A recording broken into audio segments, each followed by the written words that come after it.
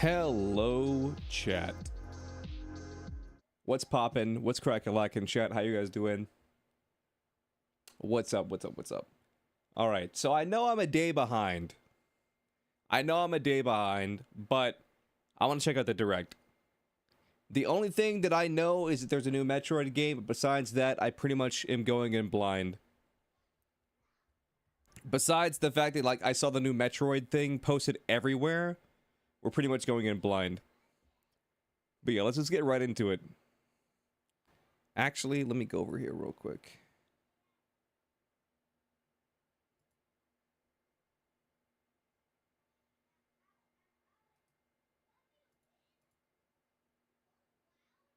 All right, there we go. All right, let's check this out.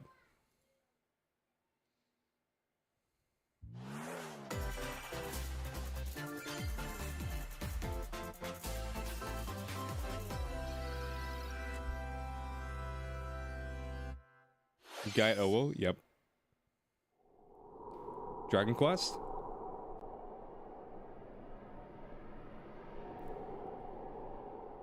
Listen, we're starting off pretty strong here. We're starting off with a Dragon Quest game.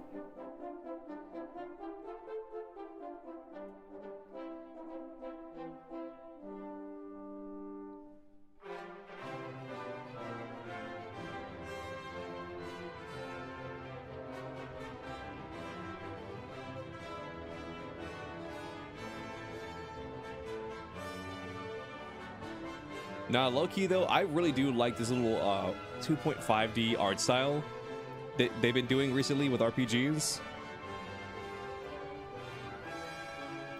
I'm glad your wife had fun on her birthday.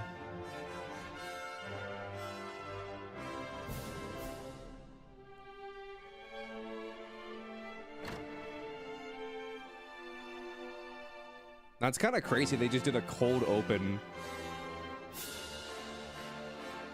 They see the cold open, they're like, okay, we know what you want. It's Dragon Quest time. It's Dragon Quest time, people. Oh, 1 and 2. Oh, it's a bundle.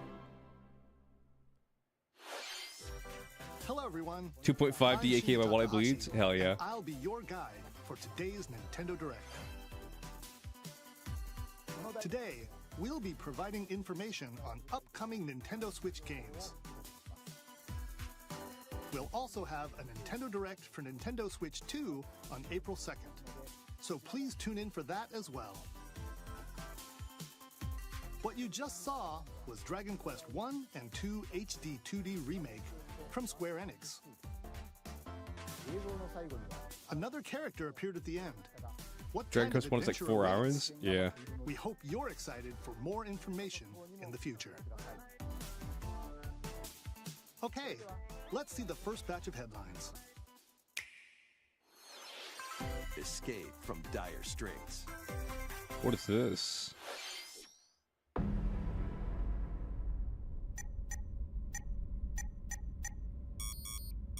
minutes until oxygen 0.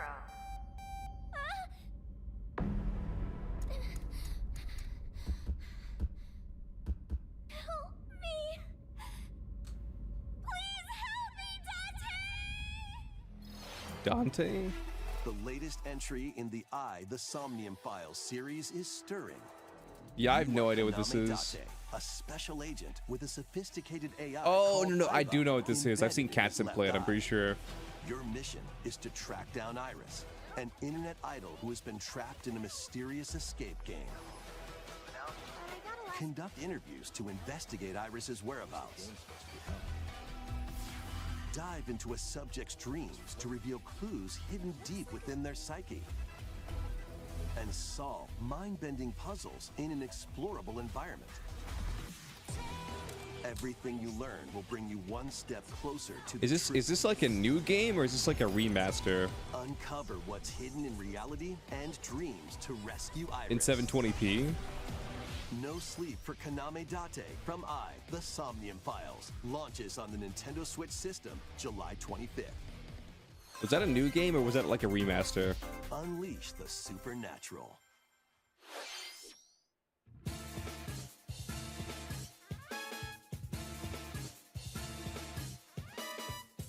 You're hyped for this game. You love puzzles. Let's check it out. A classic Atlas action RPG returns with remastered HD graphics and enhanced gameplay. Damn, Chad. Set Sega does when Capital Nintendo City don't. In the year Taisho 20, Raido Kuzunoha makes his living as an apprentice detective. But Dude, if this is like 2005, his name would be like Alan Richardson. To protect the capital, Raido must investigate a series of supernatural cases. Fight in real-time battles. Bro, we're playing alongside Yokai demons you Watch. summon.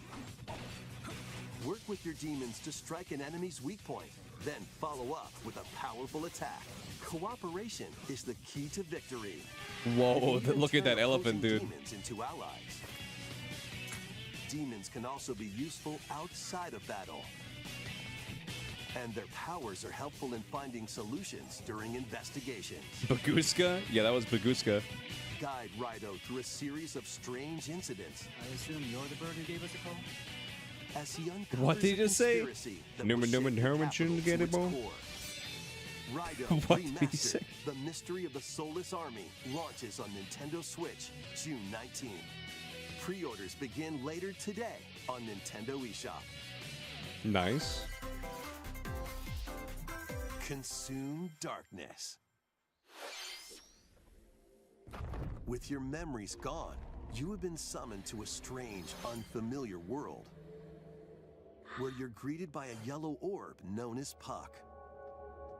I'm gonna call him Pack. Stranger, moored in a mysterious, maze-like world, your battle for survival begins. As Puck guides you on your journey, you'll delve deeper into the expansive world. By examining your surroundings, you can True, face Army. and combine with Puck to explore areas you couldn't reach before. Dude, he... Wait. He was even making the Pac-Man sound. When facing imposing enemies, you and Puck can temporarily fuse into the Gaia form. Oh, to Xenoblade? unleash Okay. powerful attacks. By consuming your prey, you'll collect resources that can then be used to enhance your abilities. Work to uncover Oh my Puck's god, true it's goal Pack's mother. and devour enemies to survive this cruel world. Experience a dark twist on the iconic Pac-Man when Shadow Labyrinth launches on Nintendo Switch July Okay, 18th. so it was Pac-Man. The rhythmic march begins. Remasters of Patapon and Patapon 2 are drumming onto Nintendo Switch as one bundle. Play your drum to the beat and give different commands to the Patapon army. For example, Pata Pata Pata Pon advances them forward, while Pon Pon Patapon has them attack. And if you string together combos with good timing, the Patapons enter fever This feels like it would mode and get a old big boost fast. in power. From the horse-riding Kibapon to the shield-savvy Tatepon, This to me build just up looks your like carpal battalion tunnel to the take game. on hordes of fierce foes. Plus, new features have been added, so you can advance to the beat of your own drum. This is just carpal tunnel the game.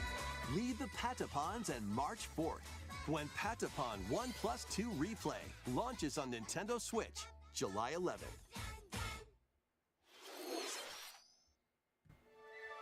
Welcome to Zephyrtown, a cozy place nestled in a windswept valley. I mean, I don't know. It looks This it is looks where your fun, but it new looks like life it would begins. the gimmick would get old fast. Story of Seasons.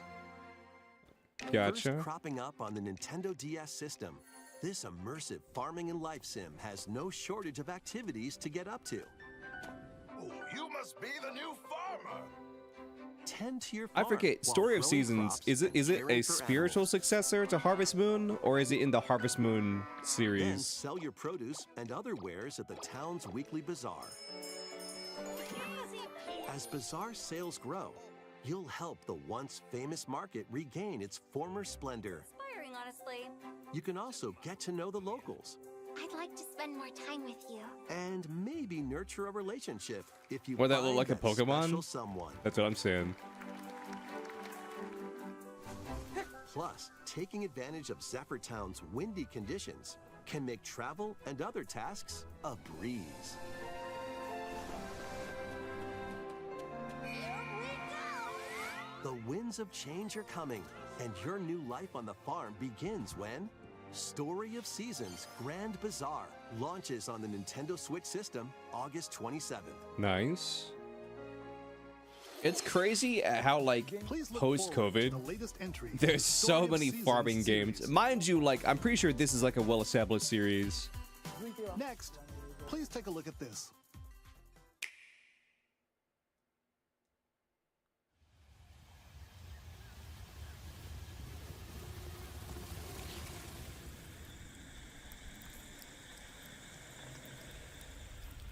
This looks like a 3DS game. Well, that shot looks really good. Oh, I'm about to get flamed. Oh, no. Why did this would have had to be the Metroid trailer? Why did I have to say it on the Metroid trailer? I'm about to get flamed so hard.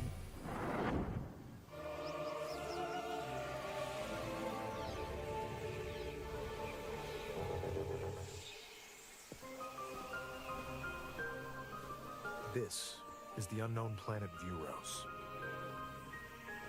Here, Samus finds a verdant jungle with a colossal tree at its center.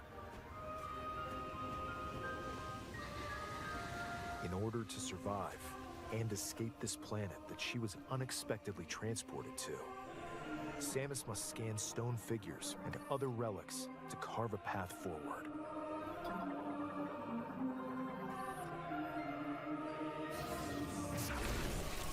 Ayo, you could break rocks? She's not alone, though.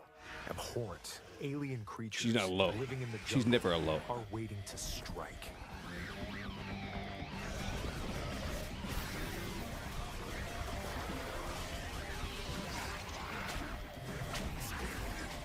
Nice.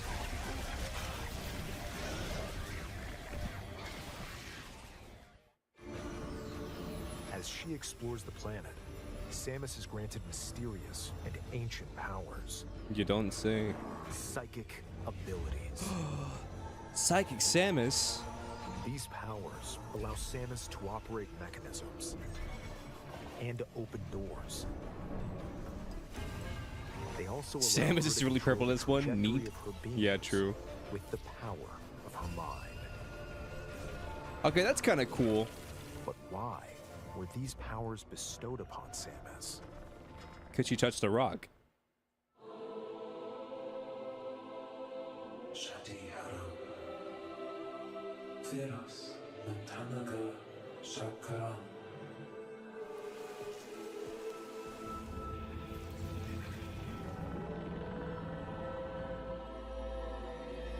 And what will be her fate after being summoned to Vuros? The threads intertwining beyond space and time are beginning to weave a new tale. Metroid Prime 4 Beyond.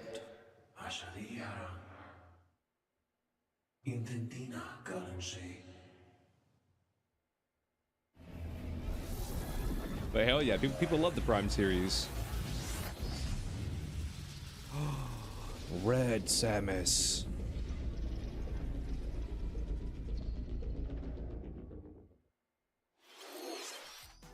It looks like even more challenges. I'm await happy for you, Samus. Rex. We hope you're looking forward to exploring with Samus's new psychic abilities. Okay, let's move on to some more headlines. Ready to stir up some mischief? What is this? Once upon a time, there was a drab coffee shop that transformed into a magical potion cafe. Oh, As the newest no! potionista of the Cursed Cafe, It's just a you'll Disney craft slop concoctions game. for Disney villains and get to know them in a new light. Mix ingredients. No, to they brew made all Captain sorts Hook a of hipster. strange elixirs. Then serve them to your villainous visitors, including Ursula and Gaston. With help from Yzma, you can upgrade your ingredients to produce some wildly wicked creations. The potions you make can influence each customer's storylines, leading to different outcomes every time you play. No, Who not knows Captain what Hipster Hook. mischief might happen. Disney Villains Cursed Cafe launches on Nintendo Switch later today. I don't know. Summon a spell. How much is the 12-year-old mini clip web game gonna cost? Welcome to Witchbrook College, where students strive to master the magical arts. During class, use magic circles to perform rituals, fly on brooms, and learn advanced techniques to go from witch in training to skilled spellcaster. Hell yeah, chat. There's also plenty to do outside of class. Oh my god. Hang out with friends at their homes. The Take on juxtaposition various between like jobs to help magical pay for setting tuition. and then just like a regular ass city killed me. Or use the spells you've learned to craft and sell original items. Plus, up to 4 players can make magic together in online co-op. Explore this whimsical world on the road to graduation and beyond.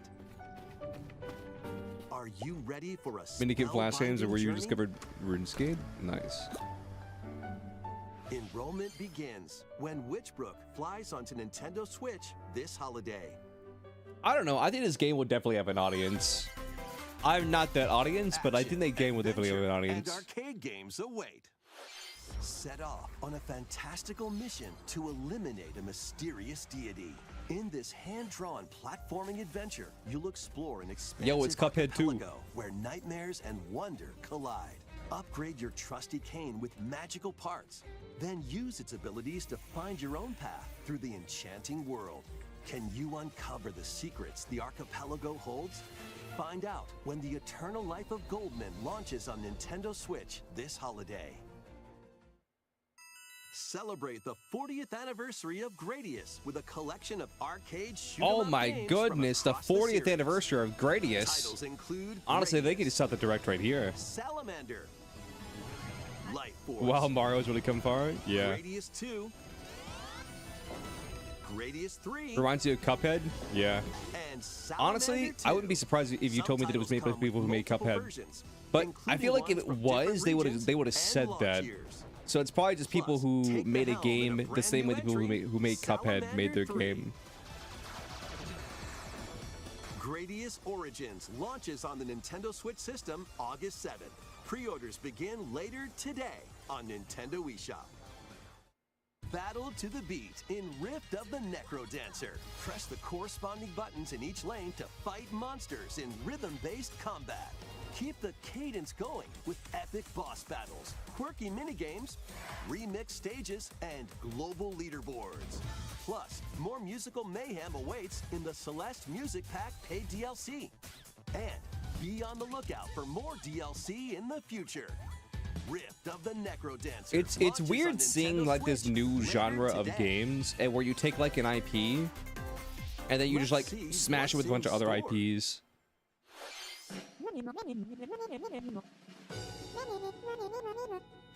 Dude, I swear to God, this is just like Animal Crossing, but like with Tamagotchi. Connection series. There are stores galore. Design glasses at the eyewear shop. Polish pearly whites solo or with a friend at the dentist. It's Guitar Hero but with And anime arranged girls. plates at the afternoon kinda. tea shop. 12 wonderful stores. I was gonna need say your I was help. gonna make the guitar reference, but then I was getting more like rhythm heaven Provide vibes good from it. customer service to get high ratings and upgrade each Oh my shop. god. In doing so, you'll get Oh to my meet God, more Buff Shark. Tamagotchi, making the town livelier Let's go. than before. With over 100 new and classic Tamagotchi, business is sure to be Did he just say Tamagotchi? Get ready to set up shop when Tamagotchi Plaza launches on Nintendo Switch June 27th. Is this my Bearstein Bears moment? Was it always Tamagotchi and not Tamagotchi?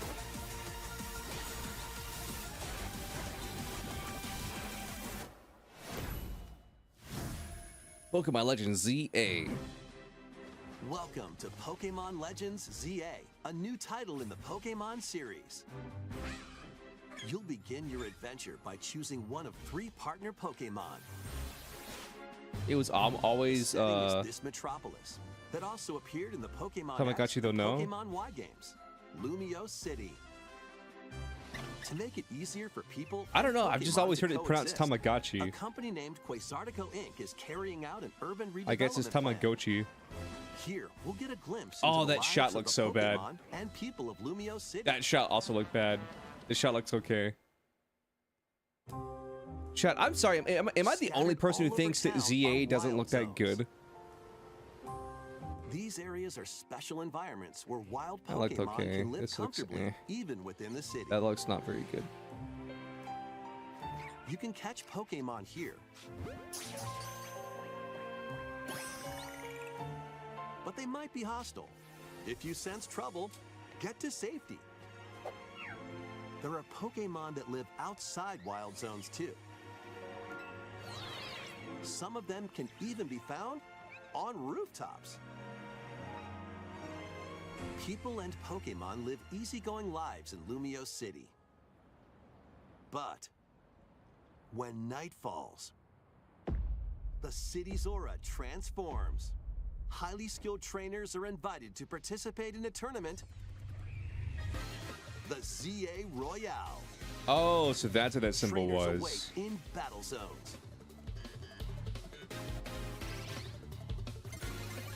If you're spotted, they'll challenge you to battle. Run, Totodile!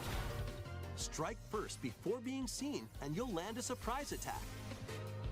During battles, using a super effective move at the right moment is key. Okay, so Dig actually digs. And That's cool. with Mega Evolution, some Pokemon can power up even more. You'll start at rank Z and work your way up to rank A. Trainers who Oh reach my the top goodness, are that's why said it's to have called a wish Pokemon granted. ZA.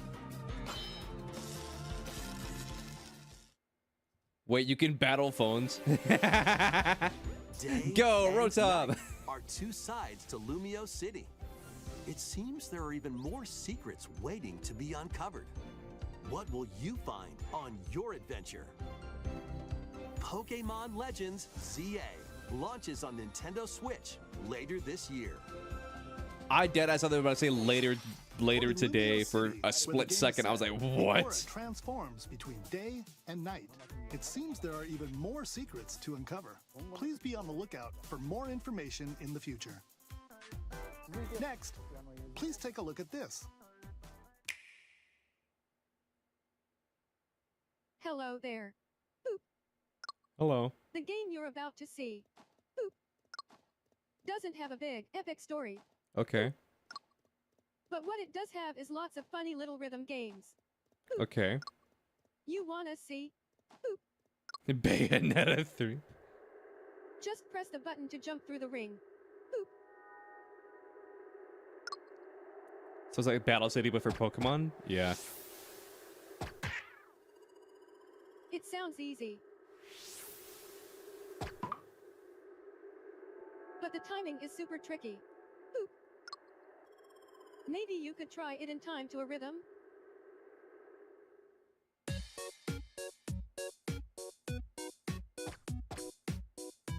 Hey, Katzen, how you doing?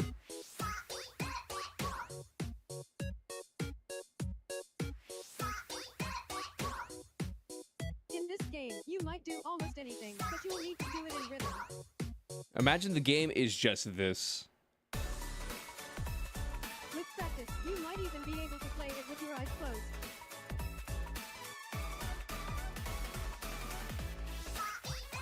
Why does that look like Serpello animation? I don't know. I'm getting like Rhythm Heaven vibes, but Get into the it could be rhythm with a anything. brand new entry in the Rhythm Heaven series. Nah. I love how as soon as I said that, they started showing like literal like Rhythm Heaven like, Groove. you know, art style and stuff like that. 2026? That was Rhythm Heaven Groove. A This brand new carpool is entry Tunnel in the Rhythm Surgery Heaven Turbo. series. What? It includes lots of music produced by renowned Japanese musician Tsunku. What kinds of rhythms do you think It's you'll basically hear? WarioWare? Yeah. We hope you're looking forward to it. Next, we have news about the use of digital games on your system. I'm glad you had fun, Katzen. Please take a look.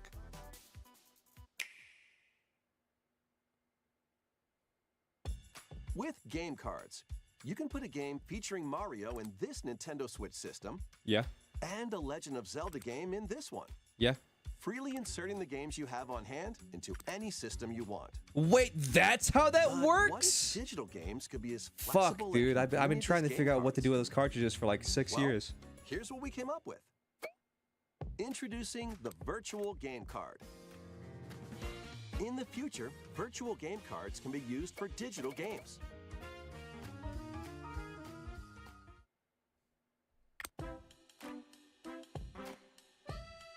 When purchasing the digital version of a game, it will Yeah. be loaded onto your system as a virtual game card, allowing you to play that title. Yeah.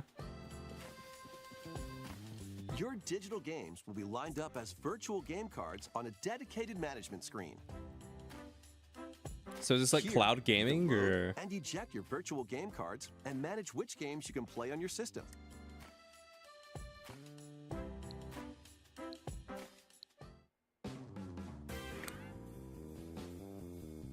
If you have two Nintendo Switch systems, you can eject a virtual game card from one and load it onto the second.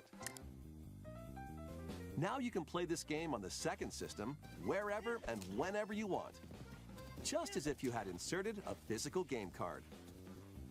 So I'm With confused. Is virtual this game like cards, cloud you gaming can freely or load like? and arrange which games you play on up to 2 systems. Local communication with your second system is required, but only the first time.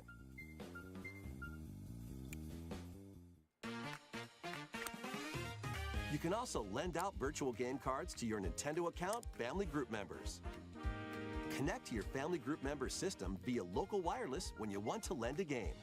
But what if Choose your the group title you're lending family group has more than 2 and switches? who you're lending it to.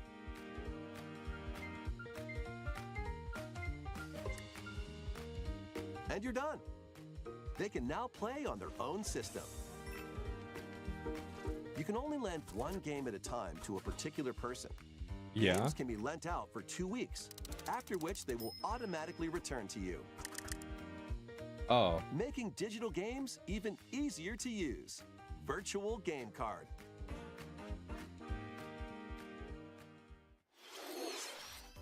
The virtual game card feature lets you swap games between Nintendo Switch I mean, I guess systems that's kind of cool. as well Like, as say the your buddy Nintendo tries to Switch 2 stiff you, and he's like, "Ha, sucker! I now This own feature your is Legend of Zelda planned to be game." added It's like, via "Joke's on you, system bitch! I'll get it back in update 14 late days." April. Let's take a look at more Nintendo Switch This games. is a cybersecurity nightmare. I don't know. But no, I get what they're going for with like the virtual game cart thing, but I'll have to see more on it. Like for me, I don't think it'd be that useful because I buy all my Nintendo games like physically. But I guess if you have a large digital game library, then this is pretty damn useful for you.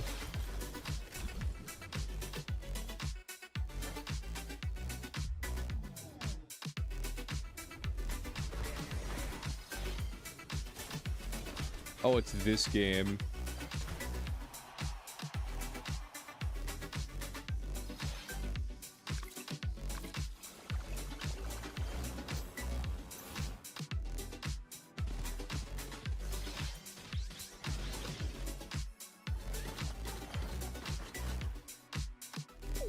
No, you're good, Rex. Uncover history once more. An HD remaster of Saga Frontier 2 is venturing on to Nintendo No, what if Switch. someone like had a hacked Meet Nintendo Gustav, Switch the Royal Heir, and Will, the and had a Explorer. way to Two heroes whose like fates and basically like legacies will imagine intertwine Street Pass, but every time you Street Pass somebody's in this Nintendo epic Switch, you just stole their RPG. game.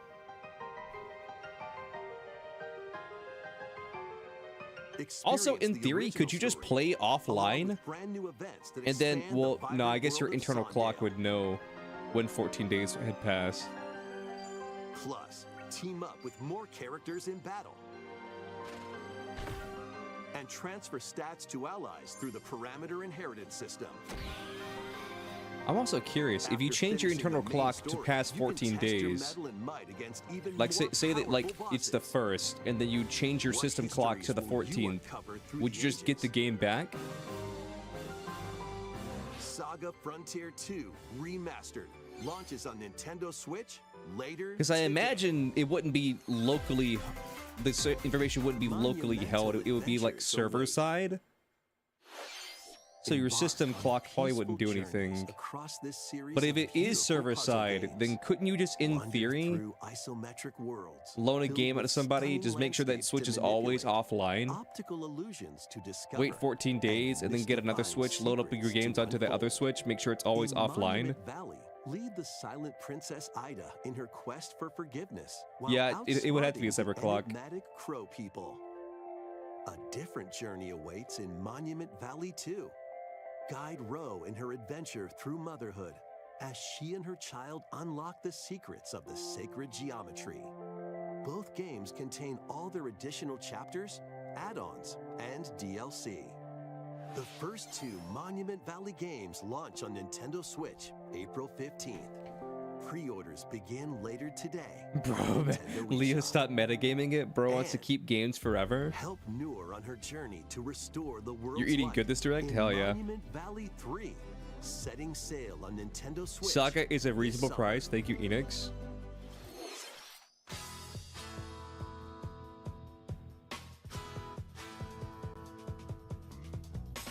Anime golf game.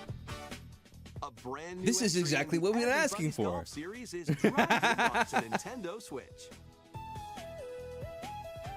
Aim. She time dances? your button Okay. press just right, and take your shot. Nice shot.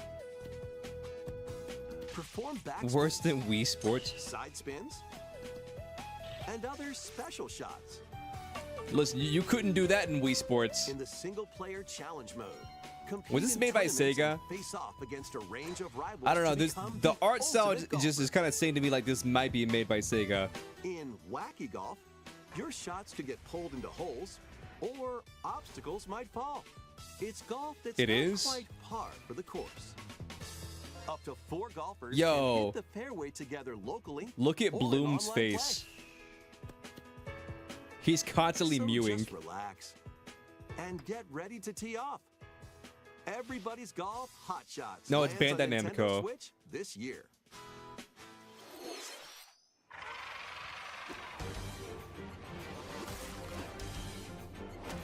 I'm not gonna lie, I saw this art style and I thought this was like some sort of new Ninja Turtles game. Pair up 2 heroes from the roster of 15, including the likes of the spectacular Spider-Man and the ferocious Wolverine. To take Oh my on the goodness, I challenge. could be Spider-Man From and close quarters Wolverine, my 2 favorite combatants to aerial heroes. aces. You can mix and match a variety of heroes for an amazing array of possibilities. And swap between your team of 2 at any time. Take advantage of your team's strengths to overwhelm your foes. Plus, up to 4 players can assemble for local or online co-op play.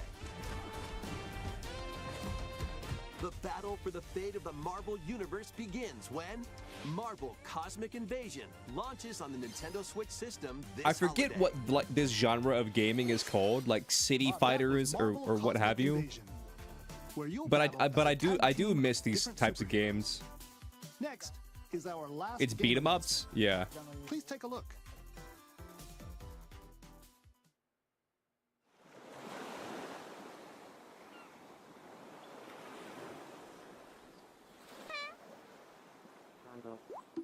Was that guy a Tomodachi Life? What? How refreshing. Oh, break it down, Grandpa! Holy shit! Oh, they're getting the divorce.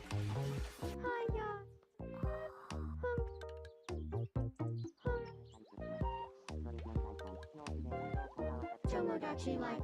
Living the dream. I asked for this, Momiji. 2026. Fuck.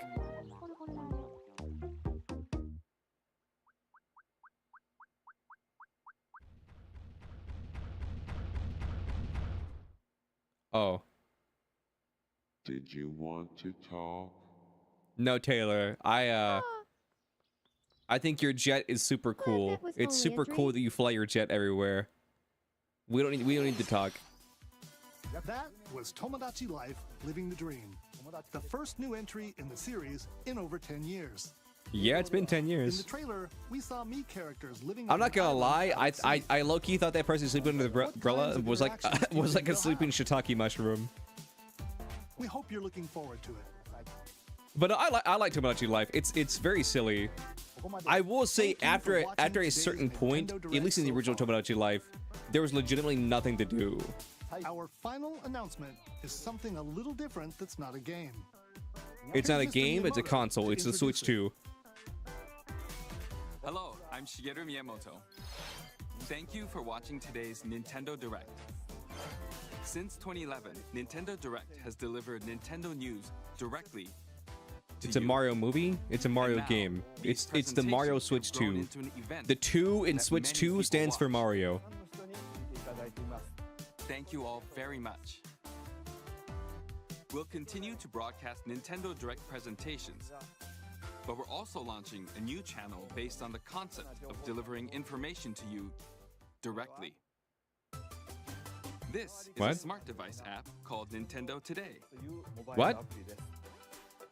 which functions like a daily calendar. In the app, you can view different Nintendo events. We will also be delivering all sorts of content about Nintendo games and characters every day. Mm-hmm. After the Nintendo Direct for Nintendo Switch 2 on April 2nd, Yeah. news about Nintendo Switch 2 will be delivered to you daily and directly through the Nintendo Today app as well. Nintendo Today will be available to download on smart devices later today. Dude, we can download the Nintendo Switch 2 Anyone with a right onto Nintendo our account phones. can use the app, so please try it out. That's all I have to share. I hope you enjoy using Nintendo Today. Dude, look at the Switch 2. It's so tiny. That's all for today. It can fit in your hand. Thank you for watching.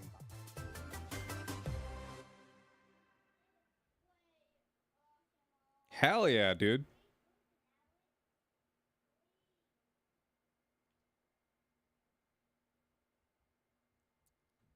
So Dragon Quest, that was cool. No Sleep for Kaname Date. I probably won't be playing that. Raido probably won't be playing that. Shadow Labyrinth. I mean, it's funny that it had Pac-Man in it, but besides that, Patapon 1+2 gameplay or replay. Eh.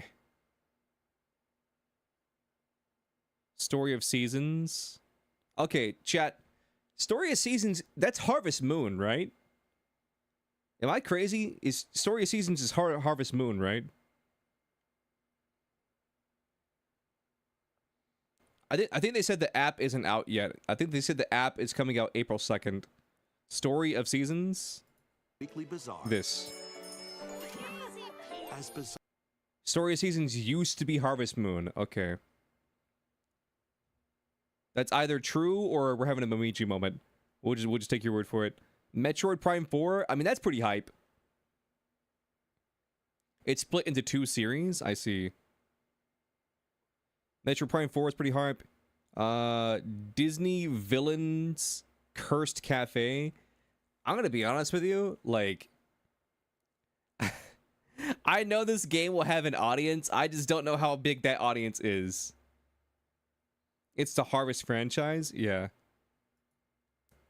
Who asked for this? I don't know. Let's see. Witchbrook. This game... I'm trying to think of what game this reminds me of. It's not Habbo Hotel, but it's something to that effect. Like the art style or something like that. It's kind of giving me like... Habbo Hotel or like one of those old web game vibes.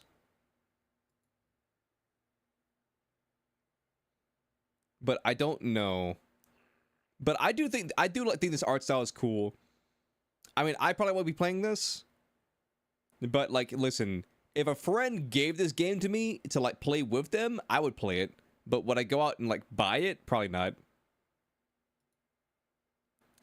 Eternal Life Goldman. Okay. Listen, Cuphead 2 is looking pretty crazy. I mean, if I'm being honest with you, this is just Cuphead 2.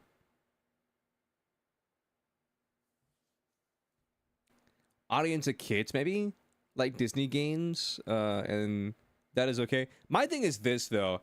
I could be completely off base with this, but I feel like in the modern era in which we live, like, kids don't really know Disney characters.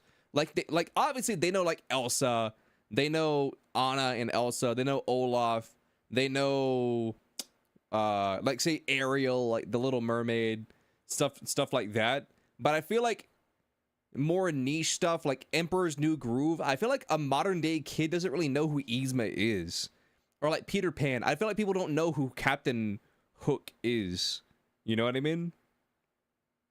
So if it's a more recent or like a really like Maleficent, they probably know who Maleficent is. Tinkle Bell who? But I don't know. I feel like the game is more for like Disney adults. I may be off base with that, but I feel like the game's more for Disney adults than it is for kids. Especially since like a lot of the villains are dressed up like hipsters. And that's probably how a Disney adult dresses. I don't know, Leo, you have kids? I mean, I have a lot of family members who have kids. Like, if I was to call my nephew right now and ask him, like, who Captain Hook or, like, who Yzma was, he would have no idea. But he could tell me, like, what Fortnite was or, like, who Steve from Minecraft is. Disney adults are the biggest Disney market now? Yeah. But yeah, The Eternal Life of Goldman. It's basically just Cuphead 2. Mickey Mouse from Fortnite, exactly. Gradius Origins. Listen, I know that this game, it may sell 1 million copies. I don't know how big this audience is, the 40th anniversary of Gradius, but I hope it pops off because I do miss this style of games. I just think that in the modern gaming era, it's hard to do these types of games because I feel like you can only make this isn't. I don't think this is technically a bullet hell, but whatever genre of game this is, I feel like you can only make this genre of game so much before you've like done everything you can do with this concept.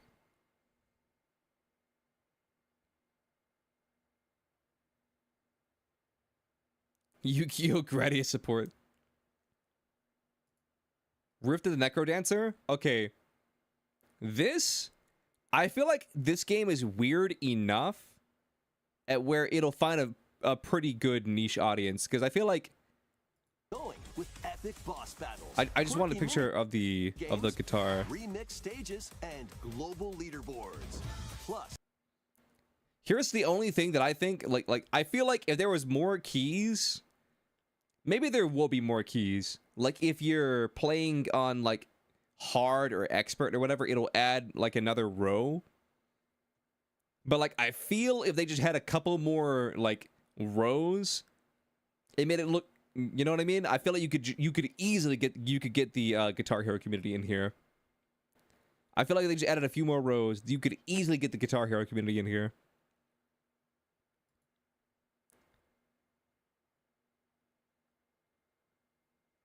Tamagotchi Plaza. I don't know how well this would do in the West, but I feel like in Japan this game will pop off. We already have Clone Hero. Yeah. I'm sorry, chat. I don't mean to be a hater, but like, also, is this like max quality? Oh, Juro was right. It was at 720.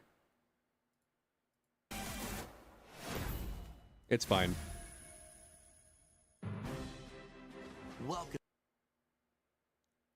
Like, am I crazy in saying that this game doesn't look that good, like visually speaking? Welcome to Pokemon Legends ZA, a new title in the Pokemon series. You'll begin your adventure.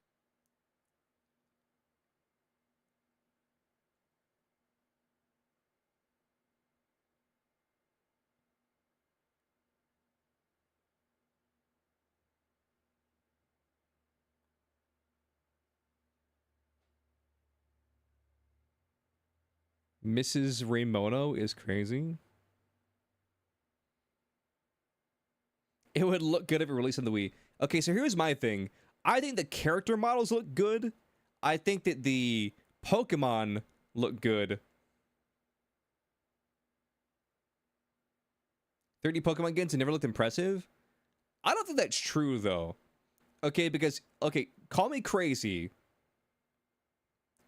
But I thought X and Y and Omega Ruby Alpha Sapphire, for the console in which they were on, aka the 3DS, I think they looked pretty visually impressive for a 3DS quality. You know what I mean? I mean, mind you, you had like games like Monster Hunter and like Kid Icarus Uprising and, you know, other games that looked way more visually impressive on there. But like, I think with the art style that they were going for and stuff like that, I didn't think Omega Ruby Alpha Sapphire and X and Y looked that bad. Especially for like the first entry into like the 3D series, if you will, of Pokemon games. And then you had Sword and Shield. Yeah, Gen 8. Sword and Shield. And listen, Sword and Shield had a lot of issues with it. But I think Sword and Shield, when you look at like what they did with Sword and Shield, like it looked pretty good. Like, hold on, what was it called? Sword and Shield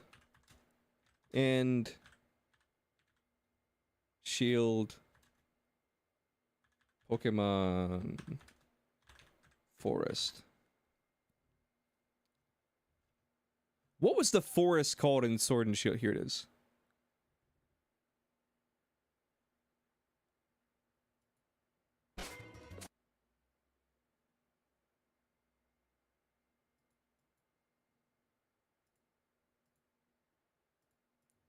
I thought this area in Sword and Shield looked pretty good.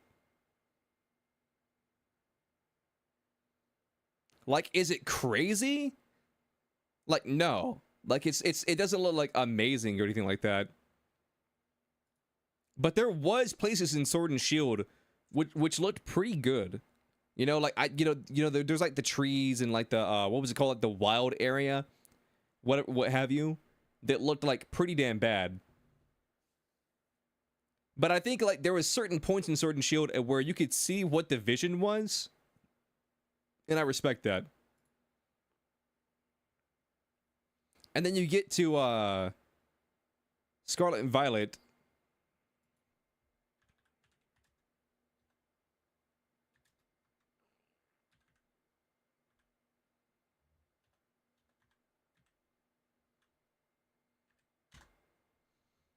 And I feel like the whole game just kind of looks bad.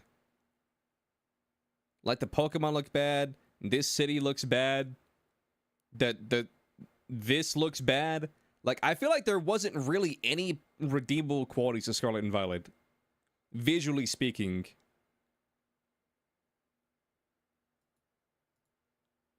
Like look at this.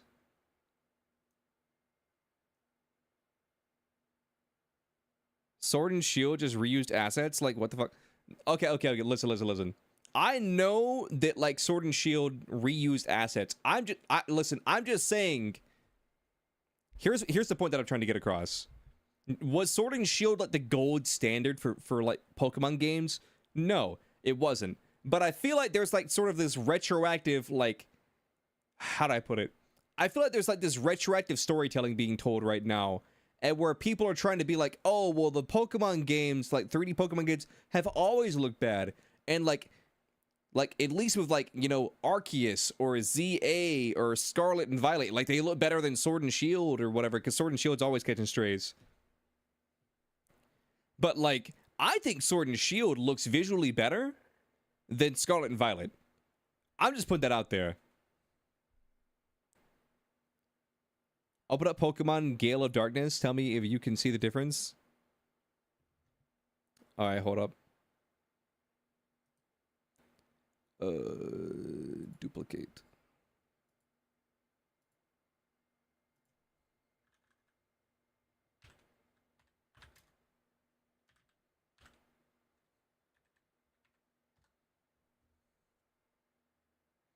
Oh, Pokemon XD.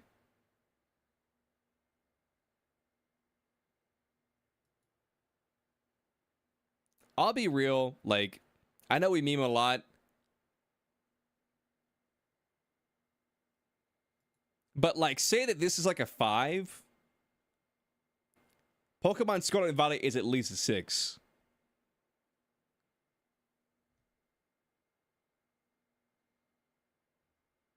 Because here's the thing, this is stylized, and so like it looks fine, but like we can all agree graphically wise, like if like this is a 5, if we say Pokemon XD graphically speaking is a 5, then Scarlet and Violet is at least a 6.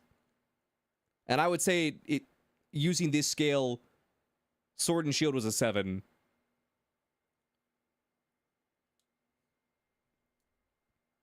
And the only the only reason I use 5 as a thing is because like you gotta we're talking about just like the ceiling. If we make this a 10, then like there's nowhere left to go. So that what me saying that this game looks like a 5 is not like a diss towards XD.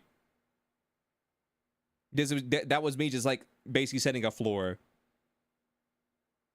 of like this is the standard, and then we can go up from here. But no, and then you get here, and then like, well, you can't really tell from this angle. But like, look at this. This is deceptive, but there's not actually any depth right here. This is a flat PNG. If you look here, it's more noticeable on the sides here, and in a little bit more from this shot.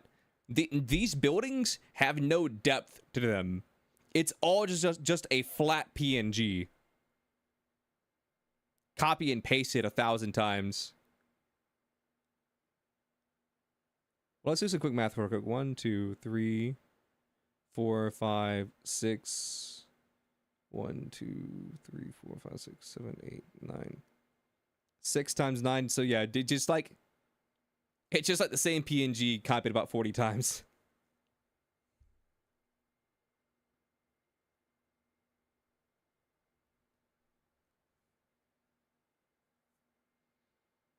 No, I just did the math. If my quick count was right, then this is just the same thing copy and pasted 50 times on each side. But no. And then the trees, I feel like the trees don't even look that good. Pokemon. Also, like, I feel like they're trying to be fair, it's just animation. They probably just make that one trailer look better on release. I mean, that's the thing, though. Like, I don't even think this looks good. But no, look. There's, like, no detail on any of these buildings. It's all just flat PNGs. Is this Metropolis? And then here's, like, a grass texture that, like, it legitimately looks like they just took, like, a... let's say, like a 144 by 144 pixel PNG. Well, it obviously has more pixels than that. But let's just use that example. It looks like they took like a 144 by 144 pixel PNG and just stretched it from like this corner to this corner. None of the buildings have doors. It's all windows. Yeah, this building right here. I mean, unless there's an alleyway going here or say here, but this looks like a corner. This is all windows. This is all windows. This is all windows, unless there's a door right behind here. It also appeared in the Pokemon. Also, I need to make a small amendum from the previous time that we watched this. because I was really hoping this game was set in the past, you know, like Legends Arceus. But the more videos I watch and the more people that I talk to it, I feel like my cope just couldn't be. I'm doing good, Julie. We're talking about Pokemon ZA and the Nintendo Direct. I feel like my cope couldn't keep up with just the hard facts. This is 100%. It takes place after X and Y. So sadly, this game doesn't take place in the past. You know, like Legends Arceus, or just like in a how would you say it? Pre X and Y, I guess I'll just say.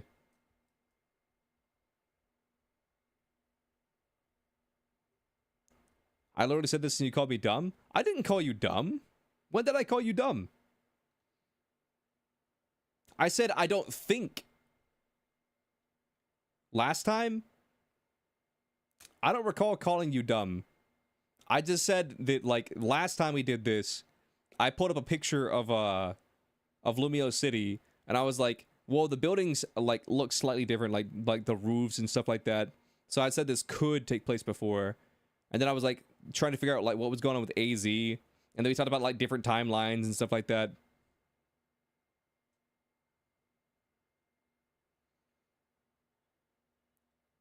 But I was hoping, because I know we threw a lot of ideas out there. Like, we threw out one idea we threw out is, like, what if this is it like a different timeline from the main series timeline? At where, because, like, the thing that split the Pokemon timeline between, like, the regular Pokemon timeline and the Mega timeline was, did I check out your art? I didn't see it. Hold up. Let me see real quick. Did you post it in one of the art channels? On Discord? I saw you said that you finished it. Let's see. General, no. Art. No. No, I don't see it. Where did you post it, Julie?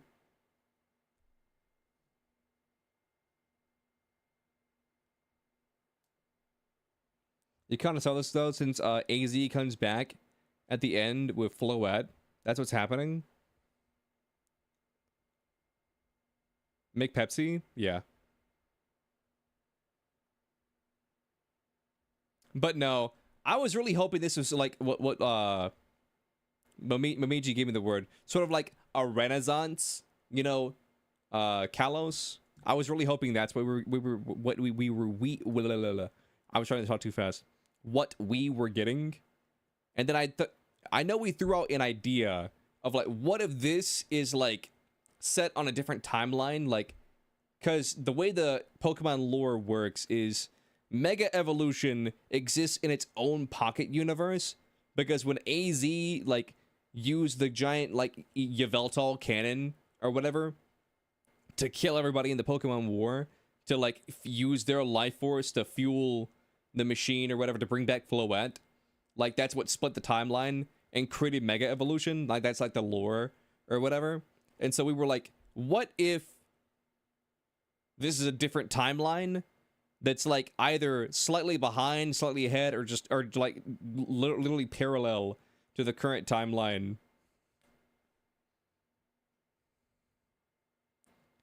It's still time travel, just in the future. Yeah, I don't know. Like, I was really hoping, because you know how we saw the Pikachu running, and then like it was like being like drawn as it was running, and that sort of gives like, you know, like Renaissance, kind of like Leonardo da Vinci sort of like vibes. And I was like, maybe it'll be set in the past, just not as far back in the past as like Arceus was. But yeah, no matter how much I wanted this game to have an interesting plot to it, it just seems like it just wasn't gonna happen. But let's get back to talking about this. There was this one guy. Let me see if I can find this video real quick.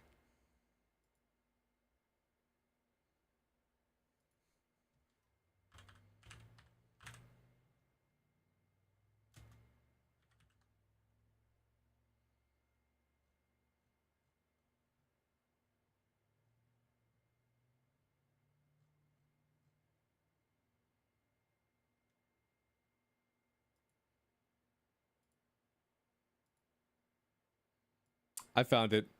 I found it. This video is 30 minutes long, so we're not going to watch the whole thing, but I kind of just want to, like, show this to get some of my points across.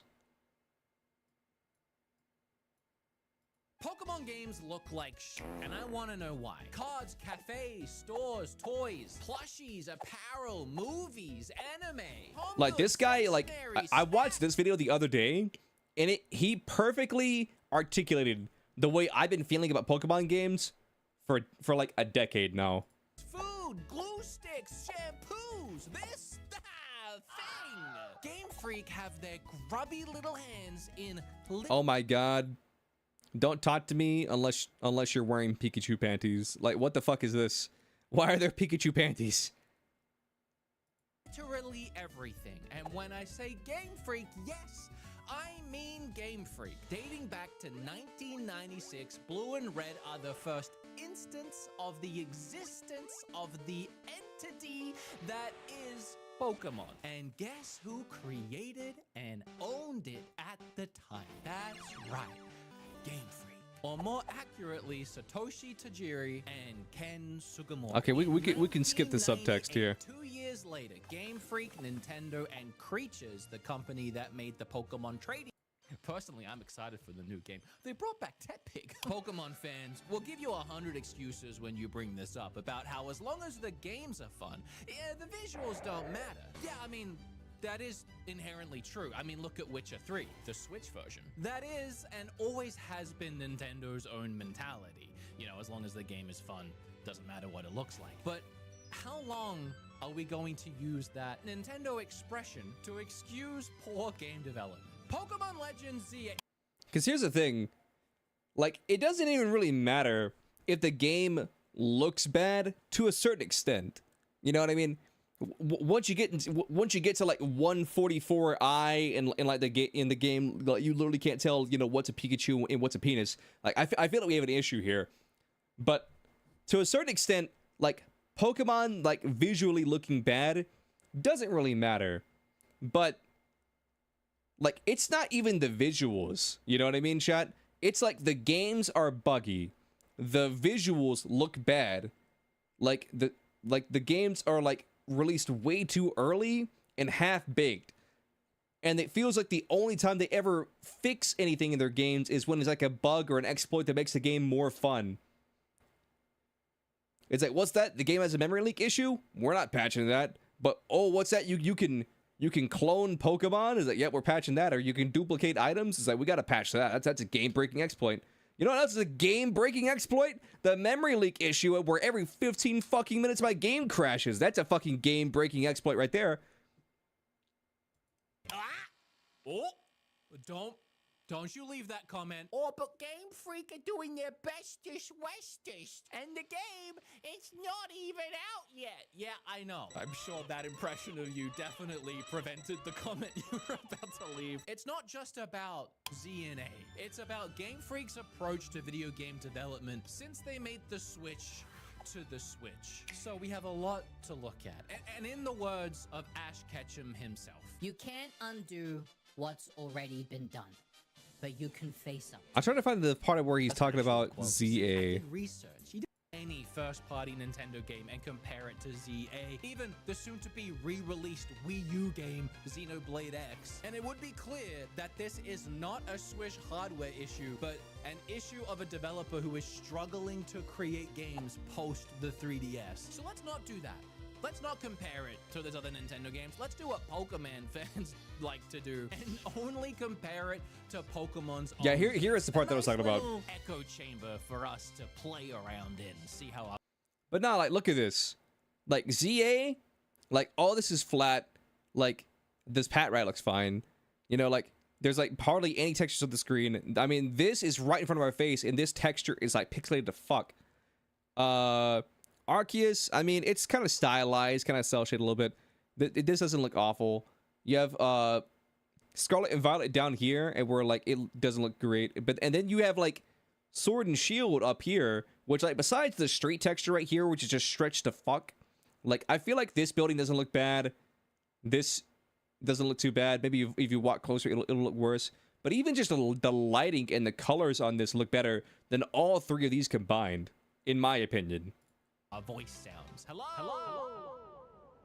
We saw in Scarlet and Violet that Game Freak struggles to create competent game worlds that aren't full of glitches, bugs, and low-resolution textures, terrible frame rates, and assets stuck together with spaghetti and crazy glue. You just blink at this game wrong and you'll be falling through the floor. But I think the biggest offender here is that resolution. At the time, fans said, well, at least it looks better than Sword and Shield.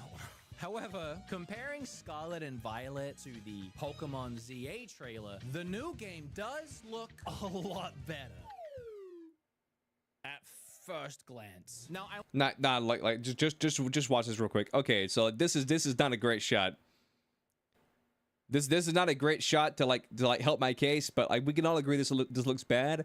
But I think we can all agree that like we've seen worse shit in Scarlet and Violet. I want to say, to Game Freak's credit, looking back at their other Pokemon reveal trailers, all these trailers seem to be rendered within the game. They hide absolutely nothing about the way that their games look and play. So that gives us a very good, trustworthy bar that Pokemon Z and A is an in-game rendered trailer running on the hardware. And if this is true, I will say they've done a fantastic job at fixing resolutions and draw distances. All those jagged edges are completely gone. And I think that's why people look at these two images and think. I mean, call me crazy. Nah, I can't. Nah. I was about to cap so hard. I was about to be like, call me crazy, but I think this looks better than this. But nah, that's cap. That's 100% cap. That this new one is so much better. But how did they do that? I think it's pretty clear if you really look at this specific. Okay. How does the background look better than the foreground? Am I the only one who noticed this? Like this background right here, this doesn't look awful. That building back here doesn't look awful. Lumious Tower doesn't look too awful. But the closer you get to the foreground, the more pixely it looks. How does the background look better than the foreground? The buildings, a way they managed to bring down those jagged edges is by just not having anything that would create a jagged edge. They've flattened out almost every texture and model, specifically all these very similar looking buildings throughout the city. In all three of the other Pokemon. But now look at this. Like look at this right here. Okay, one caveat to say is it like Sword and Shield, you know, it's not like a big open world game like Scarlet and Violet is. And Scarlet and Violet has to like load more stuff, blah, blah, blah, blah, whatever. Video games are hard. But like, I think we can all agree like this one building alone looks better than any fucking building in like the entirety of Scarlet and Violet. Well, there may be like one or two that I can't think of right now. Like maybe that waterfront city, like maybe there was a cool building in there, but I don't know. But like you can't tell me that like Sword and Shield looks worse than Scarlet and Violet. Pokemon games on the Switch, Game Freak designed the buildings with intent and purpose. The architectural designs of the buildings, they had depth. They had balconies, awnings, brick, window sills, glass textures, concaves, you know, like intentional designs, man. Scarlet and Violet, for example, was set in Spain, and they clearly took those buildings as inspiration and went to work sculpting them, and they would look beautiful if you could see them through the jank. But you know, at least the thought was there. Here, almost every building has the same window, just Control-C and Control-V'd all over it. It's honestly giving Lego. I mean, they're just rectangles with stickers stuck to the front. It's also the same I'll let him finish his they thought. did use in Scarlet and Violet for the environments, and I broke this down in my review of that game. They took one small section of texture and just copy pasted it everywhere, hoping you wouldn't look at it for 2 seconds and accidentally notice. Incredibly lazy game development. Honestly, if you told me that, you know how like in like Microsoft Paint or like I guess in any art tool, there's like a paintbrush you can do, and where it basically just does the same design over and over again if you just drag it across. If you told me that they made a paintbrush just for wall texture and they just went like I would believe you. And completely voids all personality and life from a city that's based on a city that is so filled with personality and life. Despite some people thinking that this is Tokyo Tower, it's actually the Eiffel Tower. And this city bears resemblance to the city of Paris. In fact, if you take yourself on Google Street View and you plop yourself right about here. All right, I think we've gotten the point. Like this was like the section that I wanted to cover. What are these big bumps over here? What is before we hop off? What is this? What is this bump right here? Optimize or build a 3D world. That's not a controversial thing to say. We've seen it countless times in other games on the console, and I know the console can't do 4K, but this is what the game looks like when you fix the resolution. Oh, that didn't really help my point. No, I'm kidding. It's a night and day difference. Damn. This is running on the Switch. This is running on the Steam Deck. Not actually though, because I don't think the Steam Deck does 4K. Maybe it does. And you can see what they designed. And this is probably what it actually looked like on their end when they made the game on a PC before they had to scale it down somehow for the Switch. So rather than trying to figure this out, they just took out anything in the game that would look bad in low resolution. It doesn't, but it does docked? Okay.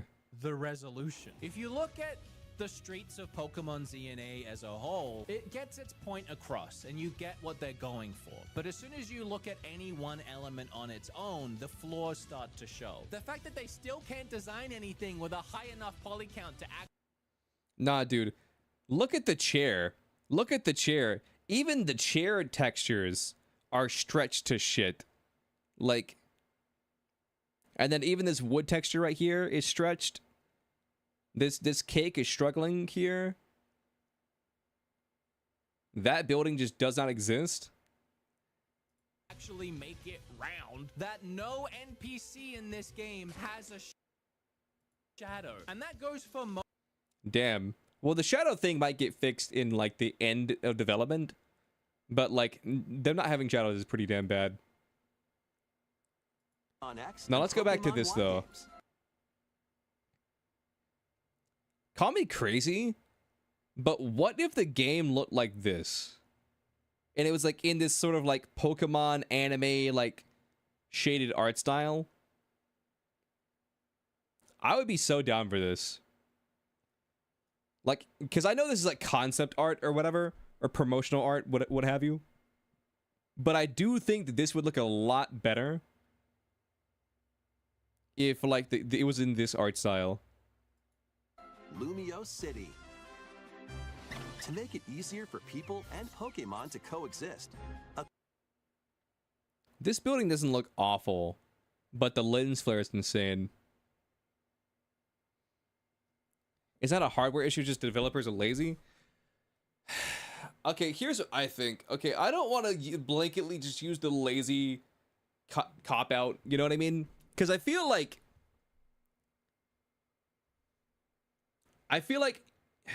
calling someone lazy is just an easy cop out to basically being like oh, let's not get to like the root of the issue or whatever. Like if you go to your job, you know, and then your boss says, "Oh, you're lazy," you know, and so like I'm moving you to a different department or I'm firing you or whatever. There's more to it than just being lazy. Like it's not that you're lazy. You know, maybe you're a stalker and you're just slow at stalking. Okay, so it's not that you're lazy, you're just slow at stalking. And so when they move you over to like customer service and you're like really good at counting money and like being good like a teller or whatever. So when you're working the cash register, like you're really really good. So I feel like just blanketly saying that Game Freak are lazy, it's kind of giving them too much credit. You know what I mean? Because like I feel like there's a lot deeper issues at play here. I think it's severalfold. I think that one, their studio is like way too understaffed. Because Game Freak, it said in this video over here, Game Freak has 200 employees, and then it said that gave an example of like Monolith. I think it was Monolith. Monolith has 300 employees, and basically what he was saying in this video was if Game Freak doesn't have to hire like 1,000 people, but if they just hired like say an extra 100 people, then maybe that's would be enough hands on deck to give them the resources that they need to make a better game. Because I'm not saying that like adding 100 more people to a project would automatically make it better, but we can all look at, like, say, a Xenoblade game from Monolith and a Pokemon game from Game Freak and see a huge difference between those two things. Monolith doing Nintendo's job of optimization for Nintendo? Yeah. But I think 1, they're understaffed. 2, they're overworked. 3, then this kind of goes with number 2. Like, they need more time to develop these games, and the crunch on these games is insane. And then 4, like, I think that, like, I think that we saw a noticeable decline from the shit from 2D pixel art to 3D modeling. This just isn't in, like, Game Freak's wheelhouse, because you have people in Game Freak working on these Pokemon games who have been there for years, if not been there from, like, Gen 1 all the way to Gen 9. And they spent their entire year doing, like, pixel art and all that shit, doing 2D animations and stuff, sprites, and then having to move from, like, 2D animated sprites to 3D modeled, you know, sprites. I don't know what you would call them. 3D modeled graphics or whatever. Like, it's like a night and day thing. It's like telling someone, what's a good example? It's like telling someone who's like a great chef, like a great, like, culinary chef, to become like a pastry chef, but you spent your entire life like cooking like meat or whatever, or maybe, like, you know, making pastas and lasagnas or whatever, and then it's like, okay, we're gonna move you over to the baking section. It's like, motherfucker, I'm not a baker. I can't bake. I can't make a cake. I mean conceptually, like sure, you can make a cake, but, like, you're just sitting there, you're like, I'm not a culinary chef, you know what I mean? Fun fact, Monolith also made the engine for Zelda Breath of the Wild series. Really? Cool.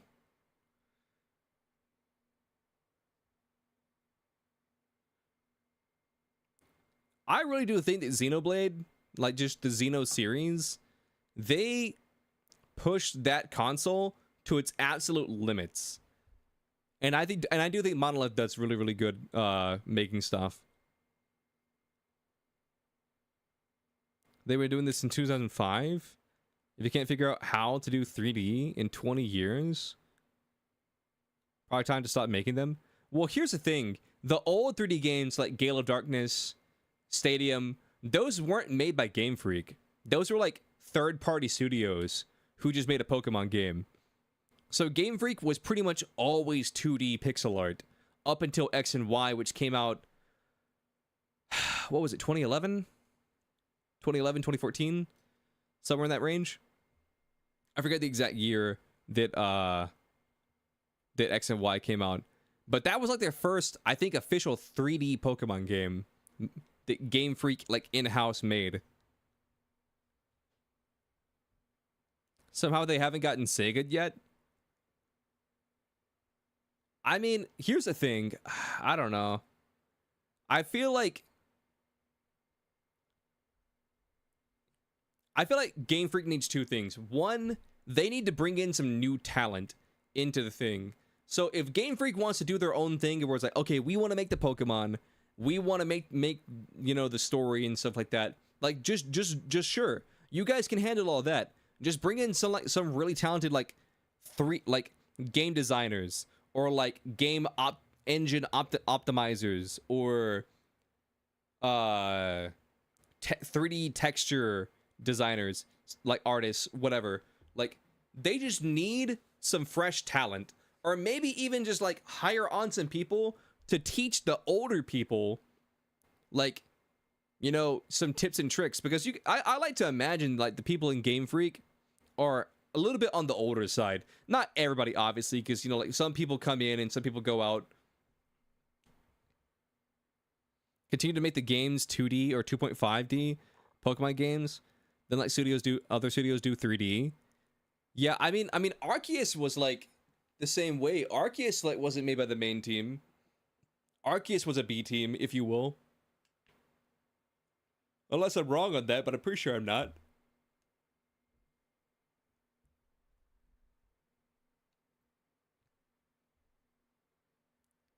But yeah, I don't know.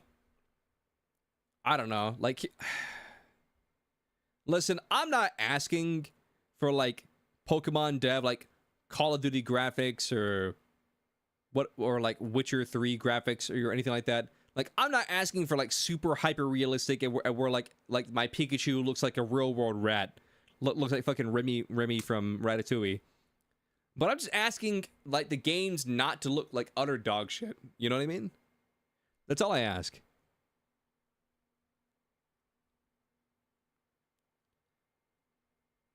Arceus was made by the people who made Pokemon Home and also Brilliant Diamond Shining Pearl. Dude, I don't believe that for a second. Like, I'm not saying you're lying. I'm just saying I don't believe for a second that you can get the same studio that made Arceus. It's also the same people who made Brilliant Diamond Shining Pearl. I'm sorry, like, I just don't see a world in which those two things are the same. That's like oil and water. That's fucking crazy. I didn't get what they were doing. Dude, here's the thing. Like, Pokemon Brilliant Diamond BDSP, it was legitimately just a straight rip of Diamond and Pearl, but like with slightly updated graphics. Because there, like, from what I heard, everything that was in, every glitch that was in or was in Diamond and Pearl was also in Brilliant Diamond and Shining Pearl. I mean, plus there were some extra glitches in there too. Yeah, they directly translated the code. Yeah. And we know for a fact that this is what they did because there was glitches that were patched out in Pokemon Platinum that were in Pokemon Diamond and Pearl, but they got patched out in Pokemon Platinum, but that were in Brilliant Diamond and Shining Pearl. I don't know. I'm not gonna rag on BDSP too much because I feel like to a certain extent, how'd I put it? I feel like to a certain extent, like we were expecting like an Omega Ruby Alpha Sapphire, but we just got a port of Diamond and Pearl. So I feel like if we weren't expecting Omega Ruby Alpha Sapphire, like ORAS, and then we were just expecting like a port, then I feel like people would have like received BDSP a lot better. Also, here's one thing that pissed me off.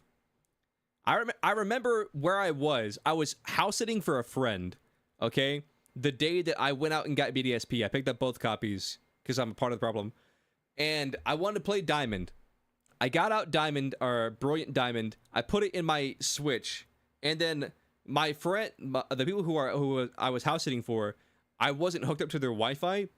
So my Switch was offline. You can't even run the game. If you bought a physical copy of BDSP, you can't even run the fucking game because half the game isn't even on the cartridge because the game is like, say, 12 gigabytes. Instead of getting a 16 gigabyte cartridge, they got an 8 gigabyte cartridge and then made you download the other 4 gigabytes. So I ask you, chat, what the fuck is the point of having a physical copy of this game if you can't even play the game on a physical copy?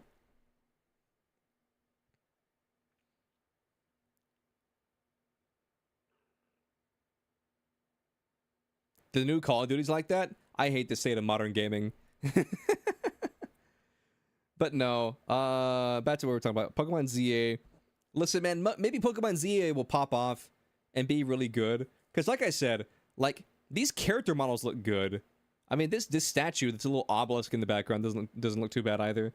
But, like, these copy-pasted buildings, I don't know. It's just kind of disappointing. Rhythm Heaven. I was never a huge fan of Rhythm Heaven, but I will say I'm excited for people who are. The virtual game card, honestly, if you asked me if I thought this is how it already worked, I would just tell you this is how I thought that it already worked.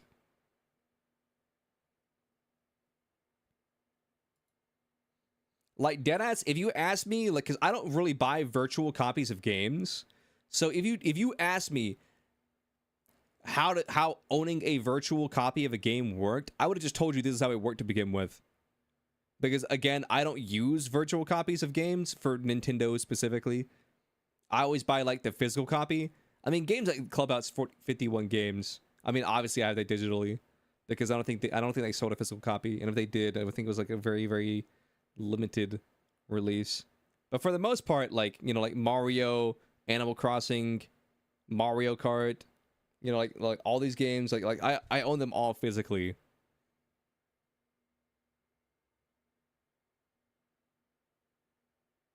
Yeah, a bunch of random games. Saga Frontier 2, Monument Valley. Yo, everybody's golf is gonna pop off.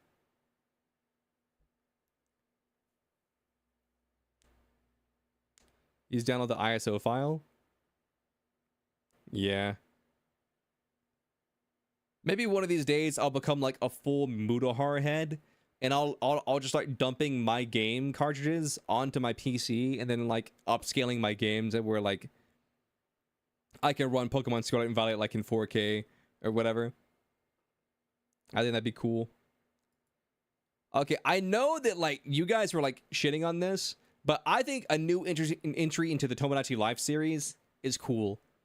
As long as it's like $40 and not like a $60 game, I'm down. But if this game's $60, because I know for a fact Tomodachi is not a $60 game. Even back in the day when I paid like $30 or $40 for it on the DS, I would argue it wasn't a $30 or $40 game. I'd say this was like a maybe not 20. It wasn't I'd say Tomodachi Life the original was like a solid $30 game. That maybe if they made DLC, it would have been like a $40 game.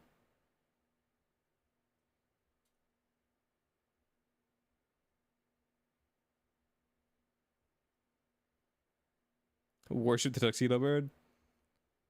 Maybe. But nah, Tomodachi Life, unless they added a shit ton of content.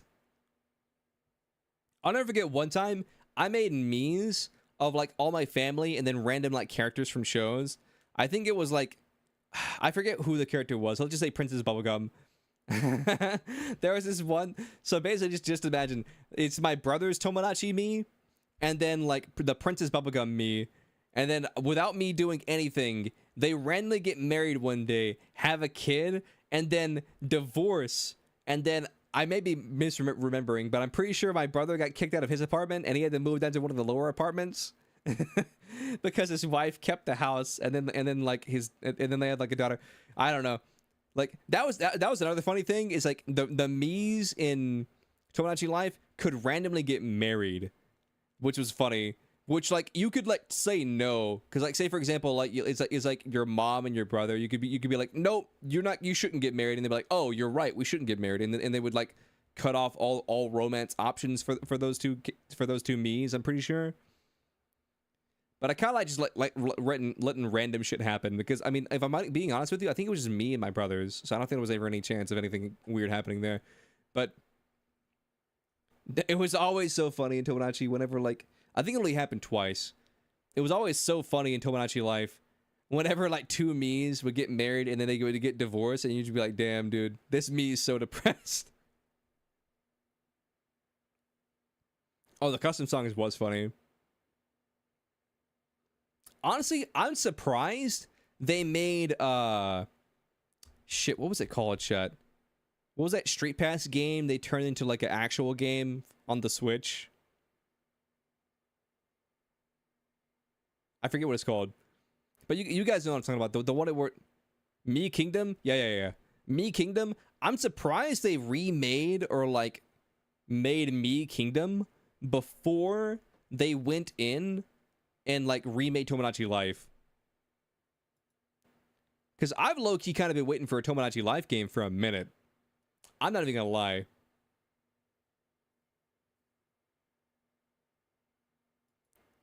And then this is goofy. All right, chat. I feel like I already know the answer to this, but does anybody in chat have Alarmo? Does anybody in chat have Alarmo or no? No? Yeah. I feel like nobody's gonna have Alarmo, but I think it's do I think that anybody had it? No, probably not. Do I think it's funny that Alarmo exists? Yes. Yes, I do. You don't see it as a good use of your money? Oh no, it's a well, here's the thing. If you like keep it in the box or you keep it mint and you keep the box, I feel like it's a great investment because like Nintendo doesn't like over release products and they release them in small quantities, so they never have to worry about like overstocking or whatever. So like I feel like if you buy it for a meme and then you just basically after you get tired of it, put it back in the box and you like wait about 5 years, you could probably flip it for almost double what you paid for it. So say you paid 60, you could probably get it, resell it for like 120 like 5 years from now.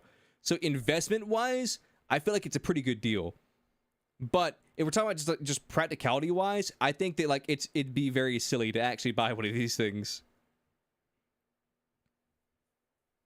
But no, all in all, I'd say this direct was, let me just glance over it again real quick. I'd say this direct was like a 7 out of 10. Because we got a new Metroid game, we got a Dragon Quest announcement. They mentioned Pokemon ZA, new Rhythm Heaven game, virtual game card, which isn't a game, but like, I mean, this is like a W for like just hardware. Saga. Everybody's Golf, that sold the show. And then a new Tomodachi Life game. I don't know. I think this game was like a solid not game. I think this direct was like a solid 7 out of 10. That's what I give it. That's what I give it.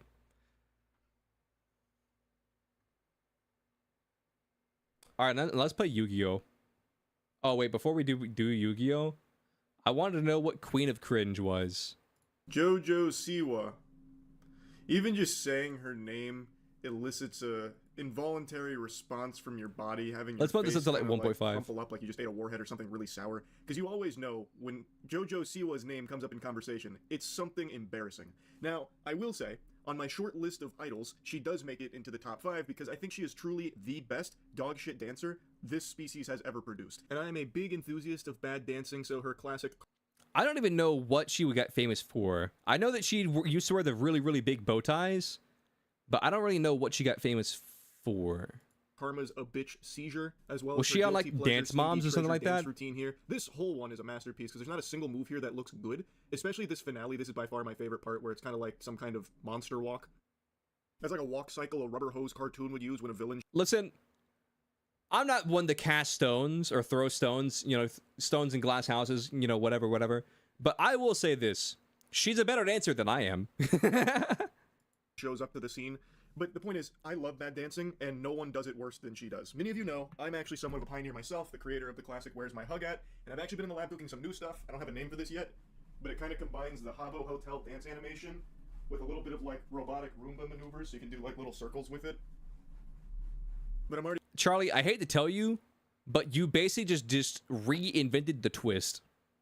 Charlie, I hate to tell you this, but that's just the twist, but instead of like, you know, fully twisting side to side, you just put it in a circle.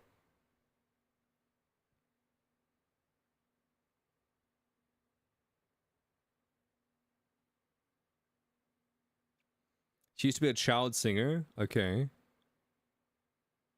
She used to be on Dance Moms, but then became a singer. I see. Already getting lost in the sauce. I'm not here to talk about JoJo Siwa's dancing. I'm here to talk about her scamming. You can now pay $900 for the VIP package to be an unpaid roadie for JoJo Siwa. If that sounds familiar, it's because Dude, what is with these, like, music celebrities who are, like, trying to game the system and where it's like, okay, you pay me money for, like, unpaid labor. Like, it's crazy. It's like whenever, I forget his name. The Kiss guy. You guys know what I'm talking about. It's like whenever the Kiss guy, he was trying to charge $15,000 to be his assistant for a day.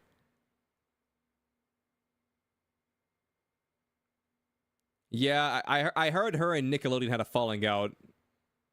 Gene Simmons just announced this exact same deal. That's what it was, Gene Simmons. $12,500. I made a video on that like 2 weeks ago. Oh, it wasn't $15,000. It was $12,500. So JoJo Siwa Still bad. really just took a page out of Gene fucking Simmons' playbook here. It's almost one-to-one. She copied Gene Simmons' homework. So here's what you get for the VIP package. The Dream Guest Experience. You get 1 general admin ticket. You can watch the show from any designated audience area of your choice. You get an exclusive invitation to JoJo's... You don't... Wait, so you're paying $900 and you don't even get, like, a VIP ticket? You just get 1 general admission ticket? Live show set up before Q&A and sound check with JoJo. You get to help her put together the show with song selection input, which I'm just going to call fucking barnacles on, because there's no way she's going to let any goober who pays $900 for this get to have any say in what she performs. Like, this is definitely already pre-selected shit. An exclusive autograph of JoJo memorabilia worn during the show, so you'll get to wear her sweaty clothes that she performed in. Yeehaw. Access to her pre-show sound check and a Q&A. A pre-show meet and greet and a photo opportunity in front of the VIP backdrop, so that way everyone will know you wasted $900 so they can... VIP exclusive merchandise. A photo in front of the VIP backdrop. Commemorative VIP laminate lanyard. So you get so let me get this straight. So you get a bunch of items that VIPs would have, but you don't actually get to be a VIP? You can shoot spitballs at you and make fun of you. VIP exclusive merch, a commemorative VIP laminate and lanyard, early entry into the building with priority access, pre-show merch and shopping opportunity, a VIP host. So you're not just working for free, unpaid labor, you are paying to have the privilege of working for free for JoJo as a roadie. It's a beautiful scam, it really is, and I actually think there will be people that make this purchase. I just have a strong hunch. Okay, here's what I'll do. If I ever become a musician, I'll do this exact same thing, but I'll charge like a ridiculous price that nobody would ever pay for it, like say like $10 million or whatever. You'd be like, be my groupie for 15 minutes for $10 million.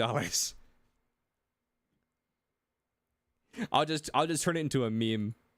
That there actually will be some pitiful souls out there spending $900 to get fucking shit-stained breeches that JoJo wore during the show and setting up the show for her for free. But maybe I'm just being a Scrooge. Let's hear it from JoJo herself as she tries to sell us on this Dream VIP package experience, because maybe there's more to it than meets the eye. I mean, there's so much to tease. I am really excited because I wanted to create a show that wasn't just a concert, right? I have all these songs that I love to sing, but I was like, I want to do something more. I want to create, a party environment. I want to create... Dude, it's crazy how this girl, like, I think she's like 20. And then she's already shot her voice. Like, she's got like this raspy like voice now. Create something that feels very, immersive, interactive, intimate. And so I really did that with this show. And so, you're going to get the concert that you want to see, right? But then... How innovative. Making a concert into a big party. AKA, what concerts kind of already are in the first place. This is a bunch of mumbo-jumbo here. This is gobbledygook. Like, you're just describing She's got Star Child syndrome? Probably. It was a great big party. It was a lot of fun. I don't exactly know what she's going to do to make it more of a party. I guess maybe she'll toss a beach ball around that everyone can start hitting, and maybe she'll, like, plant kegs and beer pong tables and flip cup around there. Like, I have no idea what she's doing to make it more of a party. I couldn't tell you, but I can tell you she so desperately wants to be unique, and it is so cringe how hard she tries to stand out with, like, weird fashion. I mean, yeah, that happens, Momiji. Stuff. She does it on purpose, leaning into it full well knowing people make fun of her for it, but it's just, to me, kind of sad how hard she wants to be viewed as, like, really quirky and zany for the things that she wears when she performs and stuff. So, like, in here, she's got, like, the football pads on. I don't even really know what that is. It looks like the armor the Saiyans wore, like, when Nappa and Vegeta came down and met Goku for the first time. But, like, if it was set in the My Little Pony universe instead of Dragon Ball. There's going to be a DJ set run by me. There's going to be an interactive game with the audience where they have a chance to win a sick prize. It's going to be beyond sick. It's going to be prize. dope. I have no doubt that prize is going to go ballistic. It'll be like a fucking half-eaten Subway sandwich that she had for lunch that she'll toss into the crowd if you complete her, like, trivia game. The sick prize is like a broken drumstick. There is a chance for fans to get close and personal with you. There is. What can you tell us? There's one, and this is the most exclusive VIP, where you actually are going to get to come during while we're loading in the show, and you're going to get to kind of help us set it up and make sure things are right and test out, the drum with me or the DJ booth with me. You're going to kind of... You're describing a job, JoJo. This is labor. You're supposed to be paid for these things, not pay for the privilege of doing them for you for free. It's an interesting proposition. Gene Simmons really did just blow open a whole new door for insufferable assholes to exploit their fans here for these VIP packages. I don't know if this was common before Gene Simmons, but I'm pretty confident JoJo saw that from Gene and said, I want to do that. Like, I feel like that's where this spawned from. That's just a hunch, though. Get that. Then we're doing another one where you just get an exclusive backstage tour. We're doing this fun thing where you get a little bit of show memorabilia. So there's different things that are used within the show that we will replace every night, and so we will give that to those top tier, we're calling them dream guests. Okay, so basically you already replace these every night. Like, say for example, like you smash a guitar or whatever, so you got to replace that every single night. So you were gonna replace it anyway, but now you're just finding a way to like make it like more of a tax write-off, and where it's like, okay, so we need, okay, so how much does it cost for like a new guitar? $900? Okay, so we can smash a guitar every single night, and we can get somebody to pay us for them to do menial labor for $900, and then that pays for the guitar. Okay, cool. Yeah, then we just give them the broke guitar. Yeah, yep, this works. On my show, like dream guests on my podcast, but dream guests on my show. The title makes sense. These are dream guests. These are the most brainwashed drones you could find that will actually pay you tons of money to work for you for nothing in return. I guess, other than, of course, maybe like some grease-stained clothes that were worn during the performance. That's enough, I guess. But yeah, hearing her describe it, I'm still not sold on the value. Still don't think that's worth 900 clams to go work for free for the JoJo Siwa tour. Now, I got a little curious.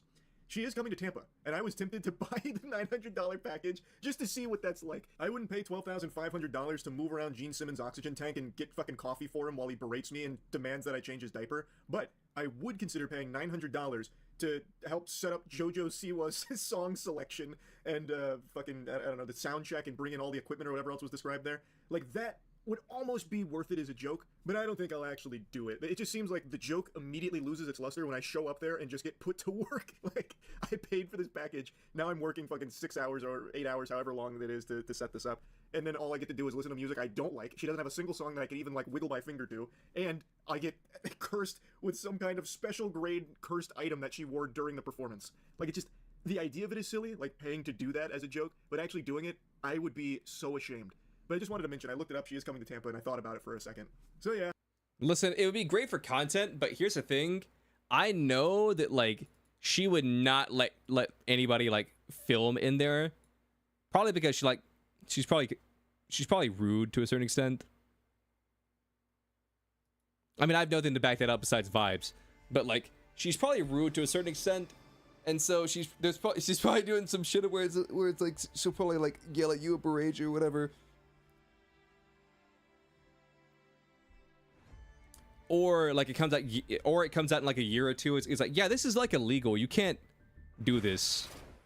You can't force people to pay to work. Ayo, look at that. You see, if your opponent controls a card, activate this card in your hand. Wait, if your opponent controls a card, you can activate this card from your hand. When a card or effect is activated, including the effect that adds a card from the deck to the hand, negate that effect. Then, if you have a trap in your graveyard, destroy that card. If you activate this card from your hand, you cannot activate effects of dark, water, fire monsters for the rest of this duel. Dark, water, or fire monsters.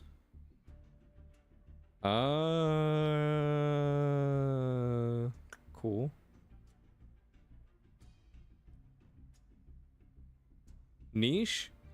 It's basically just like it's basically just Ash Blossom for Blue Eyes players.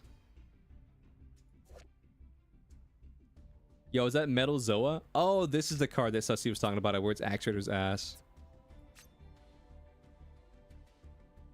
Alright, Max Metal Morph. You can add one monster that mentions Max Metal Morph or Metal Morph trap from your from your deck or graveyard to hand. If you control a Metal Morph trap, you can banish this card from your graveyard, then target one defense position monster your opponent controls, change it to face up attack position. You can only use the effect of incoming machine once per turn.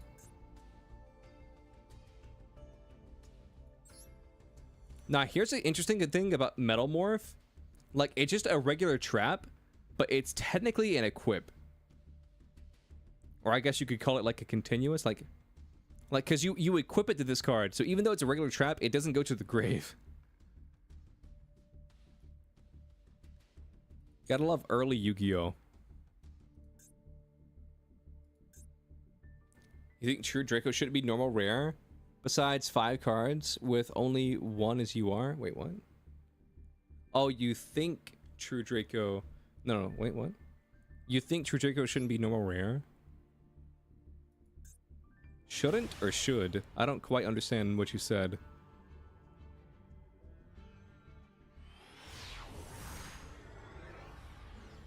No, I know what shouldn't means.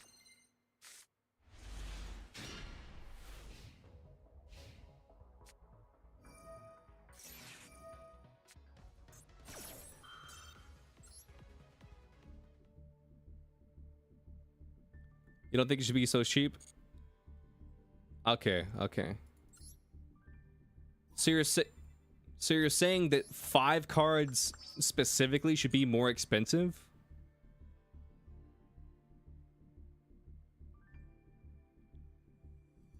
Okay.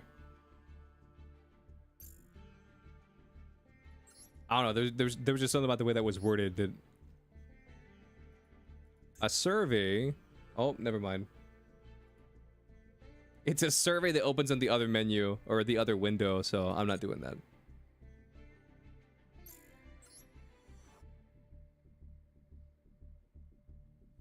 You made it with 30 UR and 480 SR? Like, what the fuck? Well, here's the thing. Like, 480 SR is, like, a lot. I mean, mind you, it's pretty easy to, like, pull for those, but, like, dusting stuff to get 480 SR? Like, I mean... Here's the thing. SR is cheap. Here's the thing. SR is cheap, but specifically, whenever you're, like, building a deck that's very SR heavy, SR, in my opinion, can be more expensive than UR, depending on what deck you're building.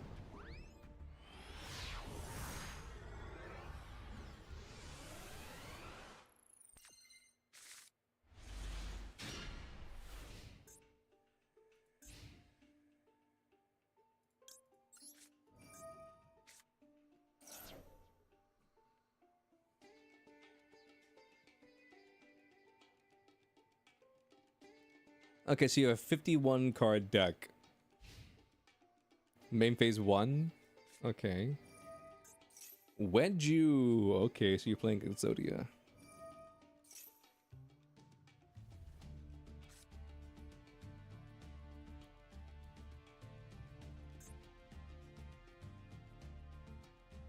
Alright, so Mole Charming Fuwalos.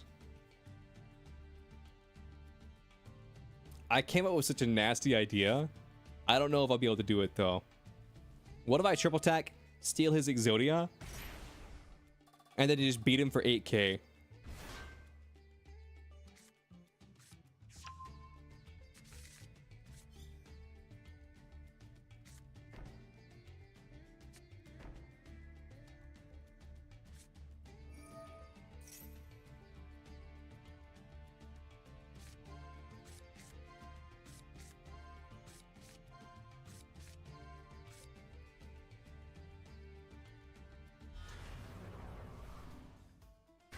It doesn't have spell immunity, it has 1 spell negate.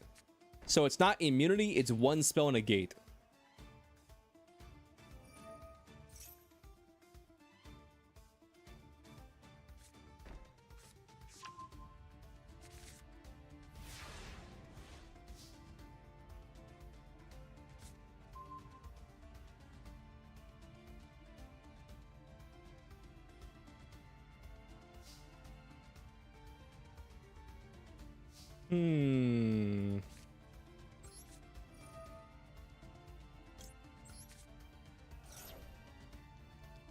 Do you have a called by? No called by. Okay.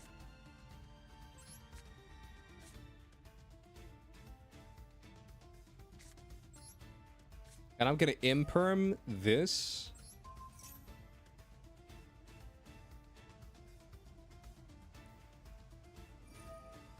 You negate it? Perfect.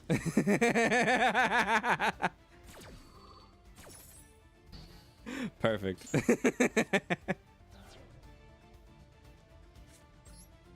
Give me your Exodia.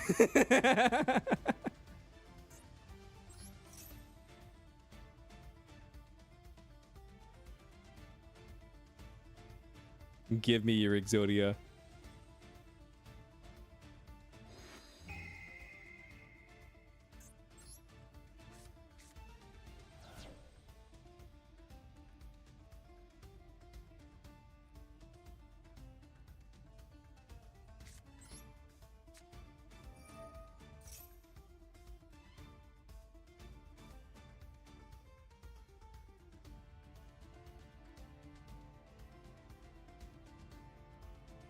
Hajime.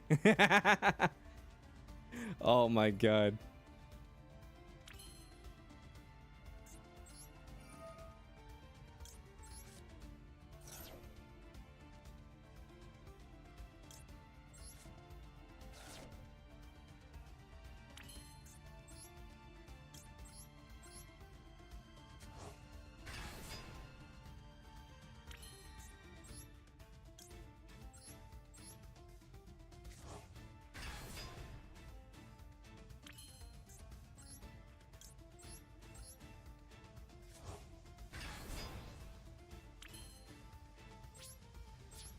Battle phase.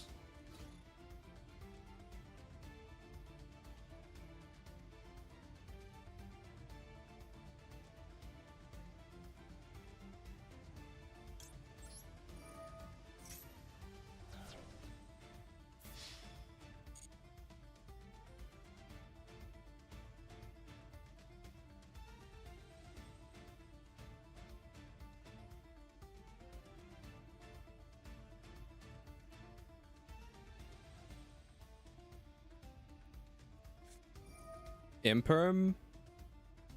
I mean, that's fine. You still die.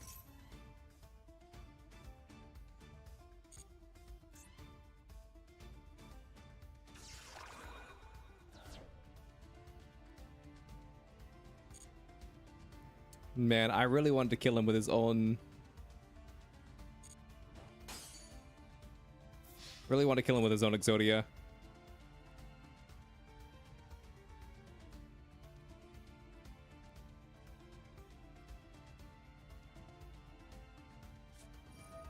Obliterate?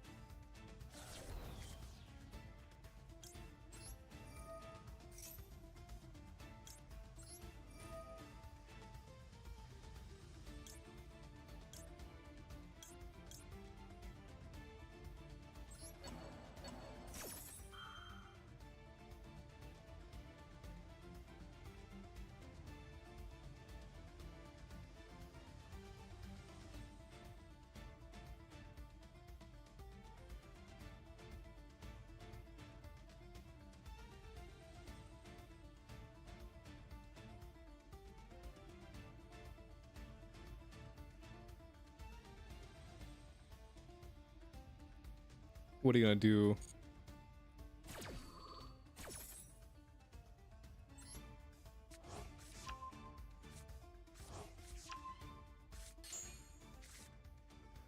Ooh, that's a lot of cards. You know what the best dual fuel is? Doritos? True.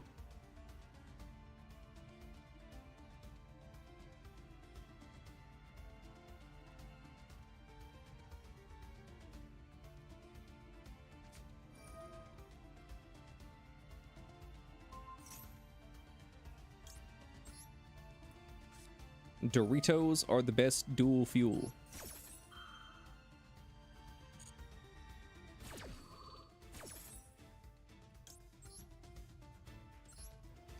Camellia. Activate Camellia. Send Sacred Tree.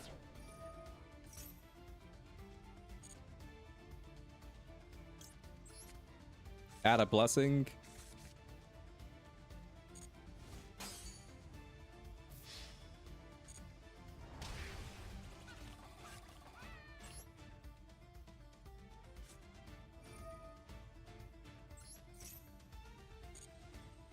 Let's synchro summon.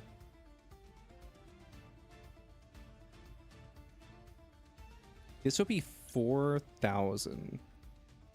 Actually, yeah, let's do that. Because if I summon this, attack you, you die to your own Exodia next turn. Because you can't pay the upkeep cost.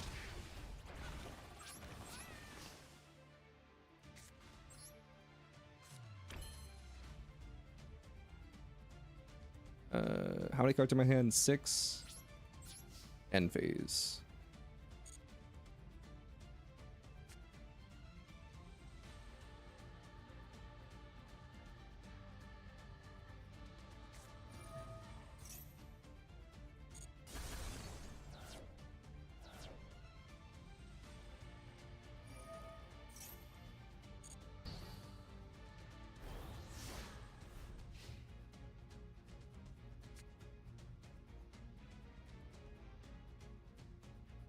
He's about to die to his own Exodia.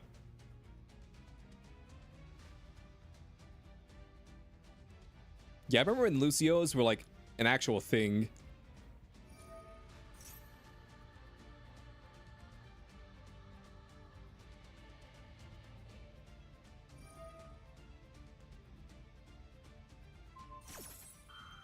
Does that fizzle? I don't think that fizzles.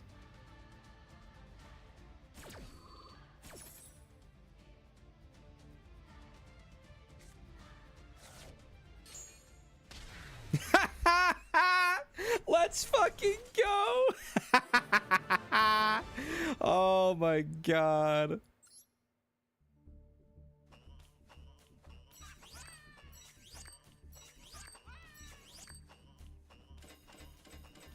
Self-inflicted pain? Yeah. Hold on, let me check this real quick.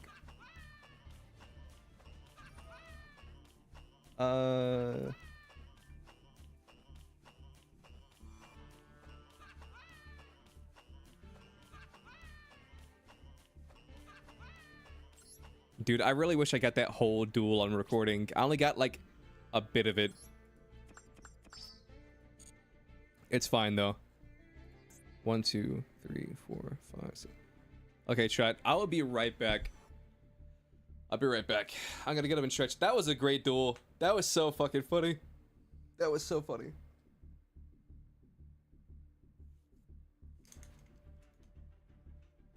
You know what? I think I will save it.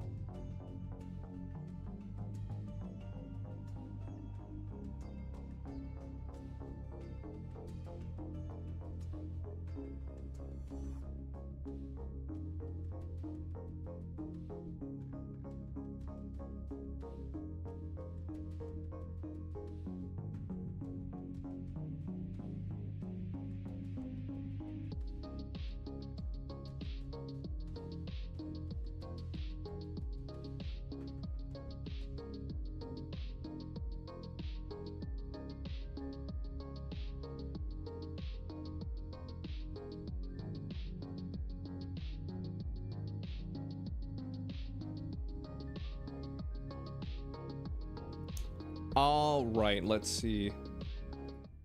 We back.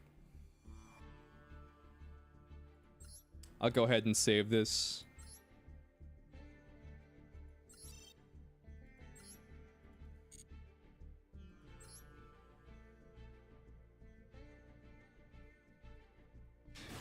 What's up, lol man? How you doing? Etarudo? Okay. You set a new alt account for MD since the new pack came? Now you have 2 campaigns to do? Oh, shit. Very true, very true.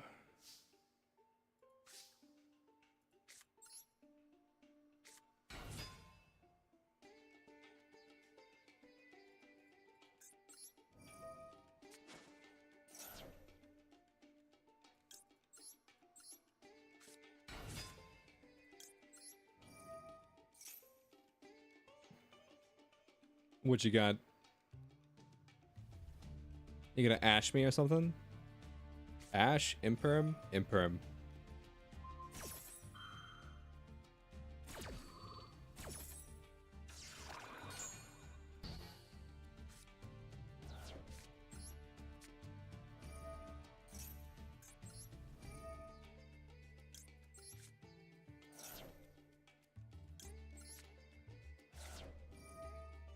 Let's send you, and then let's grab Blessing.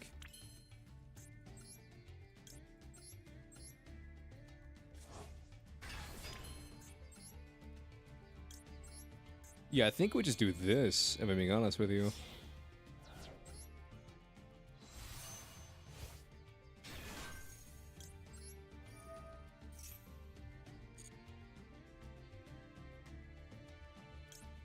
We add the field spell.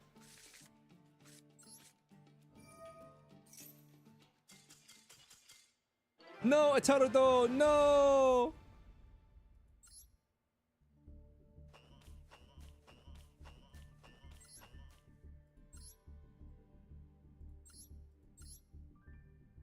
Lab? Oh, White Forest Lab. Oh. I see. Interesting. Okay.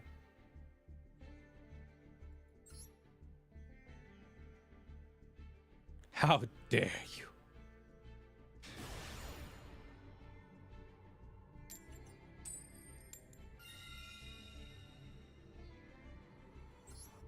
Yeah, I'll go first.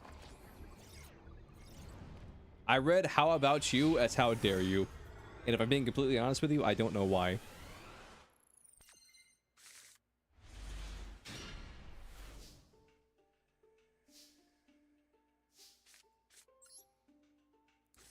Let's just see what you got for Mole Cricket.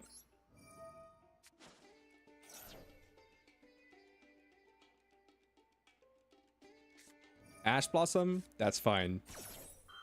You failed for my trap card.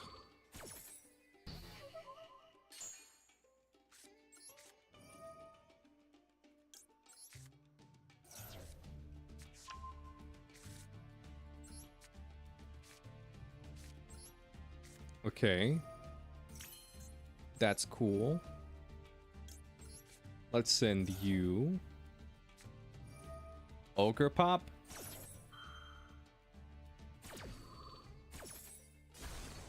Yeah.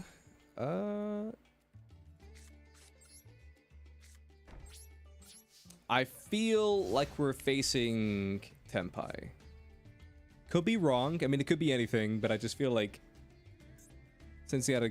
No, it's Math Mech. Okay. I might be able to stop this.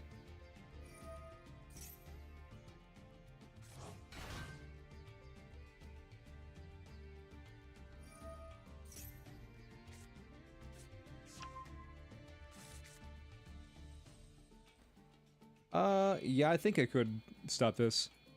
Oh my goodness, shit. So I was listening to this podcast yesterday, and the guest was like this dude who spent like 20 years. You are dead, not a big surprise, OMG. It's Sofring's alt account. Yeah, it's soft salt. True.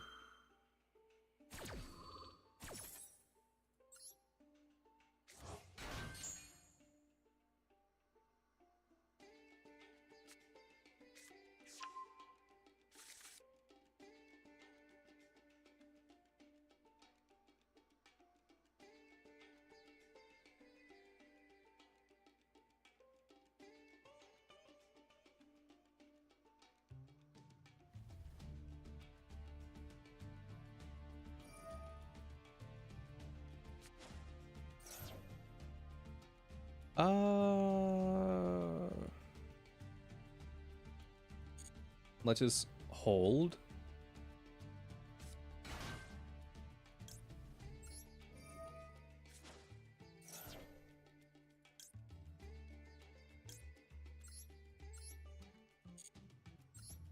Camellia and Sunflower.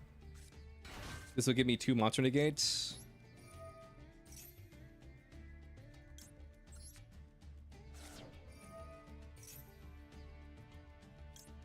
Add this to hand. The new support you'll never use. What, you started a podcast? No, I said I was listening to a podcast. And the guest is super, super cool. Because it was this guy who was, yeah,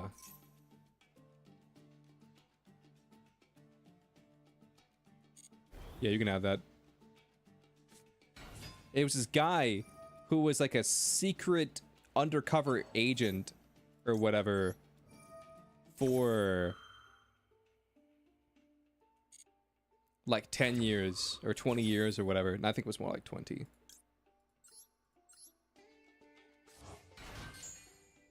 Whoops.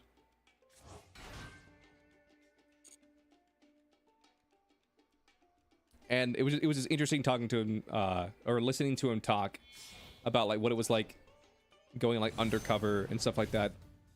Geo Math Mech Final Sigma. Nice. I fucked up.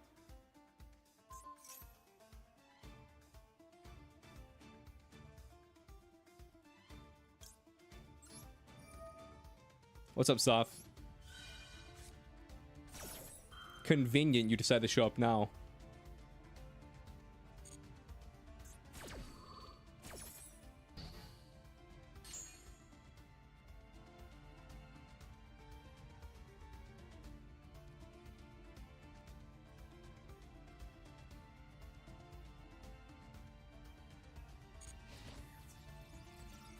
Does this do piercing damage? No, it does not. That's not too bad. If this is all that he ends on, then I feel like we're fine. To be fair, you were lurking. That's what they all say.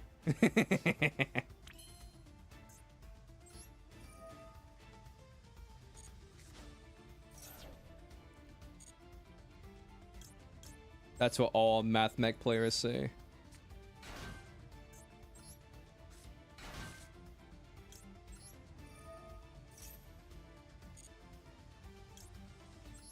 But yeah, how you doing, brother?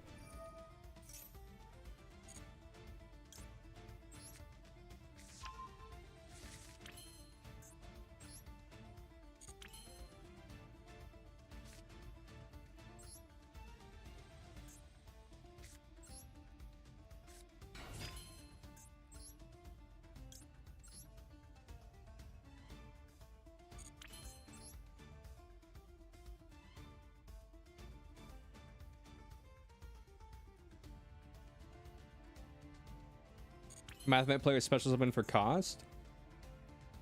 Shit, you're right.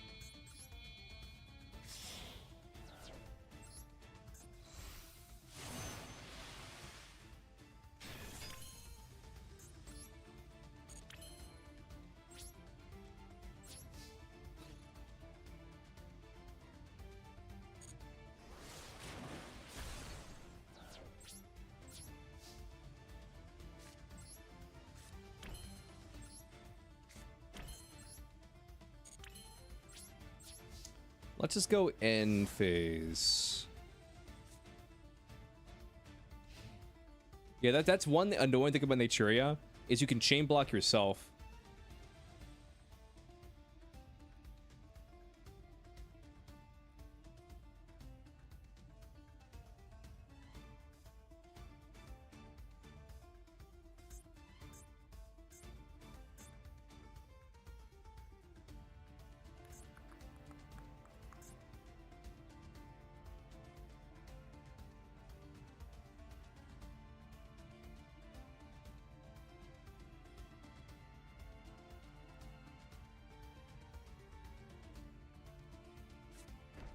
Double set.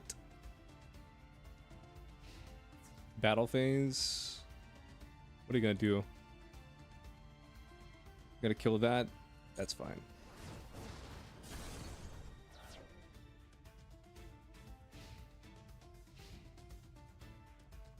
End phase. I'm going to Blessing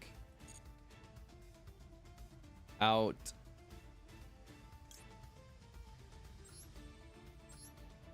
Camellia.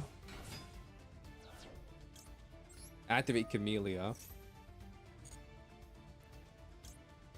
Send Tree. Did you hear about the performer palette errata? Nope. What was it? What was the errata?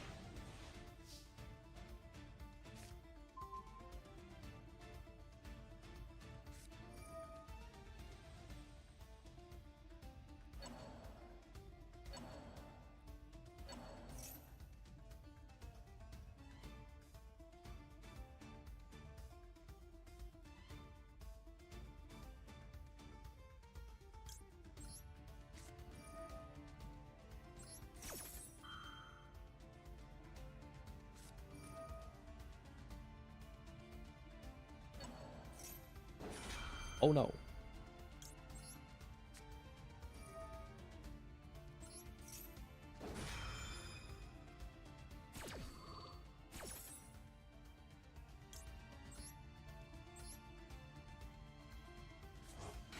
Let's summon out you. You hit nothing, and then I can get Naturia Beast. Plush Fire, got hard once per turn, and no longer with face downs in addition to performer pals. Okay. Interesting.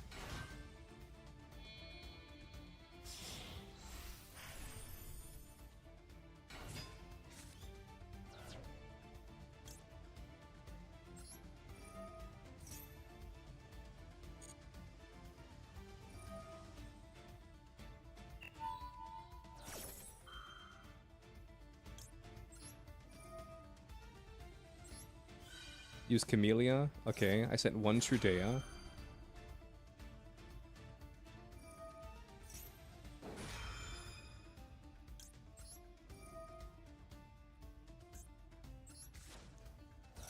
Send Camellia.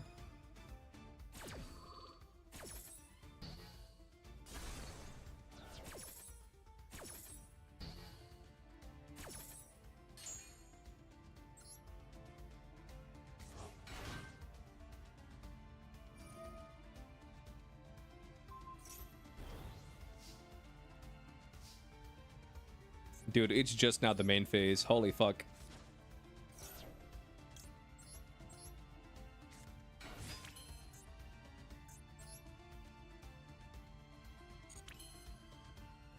It's just now the main phase.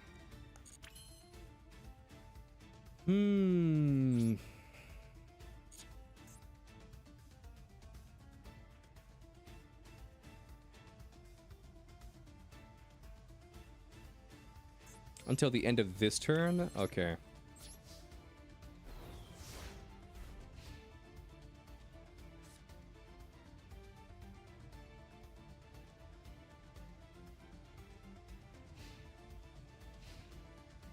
It basically prevents people from downing non-perform power monsters and still using them with their effects.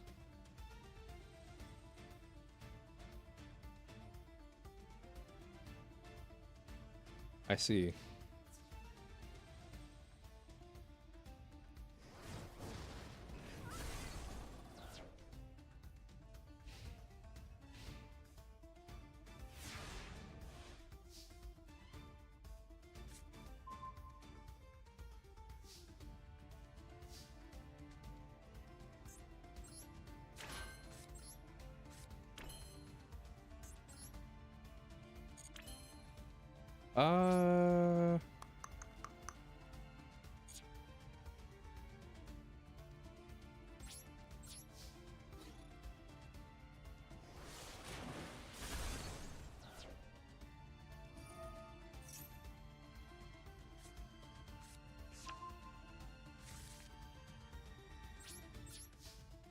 Let's just do that.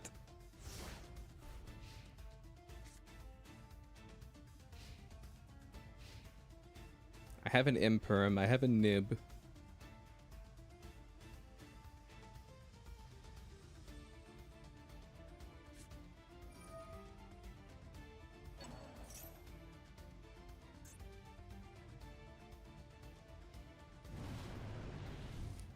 So not only does he summon it, it gains 1,000 attack.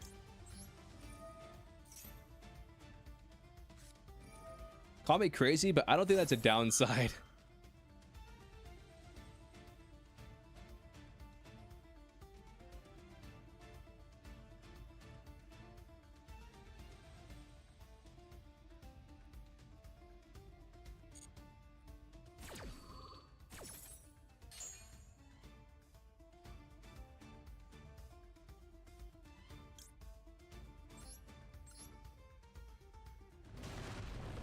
Naturia Beast.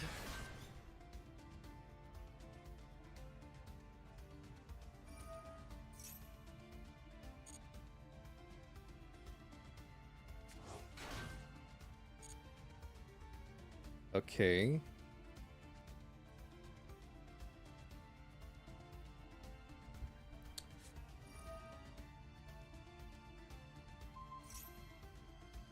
All right. That's a big ass card.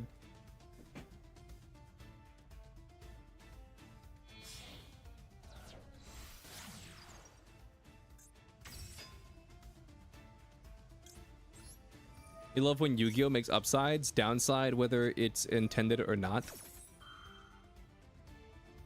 Yeah. Splash Mage, he might be trying to access.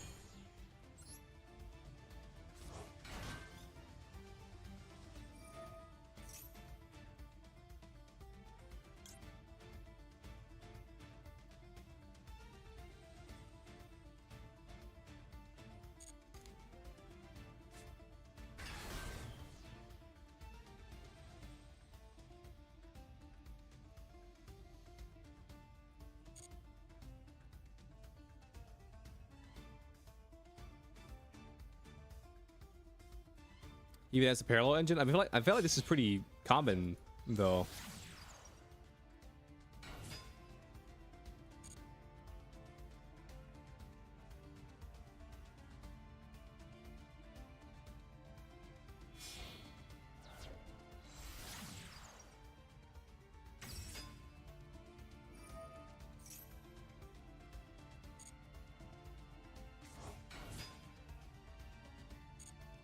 Okay.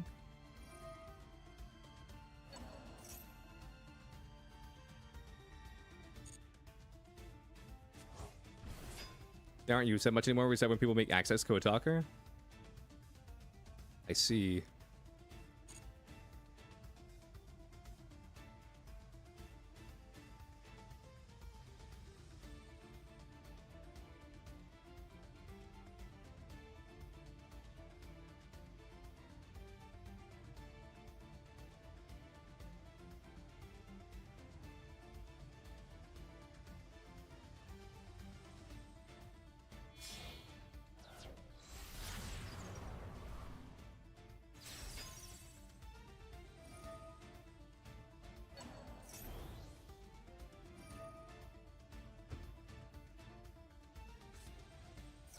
Banish.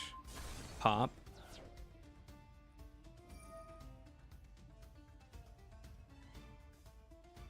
So you're now locked into Cybers, but you're playing a Cybers deck, so that doesn't really matter.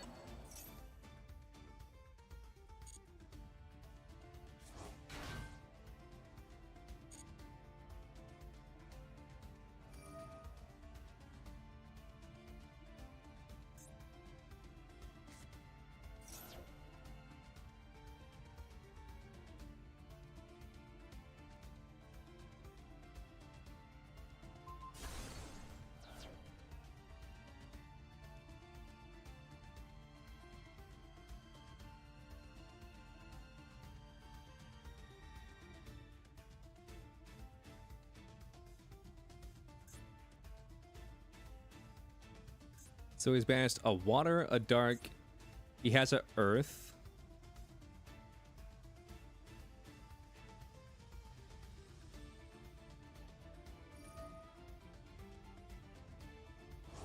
He sent the earth. Okay.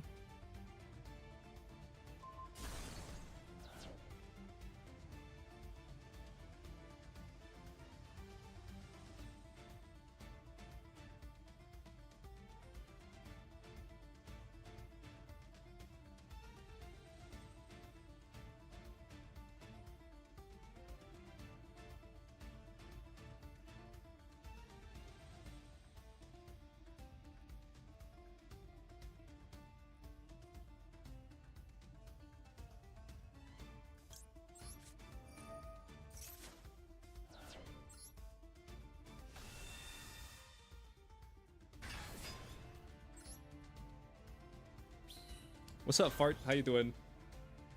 What's crack-a-lackin'? What's poppin'?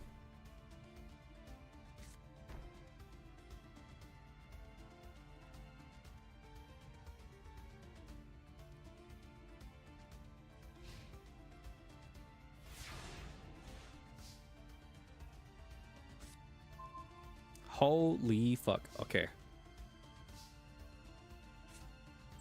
We're in it, boys. We're in it. You saw the Nintendo Direct earlier today? Me too.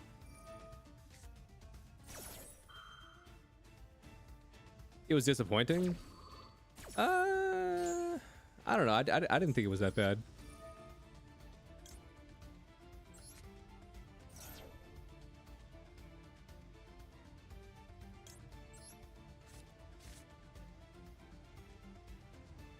So here's the $1 million call. Well, no, we're just gonna go for it. We're just gonna go for it.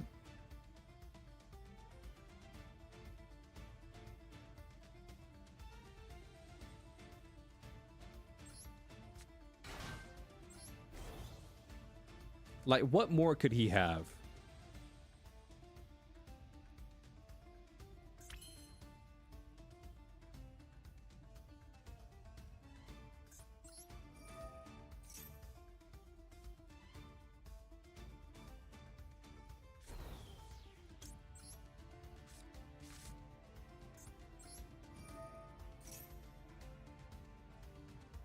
Because he's only got 8 extra monsters left.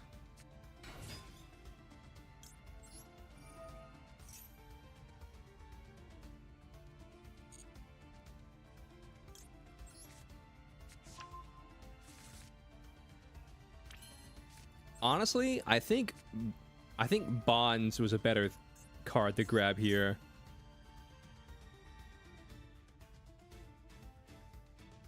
One, two, three, 4.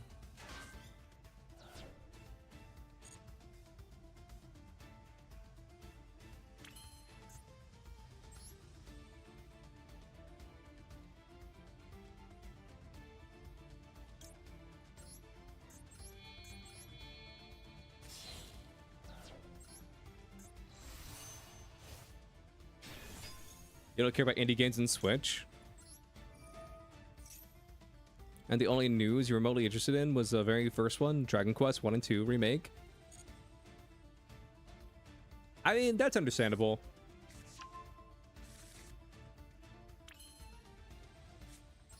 Not every direct's gonna be for everybody. So I definitely get that.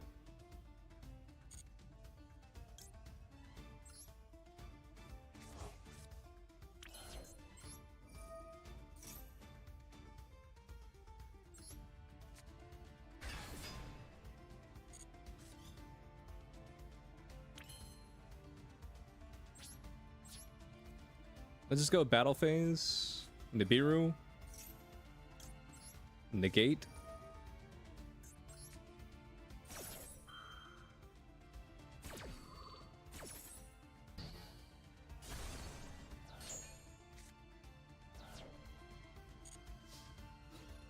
Battle phase. Attack. Attack. Here's to hoping he doesn't have evenly set. Okay, no evenly.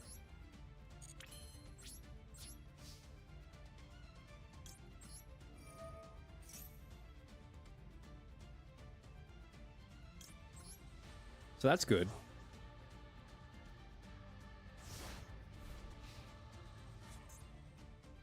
Here's the question: with 18 cards left in your deck and 8 cards in hand, like, what did I give you?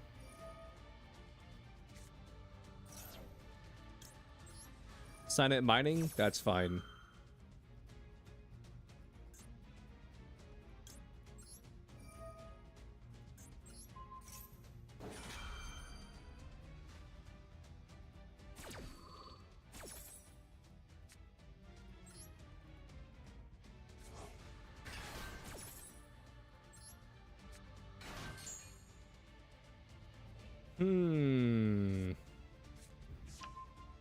You add a circular to your hand.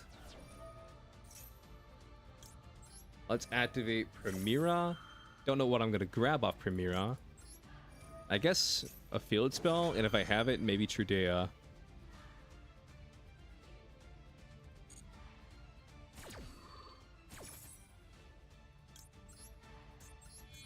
Alright, Crimson. Make Crimson.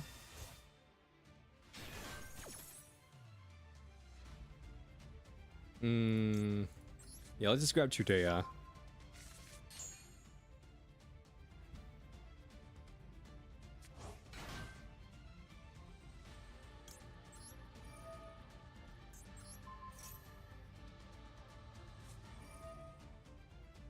Imperm. That's fine. Because believe it or not, we have options.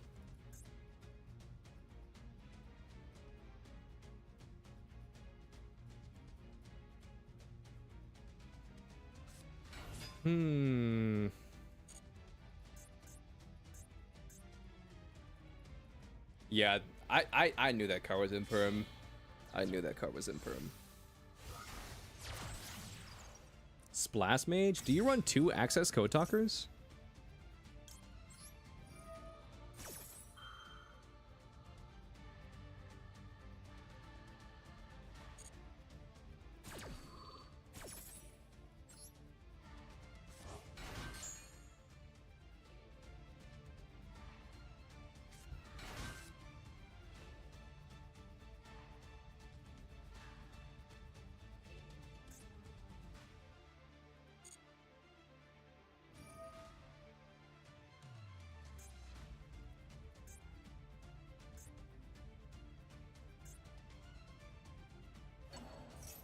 Talk to Cybers Monster? Okay.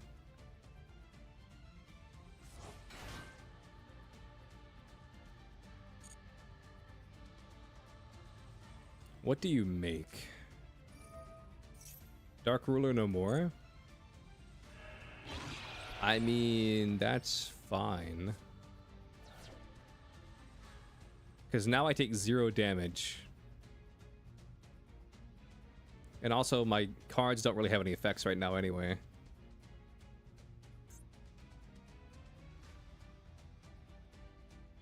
I mean, Ogre still does. G-Golem?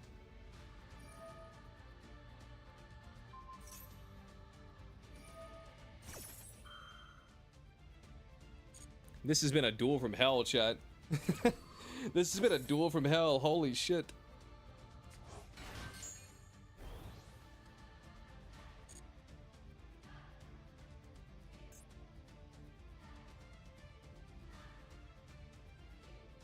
This guy has 23 cards in his grave. I mean, I have 28.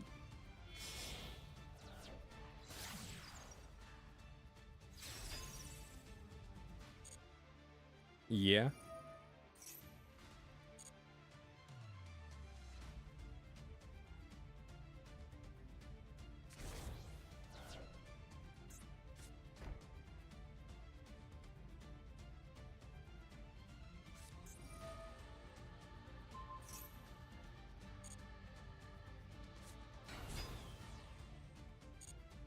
Okay. Battle phase.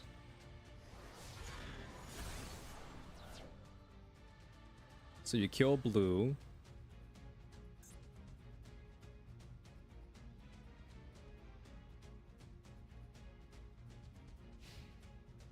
Main phase 2.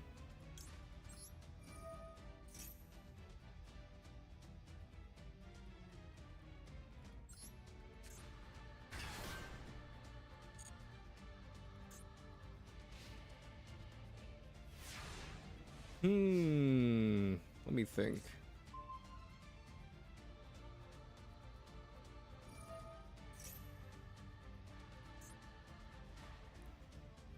Alright, we'll see. 1 Primera.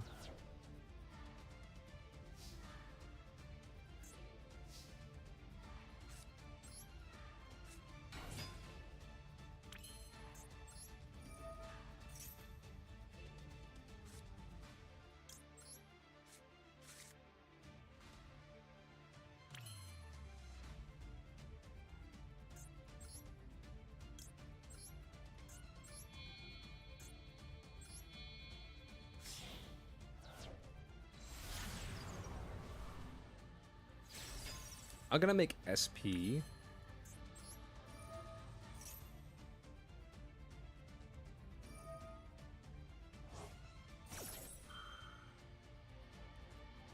negate that activation.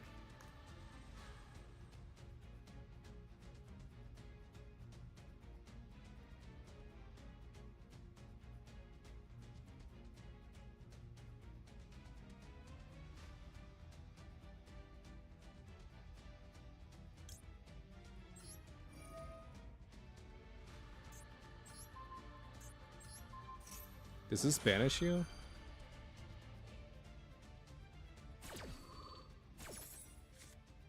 It does.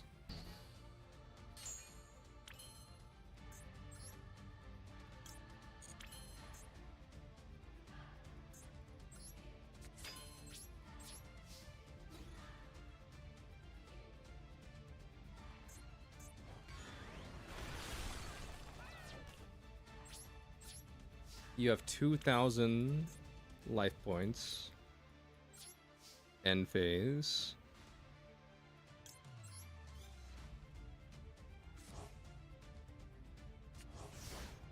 You're back down to 3,000. Nice.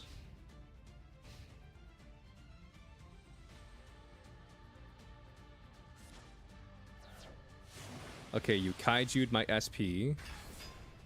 That's okay.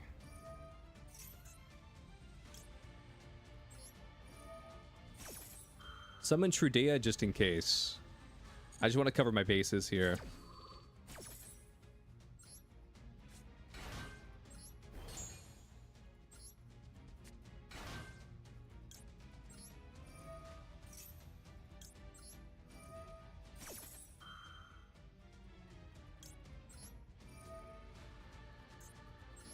Let's put Ogre in the back row. Technically, Trudea would be a better play here to put in the back row. But I'm just being cautious.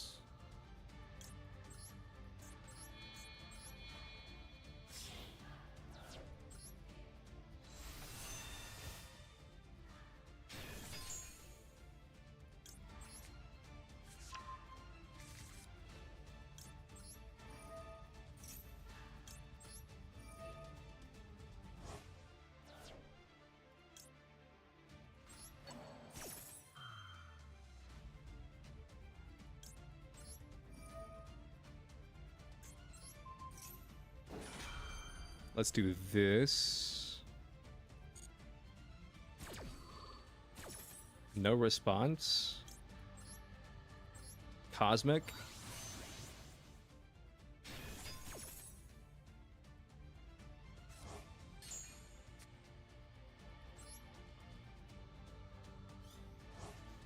Okay, banish that. That's fine. Ash Blossom.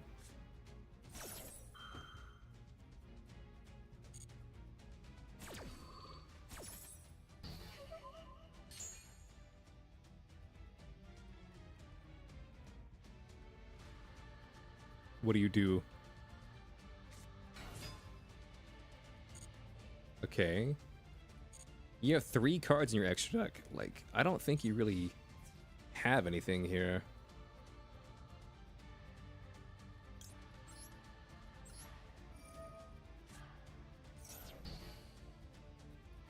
Wait, what? Why was this negated?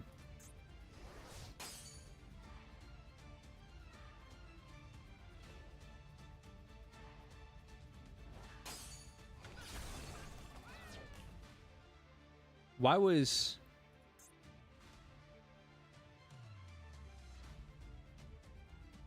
Oh, negate the effects of...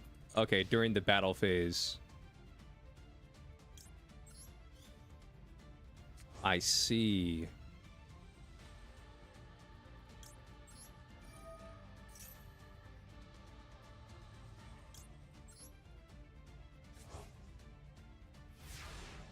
What's up, Julie?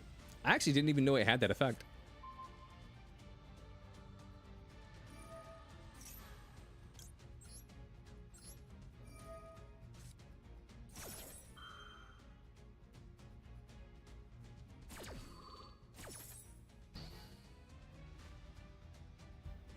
No extra attack for you.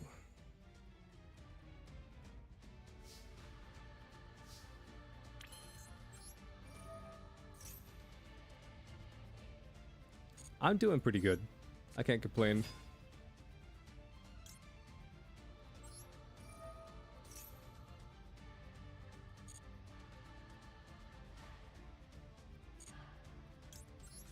Let's grab this. That's fine.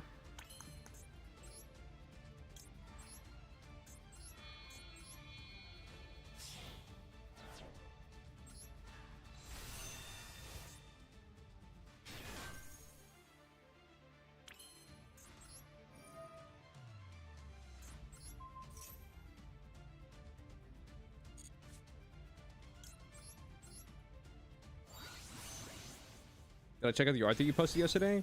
I didn't see it. Where did you post the art? I didn't see it.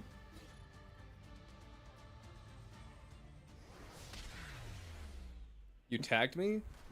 On what? Like on Twitter or on like Discord? Like where?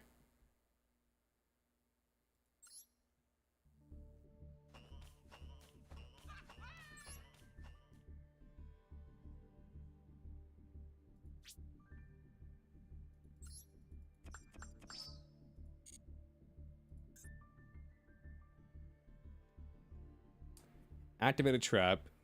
Fusion pendulum link. It was on YouTube? I mean, I saw your message. I don't know how to see art or whatever through a YouTube message. Hold up. Let me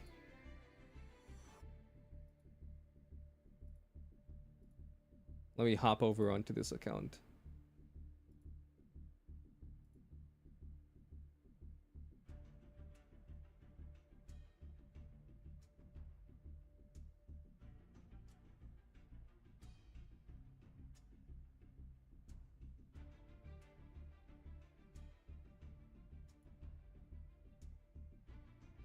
Yeah, I see your message where you said you finished the Luffy drawing, but I don't know how to see it.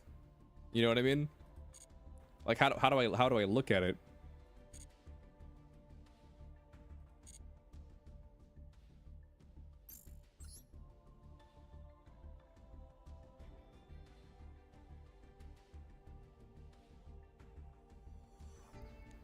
Click on your icon.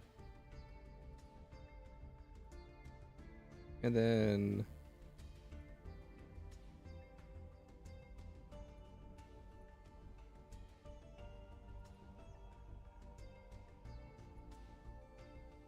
oh, now I see it. Now I see it. I didn't realize this is where you posted it. My bad. Yeah, I saw it.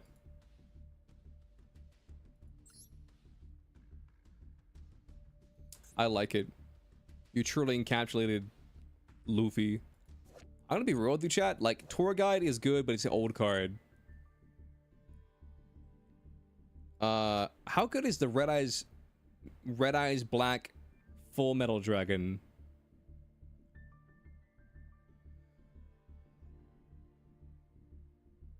You can revolve in your hand, set one Metamorph trap from your deck, and if you do, shuffle this card into the deck. Why? Proof that you can negate the activation if you do inflict damage to your opponent equal to the original attack of one attack position monster your opponent controls. I mean, I guess it's an okay burn card, but like it's still kind of clunky to get out.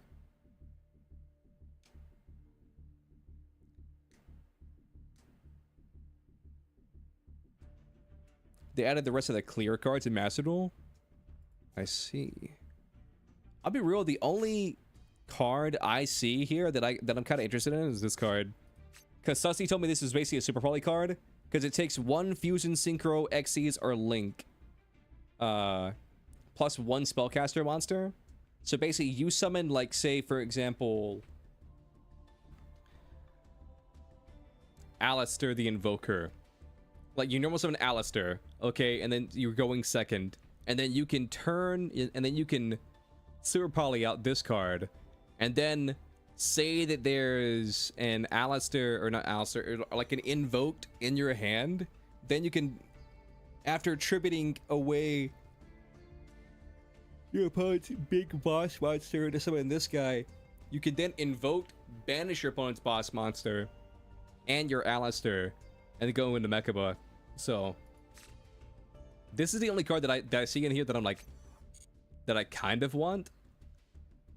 But I don't play Goblin Biker. I don't play Performer Pal. I don't play, like... I was told there was, like, one other card in here. Oh, yeah. The Allures. I don't play Allure. I don't play Pendulums.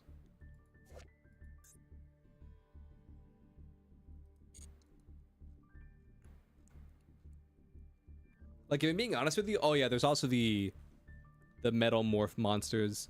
Honestly, in my personal opinion, as if we're talking about generic cards, I think this is the best card in like the entire pack. Ooh, also it's a level 4 tuner, so you could technically...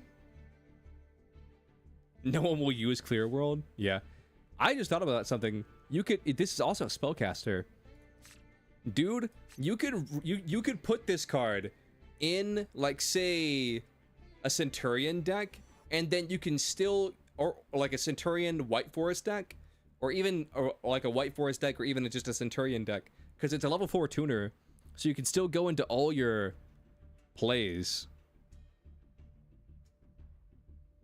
This card's actually pretty fucking nasty now that I think about it. Once terminated, a monster declares an attack, you can target it, negate the attack, and then if you do, this card gains attack equal to the monster's attack until the end of this turn.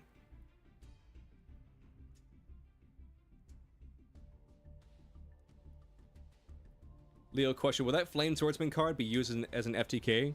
Is there a new one in this pack, or are you talking about the old one? Like the old Flame Swordsman fusion thing? Because if you're talking about the old Flame, the new one, is it new in this pack, or the one from like 1 or 2 packs ago? It's, oh, it's a rare? Flame Swordsman. Is it a spell?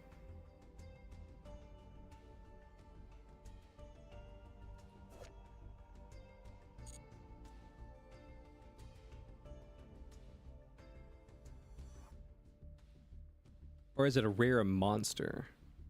Oh, here it is. Flame Swordsman. It's a monster. Cannot be normal summon / set. Must be summoned with Metamorph.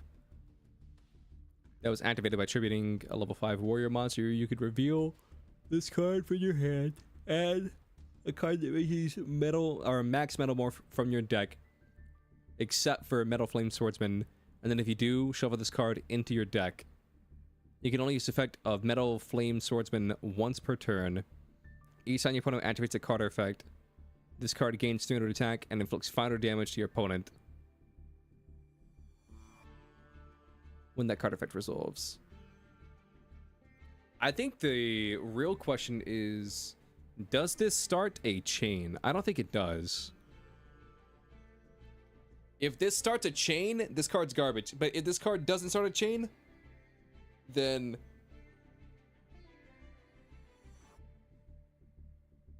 I feel like you can do some nasty shit with this card.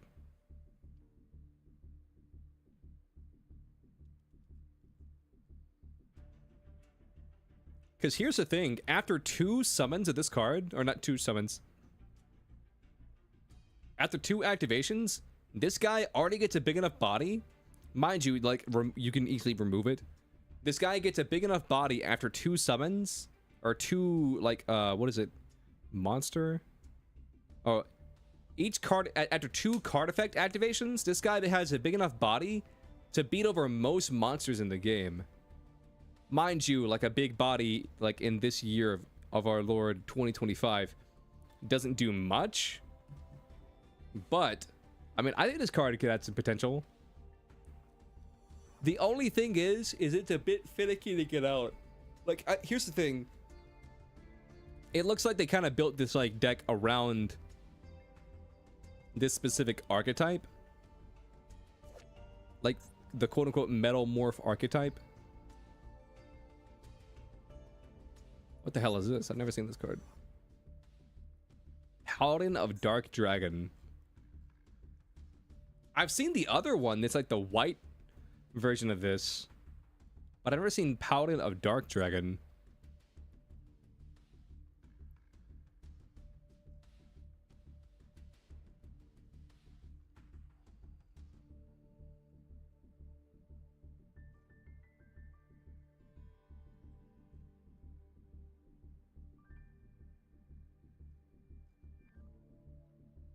But yeah, this to me, chat, seems like the anime meme pack that comes out right that we usually get right before the really, really good pack.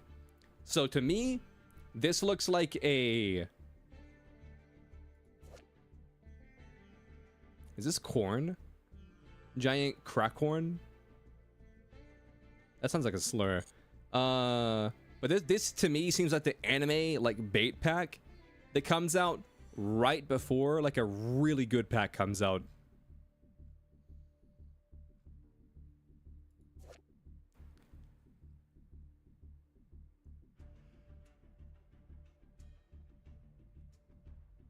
What's returned when a monster is destroyed by battle involving your fire dragon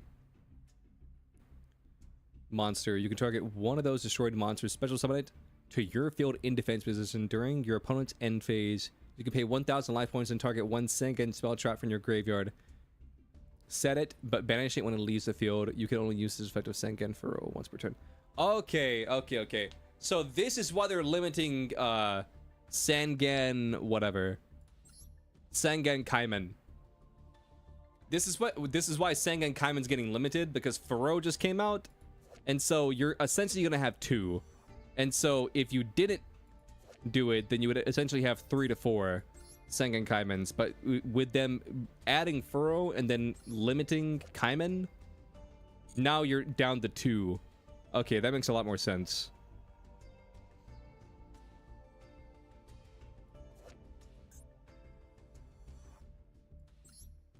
Oh, I know this guy.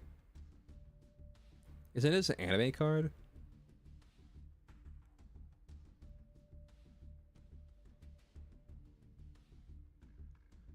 Yo, so this is like shittier Yubel.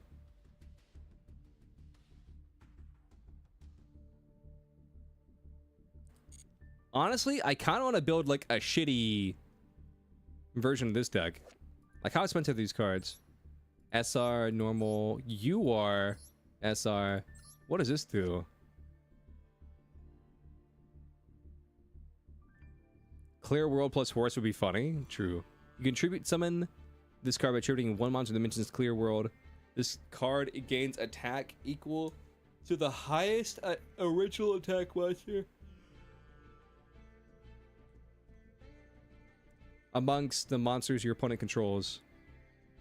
Your choice of tide. It's unaffected by effects of Clear World. Okay. You contribute summon this card. Wait. While this tribute summon card is in the monster zone, your opponent cannot activate effects as special summon monsters on the field with less attack than this card.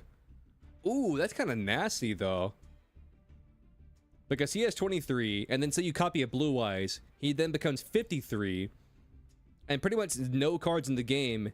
So he's like the opposite of a Typhon. So he's basically the opposite of a Typhon.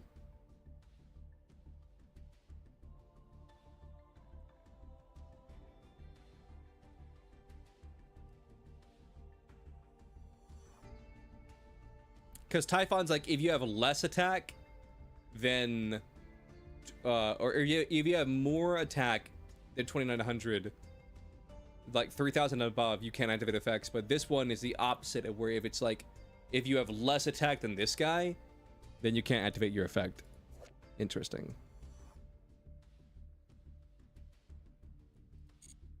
So he's like the opposite of Typhon. That's kind of cool. Do I want to do one pull on this?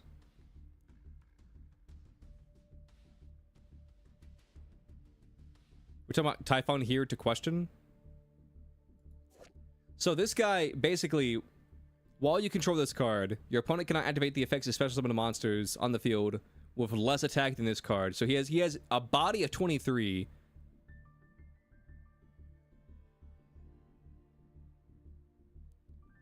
Won't you need the fusion for the super poly target? And hand traps? What are we talking about? Are we talking about these two cards? What does this card do?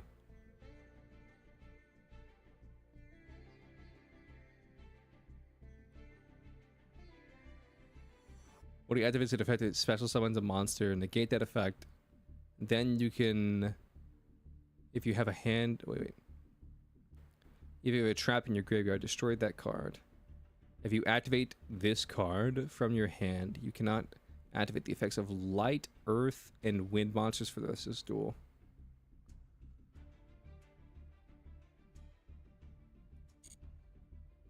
Yeah, they seem cool. All right, give me 1 second, chat. I need to check out my dog real quick. I hear her barking.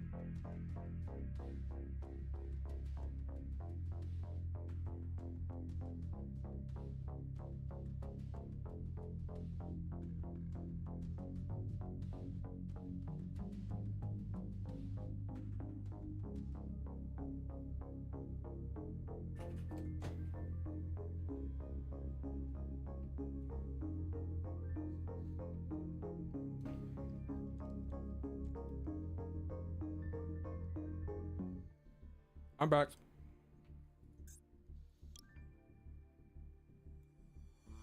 Okay, so I have this from the previous pack. And I pulled this from my free pack.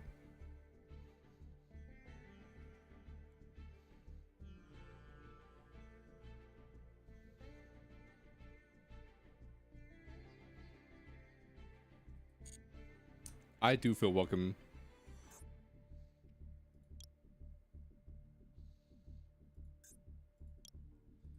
You know what? Fuck it. We got the gems. We'll do a 10 pull. Why not?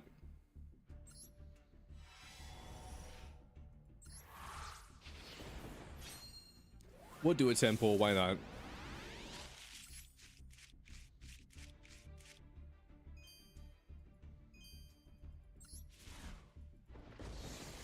There's not really much I want from this pack, but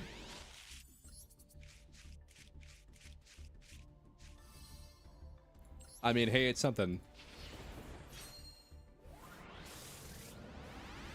In before Royal? If only.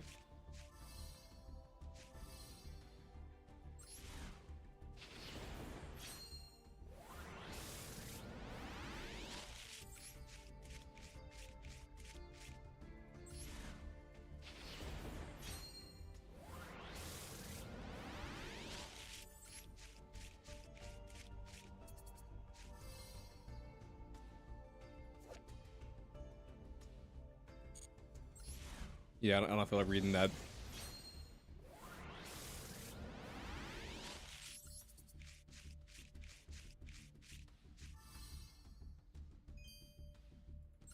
Metal Zoa X. Is this the third Metal Zoa card we've gotten? Because we had the original Metazoa. I think there was a retrain. Wasn't there? But then now there's this one.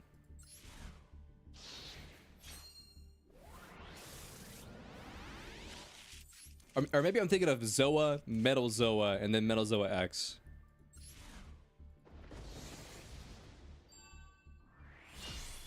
Ayo?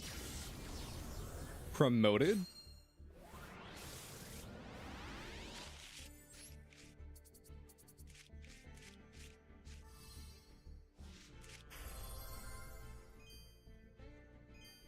Ooh, it's glossy. Don't know if I'll ever use that card, but it's glossy.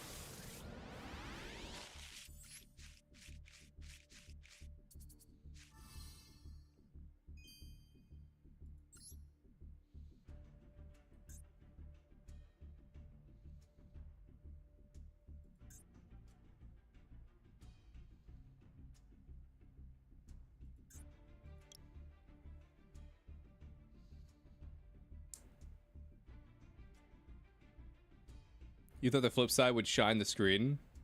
If only. Honestly, I think this is probably the best generic card in this pack.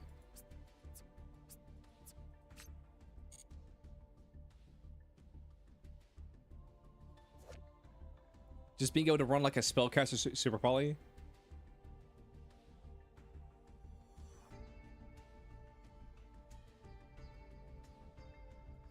This card, to me, seems pretty good.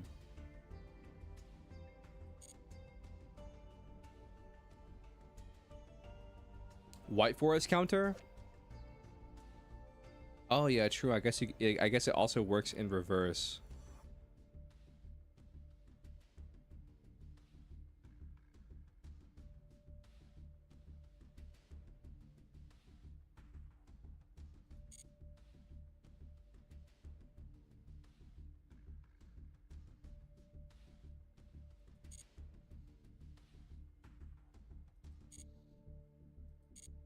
Honestly, I might craft one of these.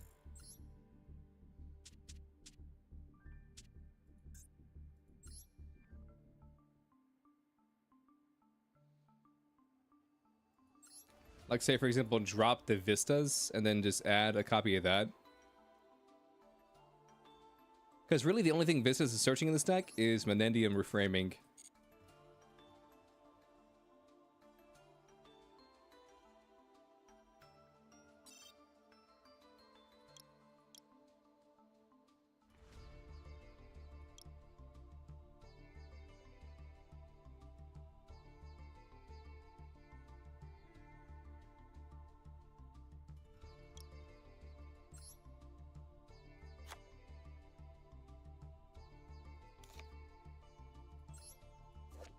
I gotta add one copy of this card.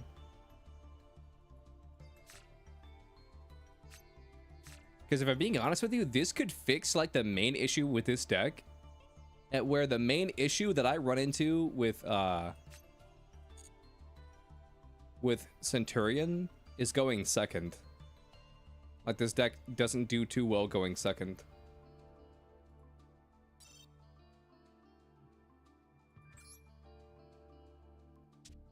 Honestly, I'll do one more pull. A, just to see if we get the card.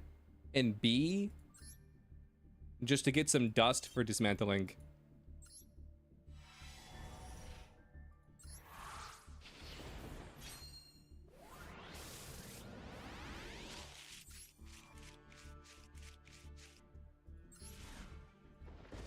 Corn Kraken, nice.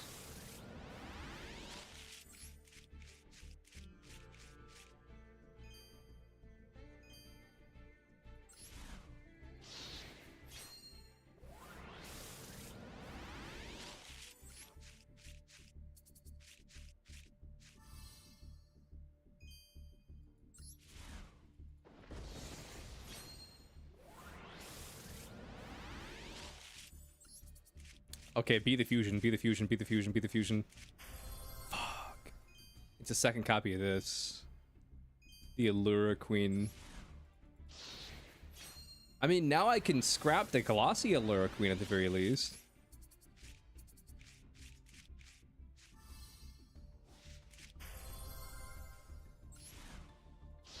Another Goblin Biker, okay.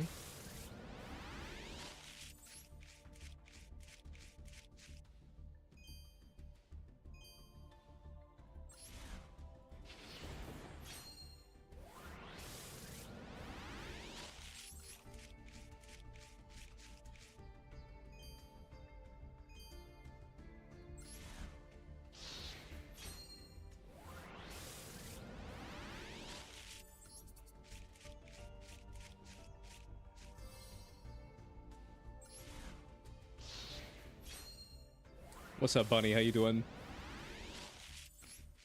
What's up, Bun Bun?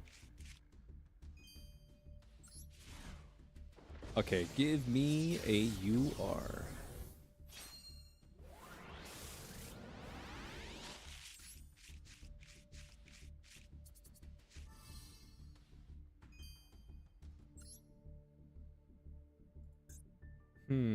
Okay.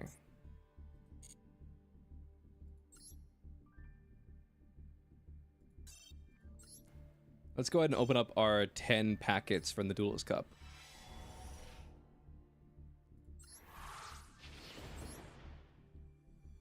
So we got a second copy of RGB Rainbow Lucian. Not gonna read what that does. A second copy of Dark Necrofear. And a third copy of Performage Trapeze Magician.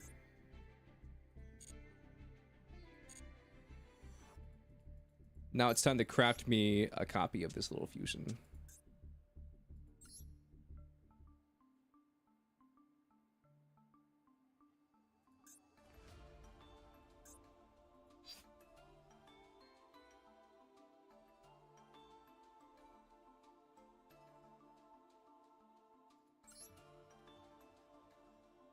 How do I feel about True Draco? I think it can be annoying, but like if you play correctly, then you can play around them.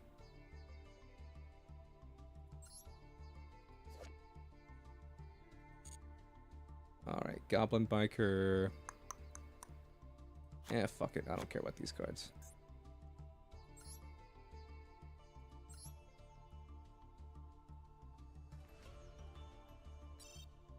All right, let's see. UR, Fusion,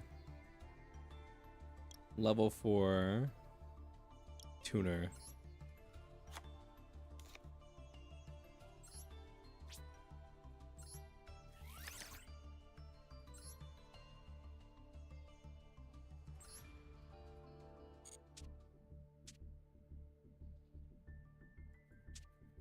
I mean, don't get me wrong, they can definitely be annoying, but like, I feel like there's way worse decks out there, you know what I mean?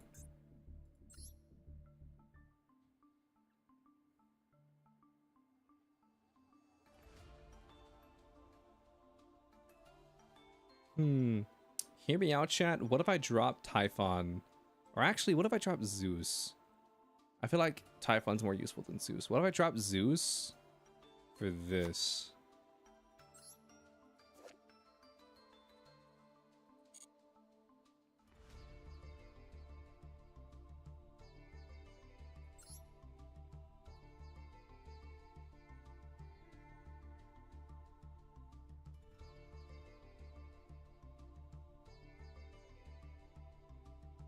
But like, would I want to play against them? Probably not, but like, would I rather play against like a true Draco player over, say, like a Runic player? Like, yeah, probably.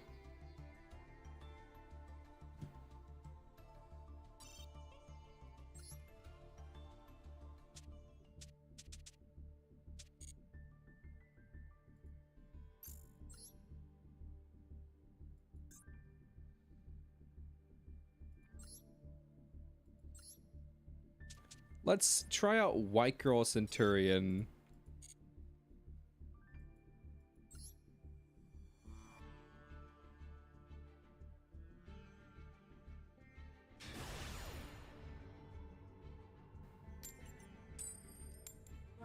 Metal Gear.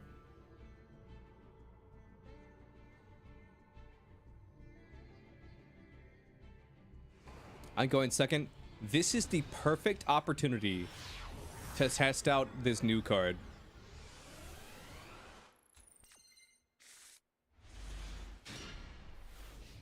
Or at least it would be if I drew into any spellcasters.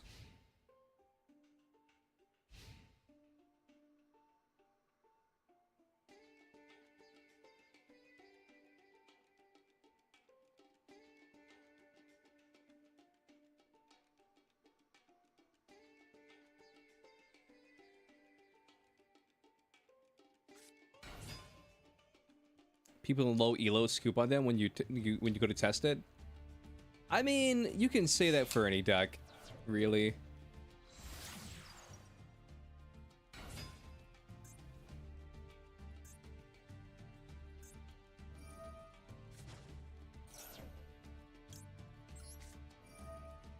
I'm gonna Ash that. I mean, you probably have a play around this. But even if you do, like, I have a play.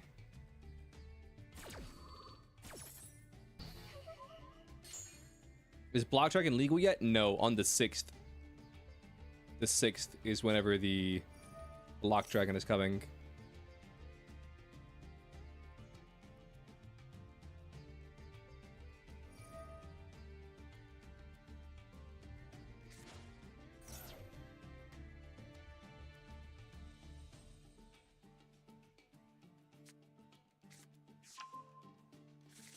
The Hallowed Azamina. Dude, I just really want to I just want to turn this guy into a cat. I just want to turn his monster into a cat. That's all I want.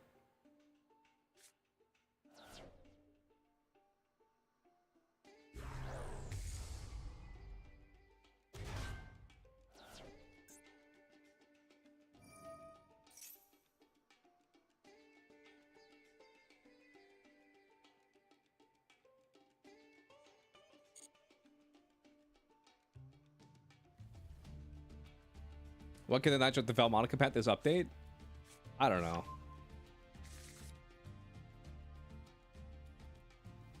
Sometimes we just gotta deal with what we got. And what we got is not Valmonica. That's what we don't got.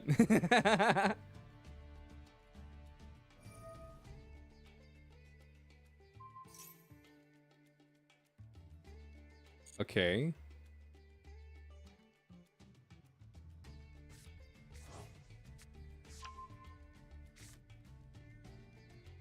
You're over here doing tricks waiting for that pack?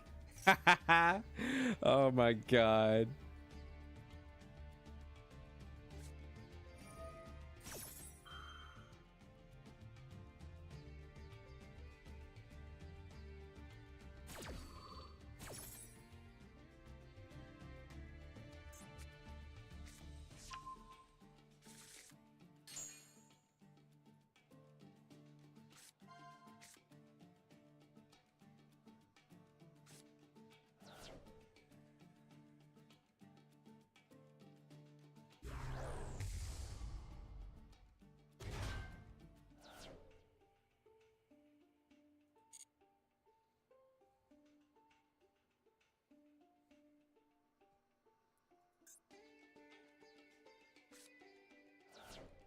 An illusion monster. Cashtira Theosis? Send Theosis to summon out Witch. Okay.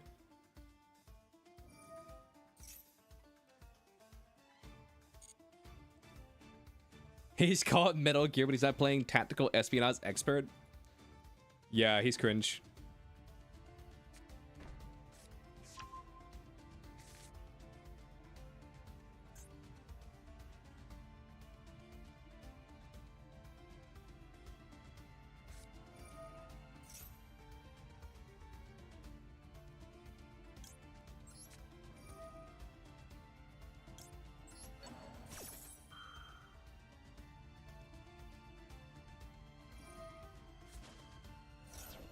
You're gonna negate that?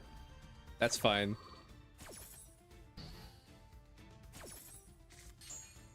Because you lose it, and then I can just activate it again next turn. So it looks like he's gonna go into a cash line. Because he has 2 level 7s.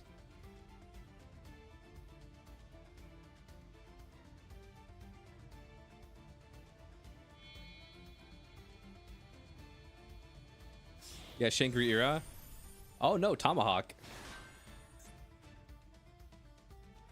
Okay, I respect it.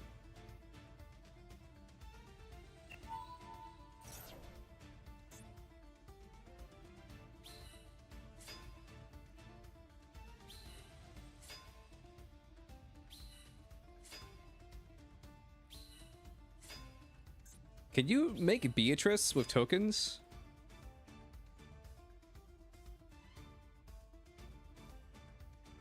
I don't think you can. It's IP Masquerena.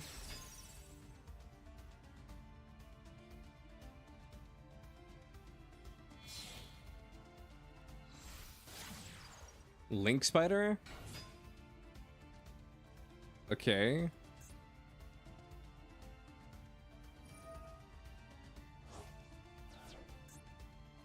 So you're gonna send back spoils to draw a card.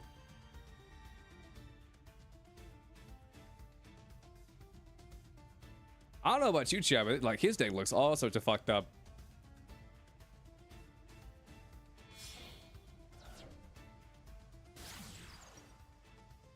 Underworld Goddess? You already have your Requiem in the grave, though. Unless he plays 2 of them. Nope, he's gonna make sequence.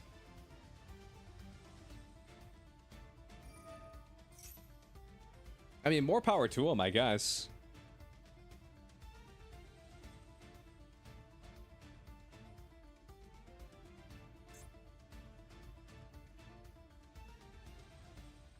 I didn't realize how generic this was. 2 monsters, including a Light Fiend monster. That's pretty generic. And then you could do something out Lacrima? Yeah.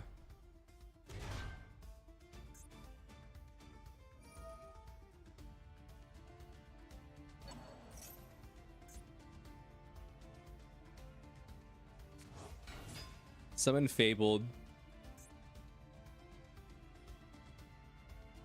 What are you gonna do with this?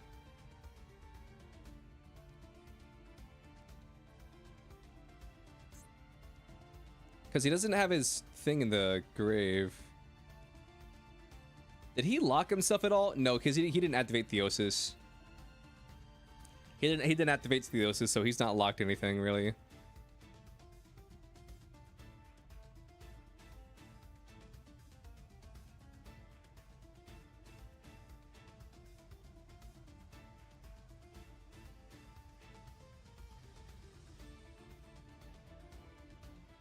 What are you gonna do?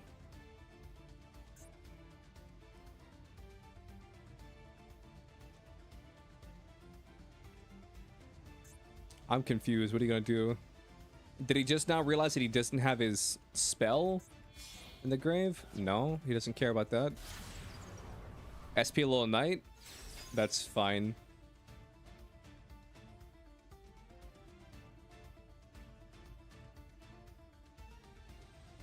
It's okay if you make SP, because I do not care.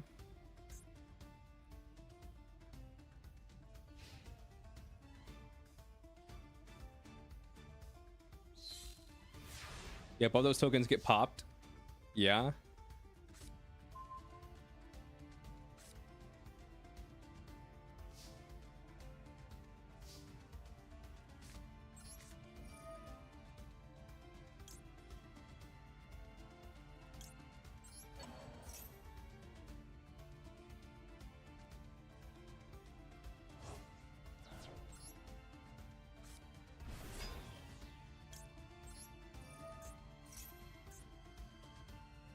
So you're a fiend, you're a warrior. Okay, you're banishing you, and then me, Bestial or Magnamot, not Lobelian. That's fine, because I don't care about that.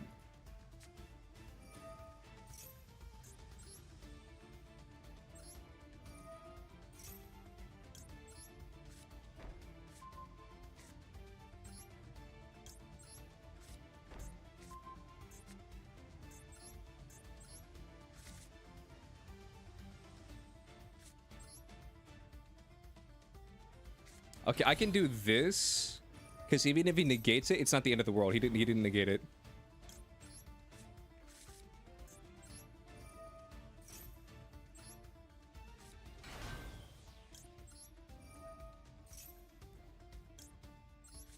Let's grab this. And then now, wait, what?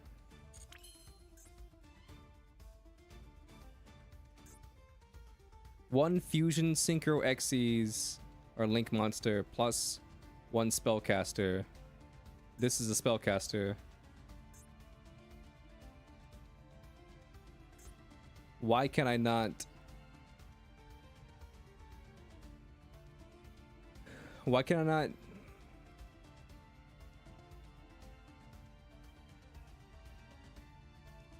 The cards you control to the graveyard.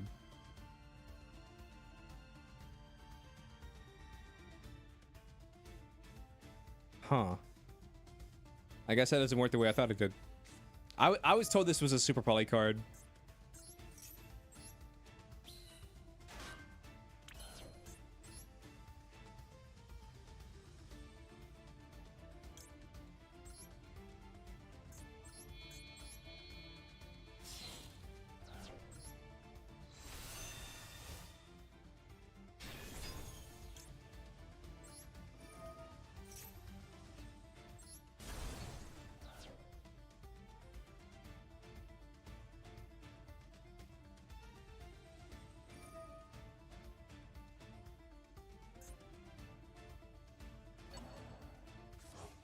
Okay, so you're sending a sequence, you bear me for 12, that's fine, because I don't care.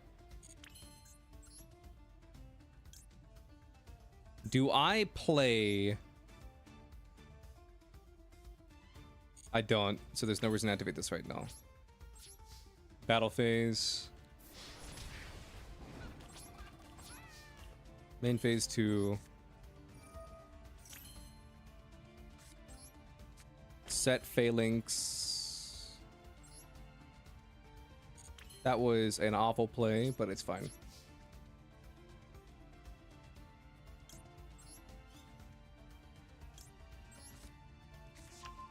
That's fine. We're misplaying to hell, to high heaven, but it's fine. Dude, I was lied to. This card is not a super poly card. I was told this card was a super poly.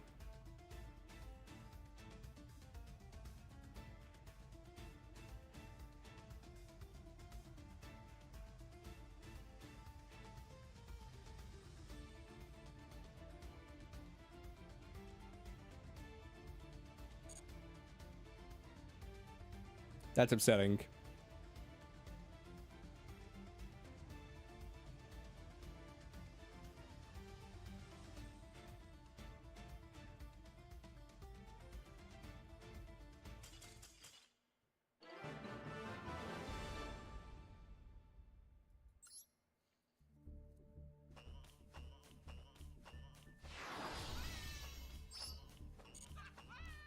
And damn, now we ranked up into Diamond.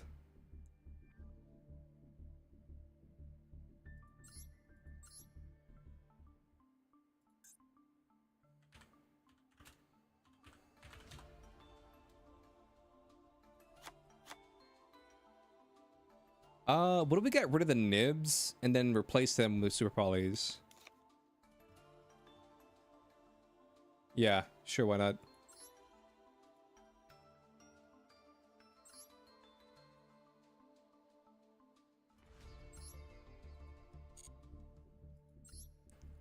Let's just do that.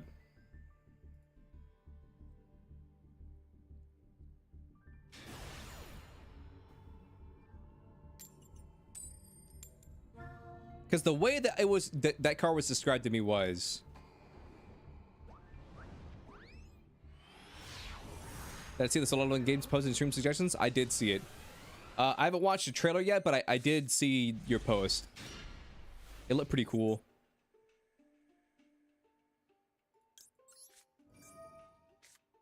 It looked pretty cool.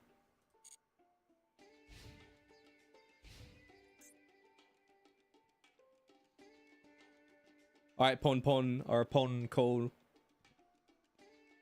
Pompoko.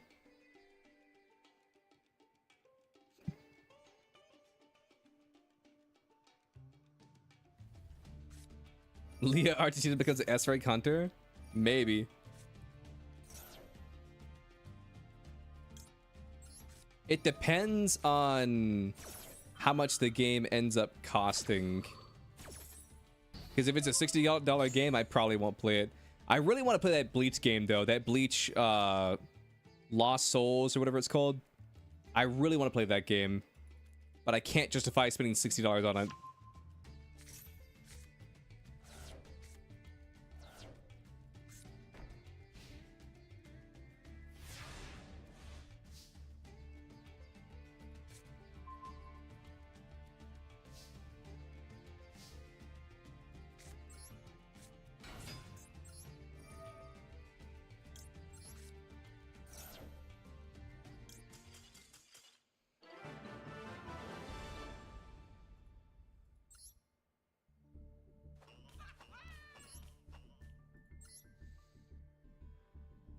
I can't believe I accidentally ranked up. I was gonna scoop before I won because I didn't want to rank up, but now I'm in diamond. Going second, that's fine. I added 2 super polys into this deck.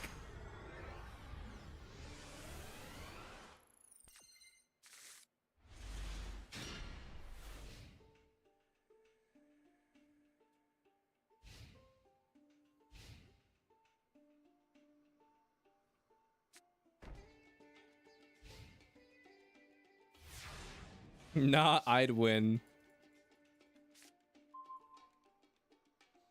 Honestly, true.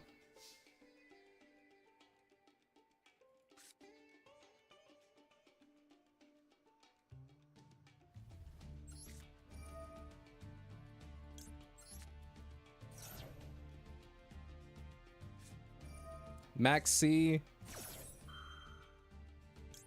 Ash Blossom.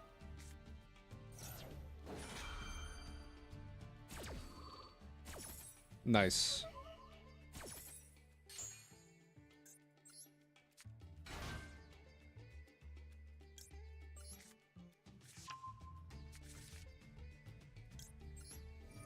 Okay, and then I can do this. I can set you. I can special summon you, Rusilia.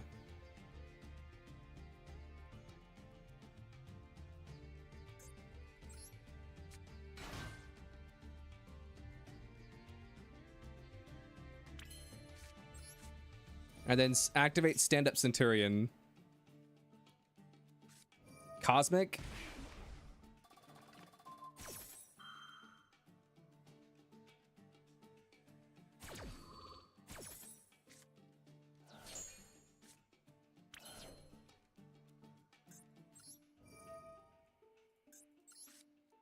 Let's send this. Effect Veiler. Yo, bro's hand is chalked. Bro's hand is absolutely chalked. Like, holy fuck.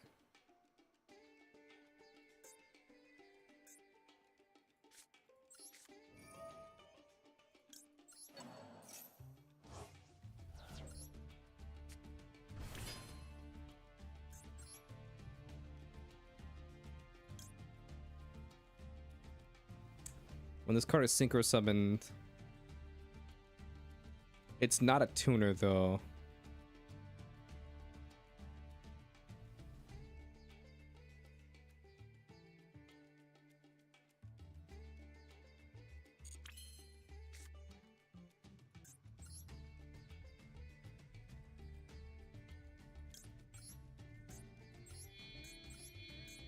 I can do this.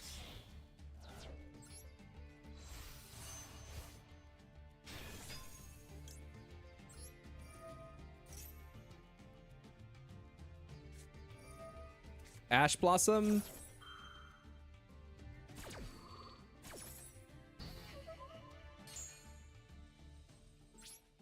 No wonder you scooped.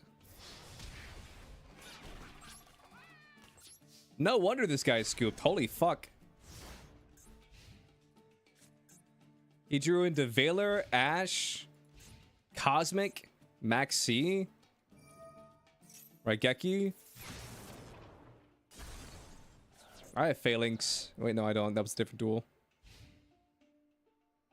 Never mind. Phalanx was a different duel.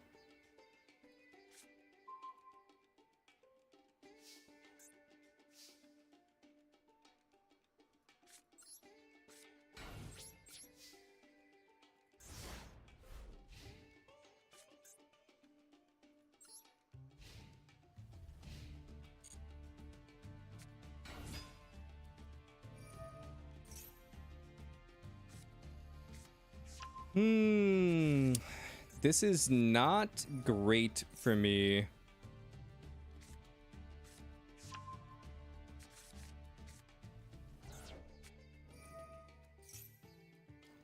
Azamina White Forest, aka I'm fucking dead.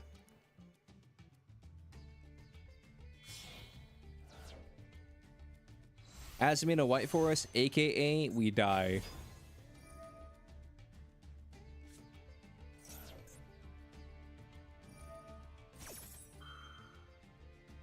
Yeah, nice.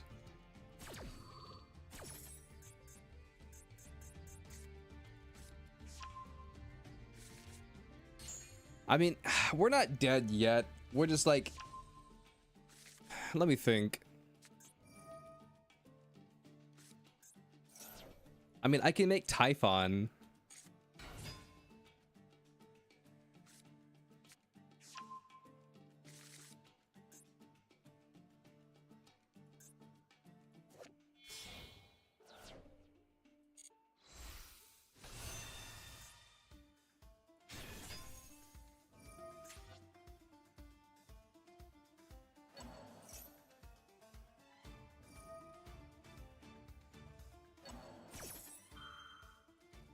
Now here's the question. Are you running a Centurion package? Or are you... I mean, you have a 4 and you have an 8. You could be running a Centurion package.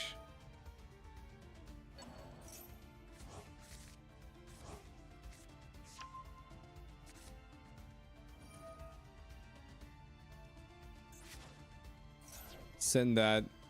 This burns me for 15, right?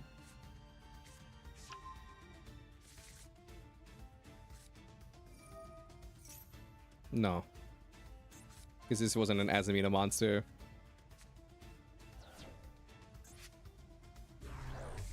You send Deception to summon out this guy.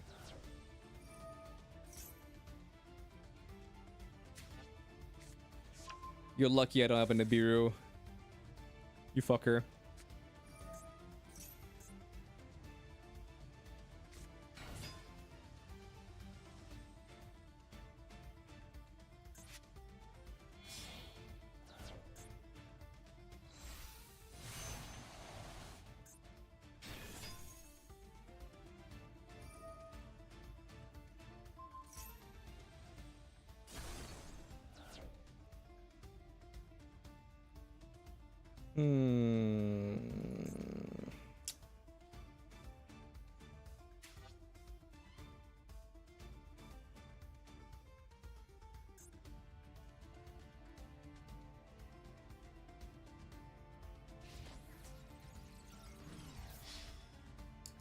Warrior Synchro and an Illusion Synchro.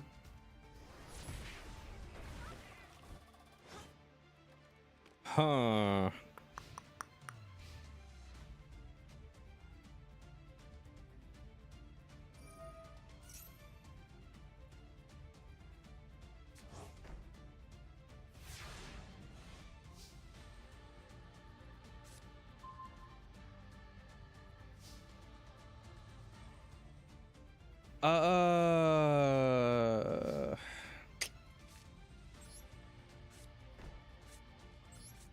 I mean, this just gets negated.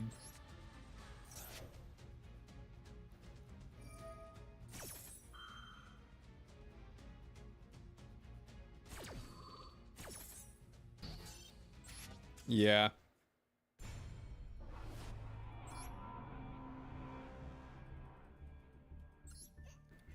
Yeah, there was a safer way to play that. There was a safer way to play that. I just didn't.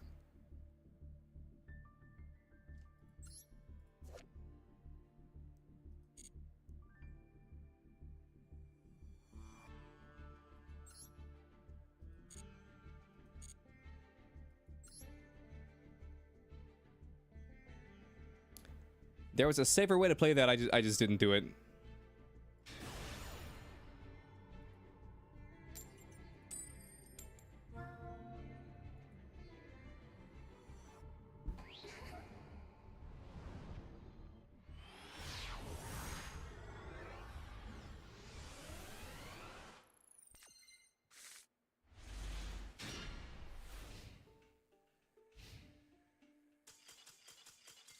I guess he bricked.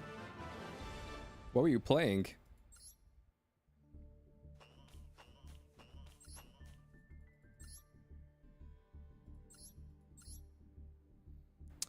Ah, Goblin Biker. Honestly, if I was playing Goblin Biker, I would have scooped too.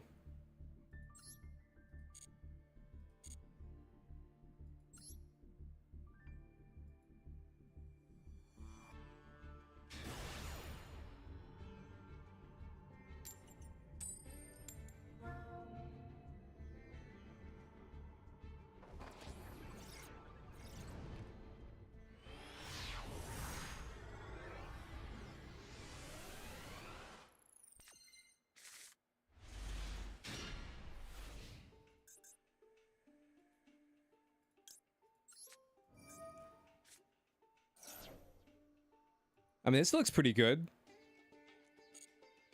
This hand looks pretty good.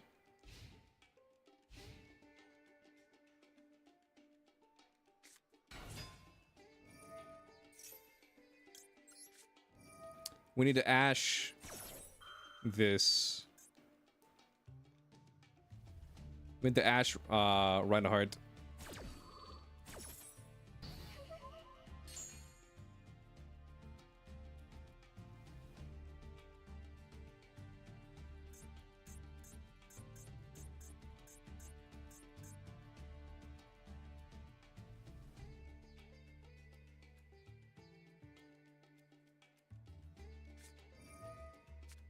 Okay.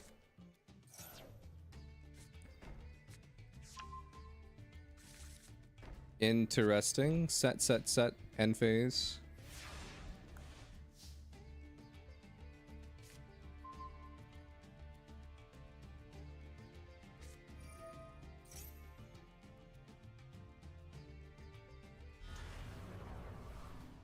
Medium lady, you can hit any card in my hand except for the Azamina or the White Forest.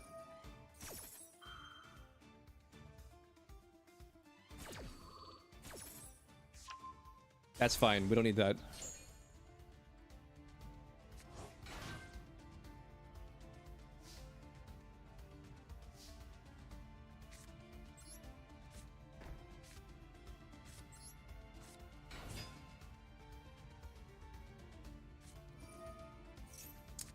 Daruma Cannon.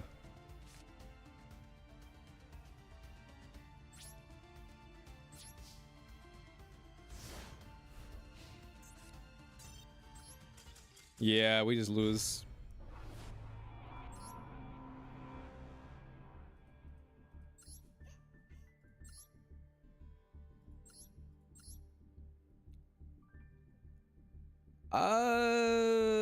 I mean, this is definitely a deck.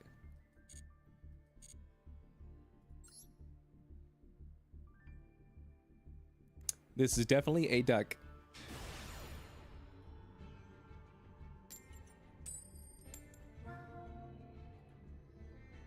This definitely was a Yu-Gi-Oh card duel.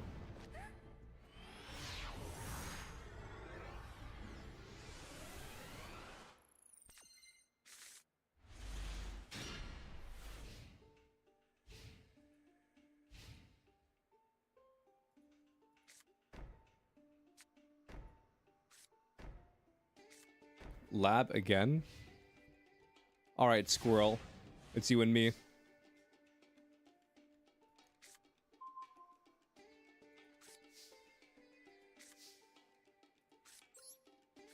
Alright, Squirrel, it's you and me.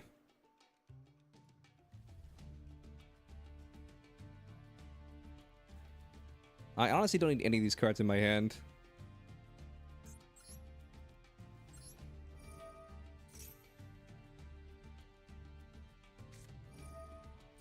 Welcome? I mean, I can't stop that, so...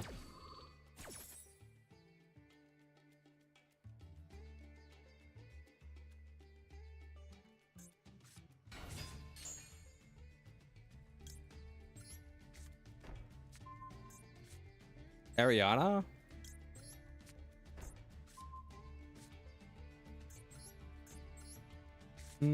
Okay.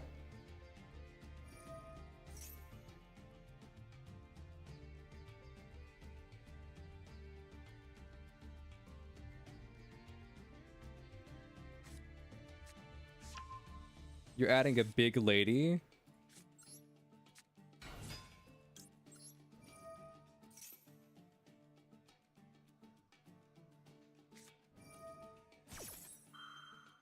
You're activating big lady. That's fine.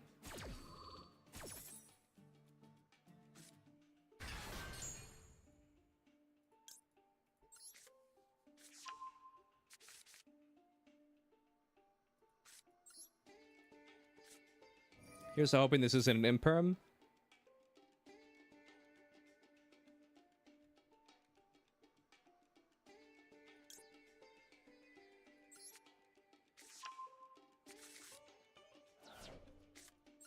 Let's activate this.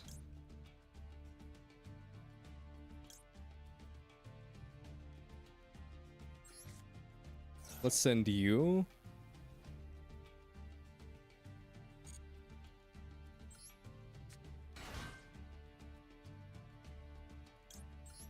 Just go down from my deck to my hand. I can add Toy Soldier.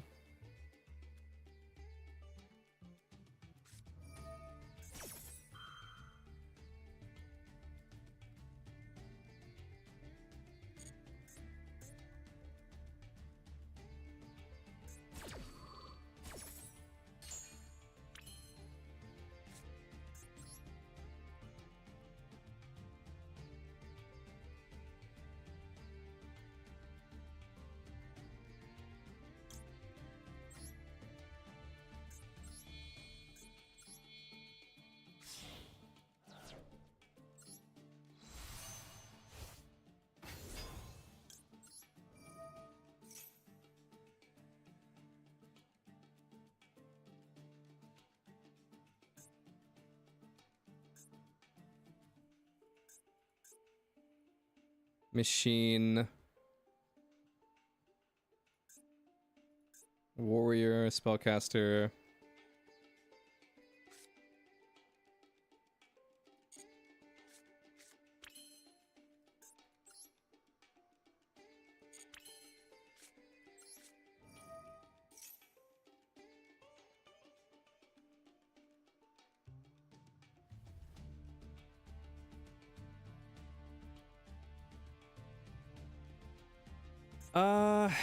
You've only activated welcome so far.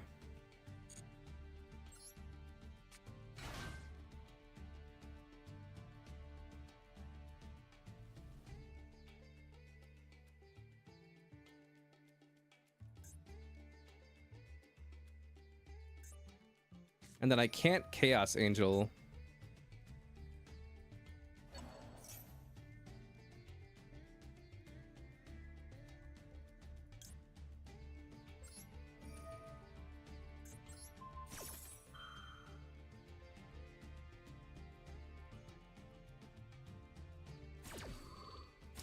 Ice Dragon's Prison. Let's summon you.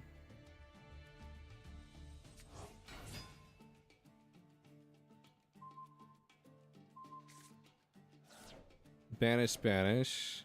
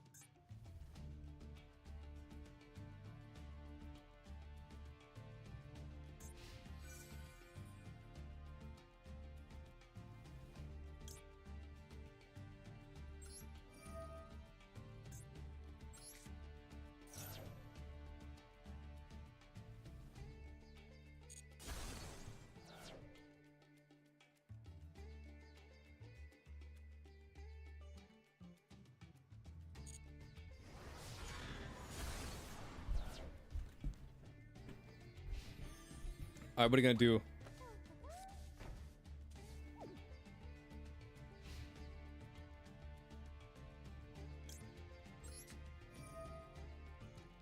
End phase. Let's banish your Ariana.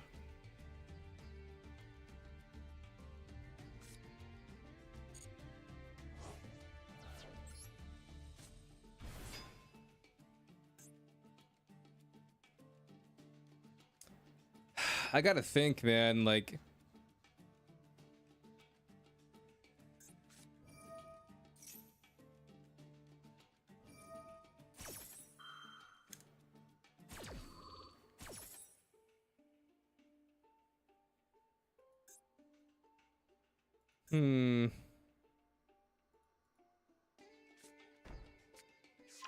So 1, 2, 3, 4, 5, 6, 7, 8, 9, 10, 11.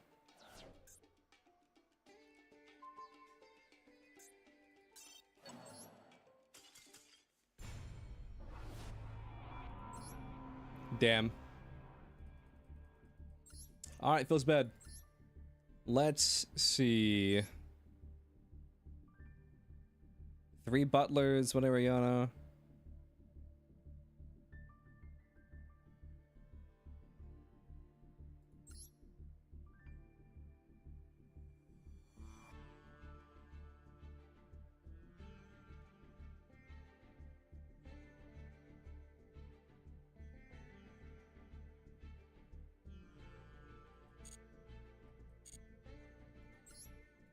Yeah.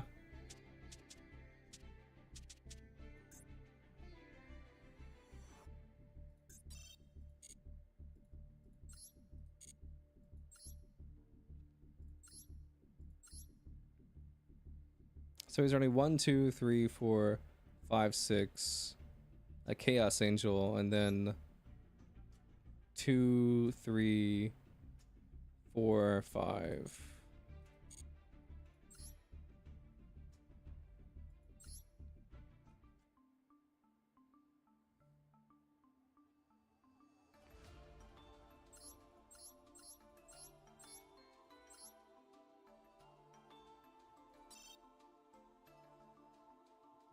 Let's just hit fusion level 5.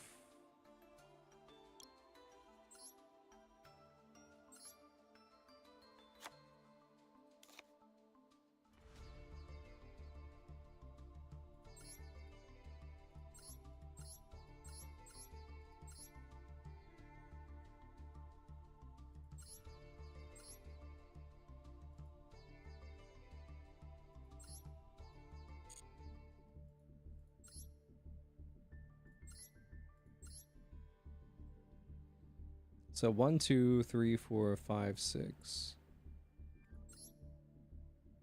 2, 3, 4, 5. Okay, so you're not running 6s.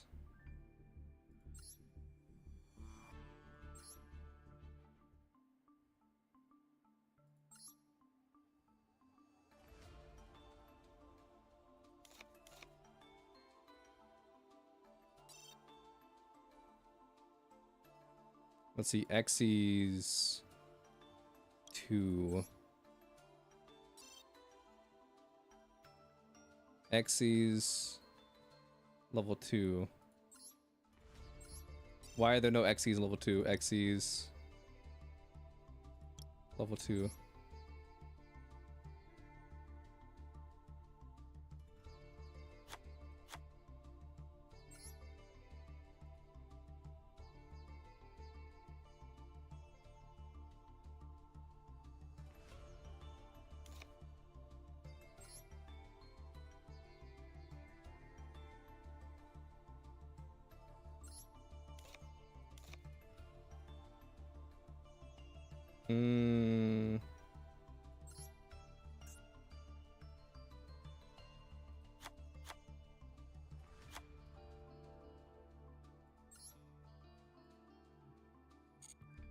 Let's just do this.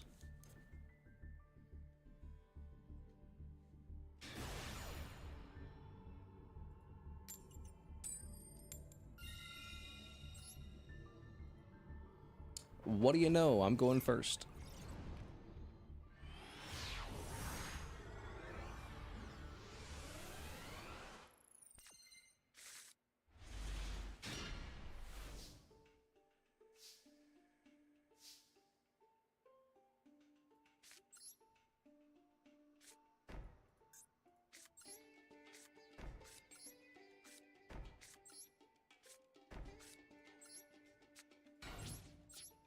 End phase.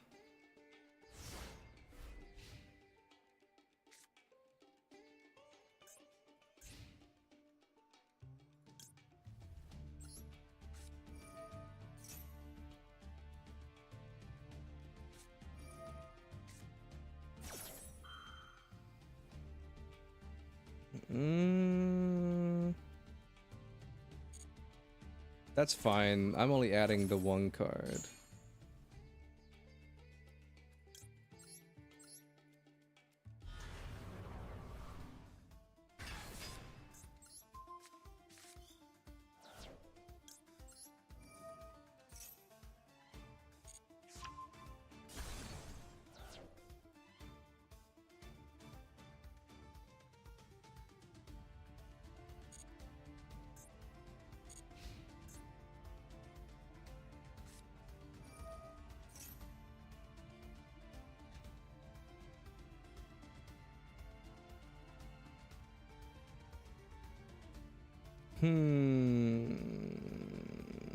Did I ever put a rollback in this deck? No, not in this version.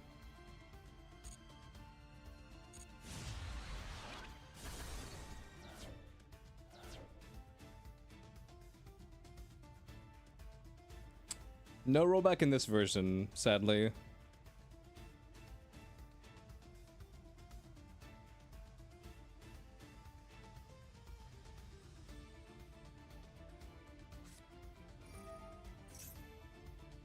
Golden sarcophagus? Okay.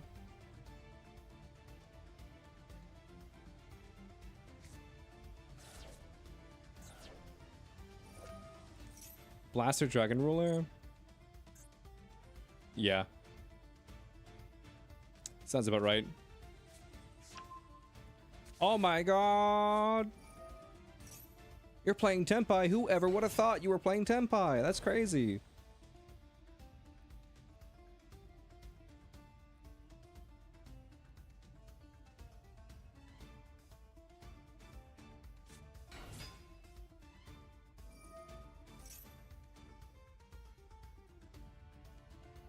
This is unheard of. That the person playing Sengen Summoning is a Tenpai player?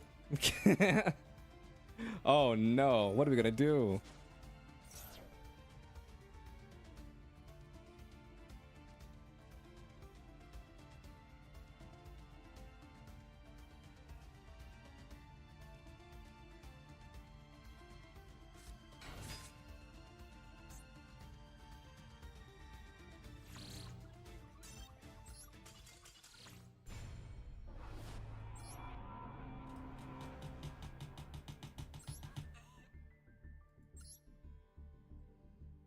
Actually, hold up. Let's edit the deck real quick. And we'll add one copy of rollback.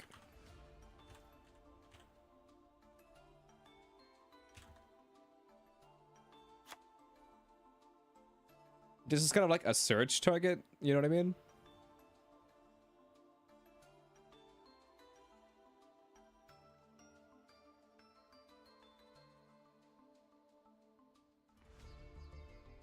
I'll keep Gozen just because it's really good. And I'll tell you what, we'll only run one copy of Stovey.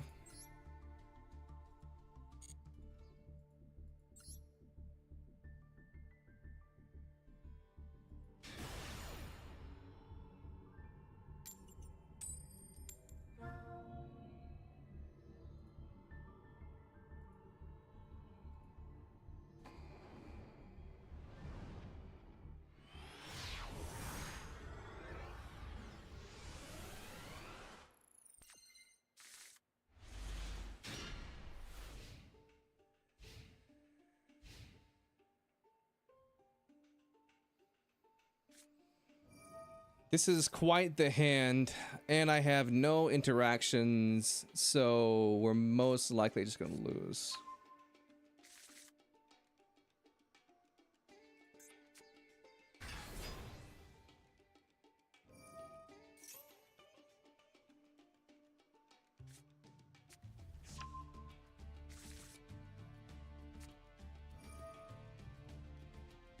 Yeah, I got nothing. I got nothing. Maybe I can equation cannon him, but besides that, I got nothing.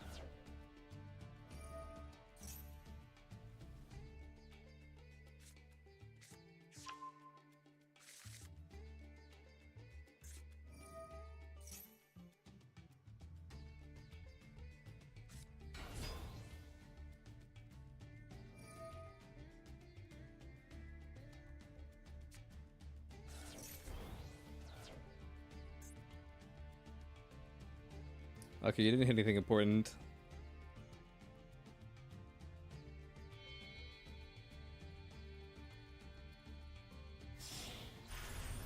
Are you just gonna Arise Heart pass?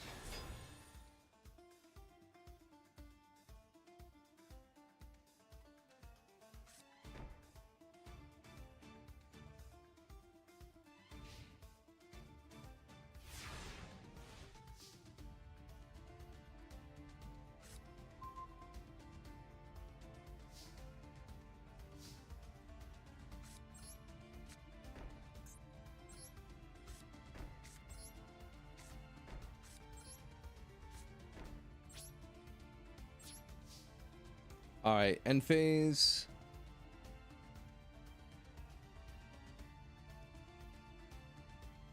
He's thinking about randomly banishing one of my cards.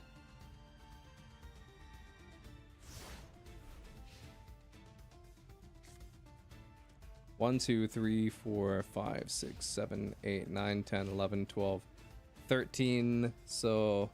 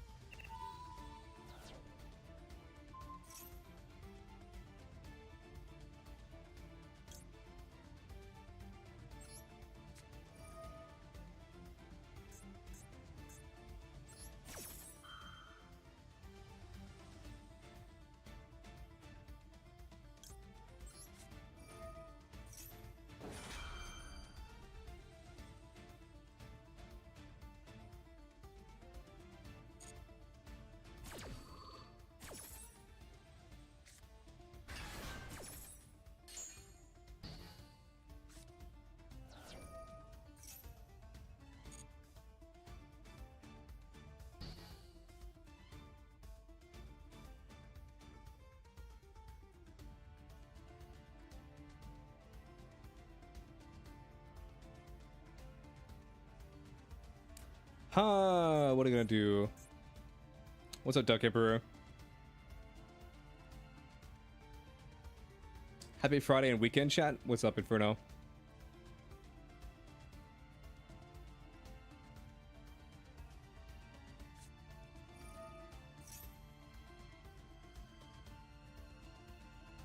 One, 2, 3, 4, 5, 6, 7, 8, 9, 10, 11, 12.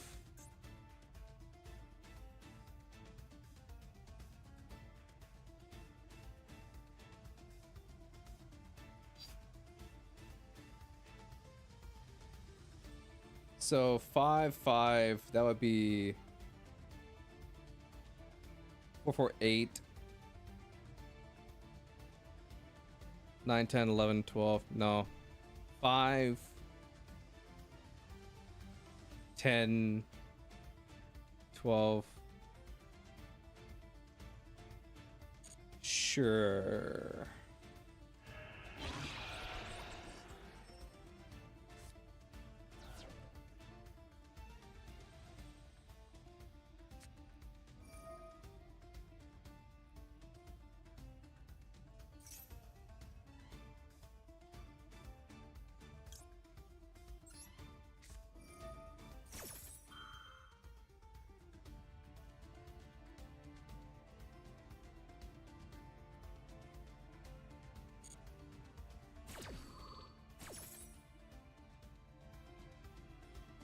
Ten, 5, 6, 7. Wait, what? You could just... Oh, no. 1, 2, 3, 4, 5, 6, 7, 8, 9, 10, 11. Where did the 12th card go? When did I miscount? Oh, it was Dark Ruler No More. I'm so fucking stupid.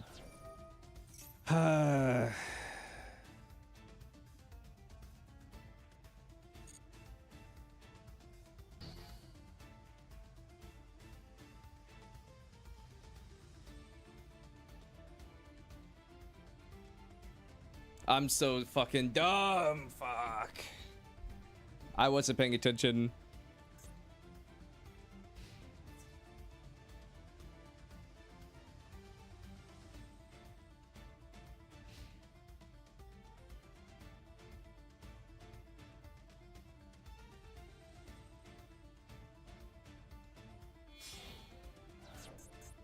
Oh, you actual fucking bitch. Holy shit.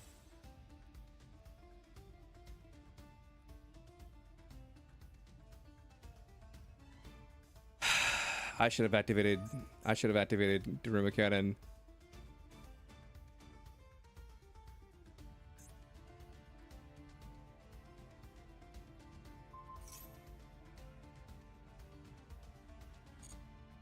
Remember, chat, you're not allowed to get upset when you're playing lab because lab players don't have human rights. If I learned anything from the YouTube comment section, it's that lab players do not have human rights.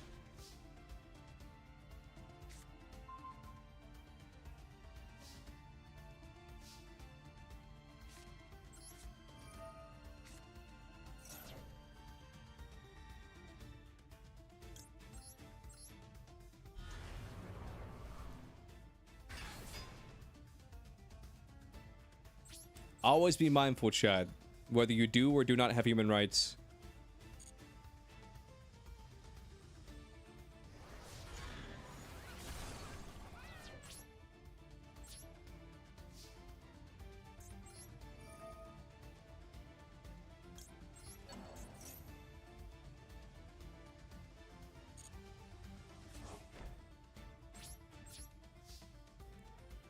Nah, those comment sections were going crazy. Those comment sections were going crazy. I just realized this guy's Korean. Or at least has a Korean name. Let's find out what his name is. What's my phone?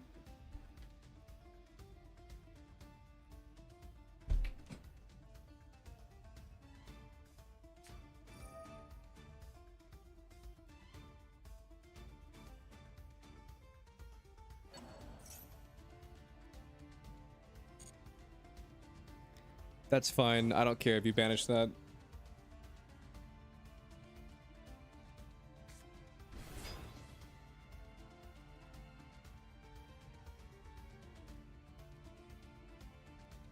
His name is Black and White Dream.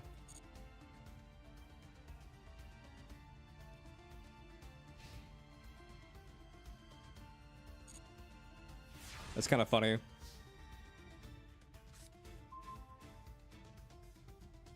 One, two, three, four, 5, 6, 7, 8, 9. 3, 3, 3.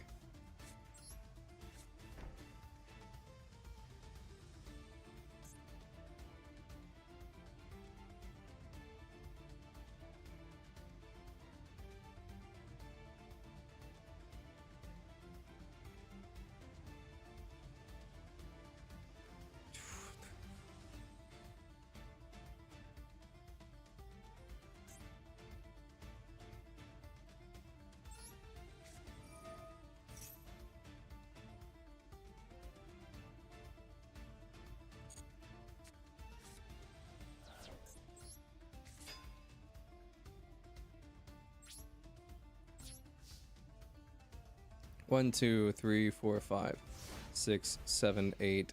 And he's just gonna draw a card. That'll be 9.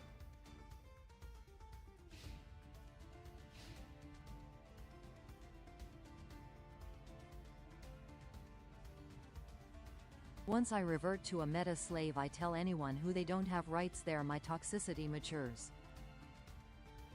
Once you revert to meta slave, you'll tell anyone.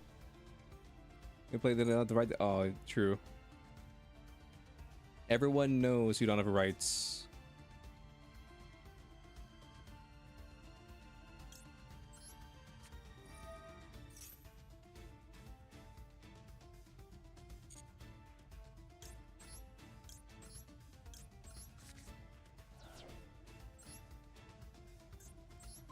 Sad for you, brother. I know how this card works. I just...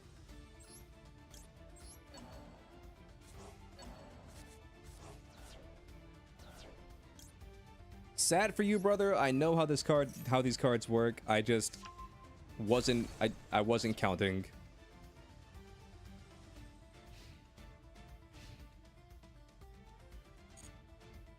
Do the dingus? Nah, he's chill. He's chill.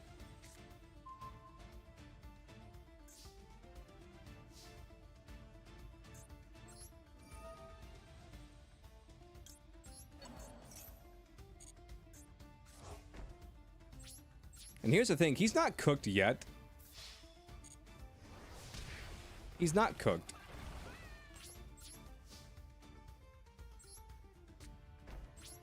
At least not yet.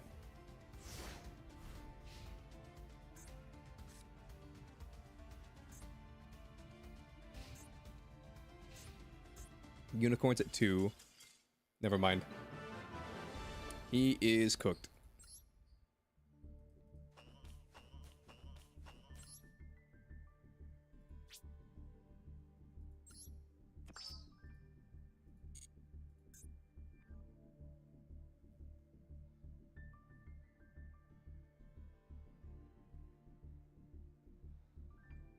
Duel in solo mode.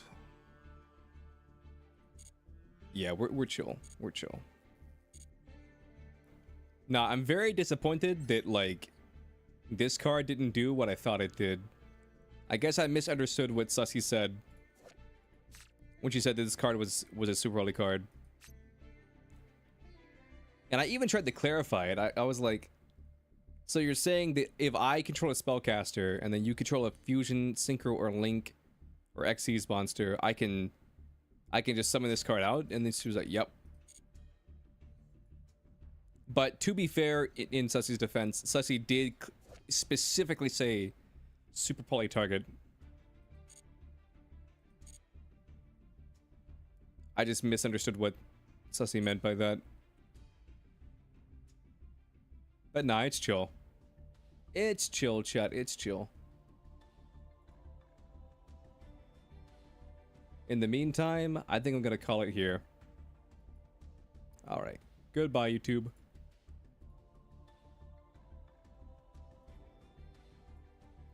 And then, let's see.